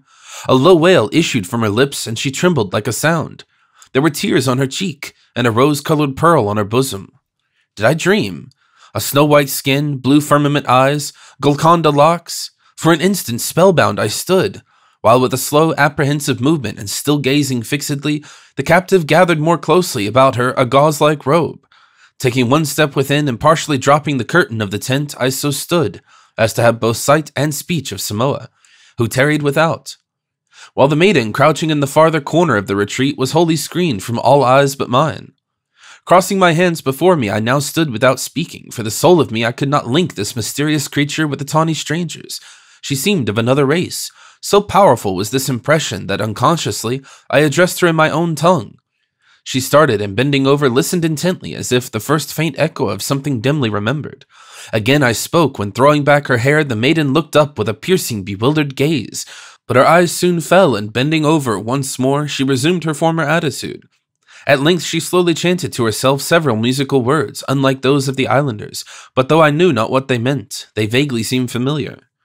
Impatient to learn her story, I now questioned her in Polynesian, but with much earnestness she signed me address her as before. Soon perceiving, however, that without comprehending the meaning of the words I employed, she seemed merely touched by something pleasing in their sound, I once more addressed her in Polynesian, saying that I was all eagerness to hear her history. After much hesitation, she complied, starting with alarm at every sound from without, yet all the while deeply regarding me. Broken as these disclosures were at the time, they are here presented in the form in which they were afterward more fully narrated. So unearthly was the story that at first I little comprehended it, and was almost persuaded that the luckless maiden was some beautiful maniac. She declared herself more than mortal, a maiden from Aurelia, the island of delights, somewhere in the paradisical archipelago of the Polynesians. To this isle, while yet an infant, by some mystical power she had been spirited from Ama, the place of her nativity. Her name was Yila, and hardly had the waters of Aurelia washed white her olive skin and tinged her hair with gold, when one day, strolling in the woodlands, she was snared in the tendrils of a vine. Drawing her into its bowers, it gently transformed her into one of its blossoms, leaving her conscious soul folded up in the transparent petals. Here hung Yila in a trance, the world without all tinged with the rosy hue of her prison. At length, when her spirit was about to burst forth in the opening flower, the blossom was snapped from its stem and borne by a soft wind to the sea, where it fell into the opening valve of a shell, which, in time, was cast upon the beach of the island of Ama. In a dream, these events were revealed to Alima the priest, who by a spell unlocking its pearly casket, took forth the bud, which now showed signs of opening in the reviving air, and bore faint shadowy revealings, as of the dawn behind crimson clouds. Suddenly expanding, the blossom exhaled away in perfumes, floating a rosy mist in the air. Condensing at last, there emerged from this mist the same radiant young Yila as before, her locks all moist and a rose-colored pearl on her bosom. Enshrined as a goddess, the wonderful child now tarried in the sacred temple of Apo, buried in the dell, never beheld a mortal's eyes save Alima's. Moon after moon passed away, and at last, only 4 days gone by, Alima came to her with a dream, that the spirits of Aurelia had recalled her home by the way of Thither, on whose coasts gurgled up in the sea an enchanted spring, which, streaming over upon the brine, flowed on between blue watery banks, and plunging into a vortex went round and round, descending into depths unknown. Into this whirlpool Yila was to descend in a canoe, at last to well up in an inland fountain of Aurelia.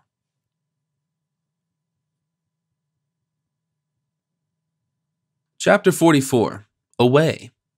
Though clothed in language of my own, the maiden's story is in the substance the same as she related.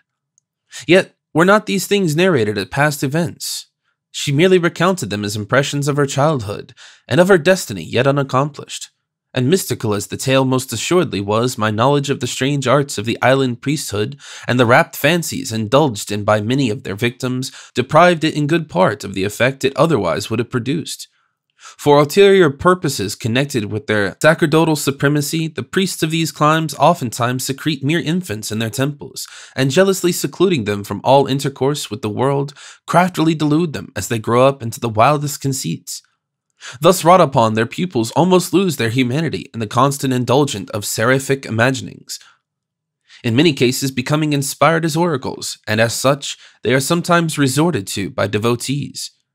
Always screened from view, however, in the recesses of the temples, but in every instance their end is certain. Beguiled with some fairy tale about revisiting the islands of paradise, they are led to the secret sacrifice, and perish unknown to their kindred. But would that all this had been hidden from me at the time, for Yila was lovely enough to be really divine, and so I might have been tranced into a belief of her mystical legends. But with what passionate exultation did I find myself the deliverer of this beautiful maiden, who, thinking no harm and wrapped in a dream, was being borne to her fate on the coast of Thither. For now, for a moment, did the death of Alima her guardian seem to hang heavy upon her heart, I rejoiced that I had sent him to his gods, in the place of the sea, moss growing over sweet Yila drowned in the sea. The vile priest himself had sunk to the bottom. But though he had sunk in the deep, his ghost sunk not in the deep waters of my soul. However, in exultations, its surface foamed up at bottom guilt brooded. Sifted out my motives to this enterprise, justified not the mad deed, which in a moment of rage I had done, though those motives had been covered with a gracious pretense, concealing myself from myself, but I beat down the thought. In relating her story, the maiden frequently interrupted it with questions concerning myself, whence I came, being white, from Aurelia, whither I was going, to Ama, and what had happened to Alima, for she had been dismayed at the fray, though knowing not what it could mean. And she had heard the priest's name called upon in lamentations. These questions for the time I endeavored to evade, only inducing her to fancy me some gentle demigod that had come over the sea from her own fabulous Aurelia.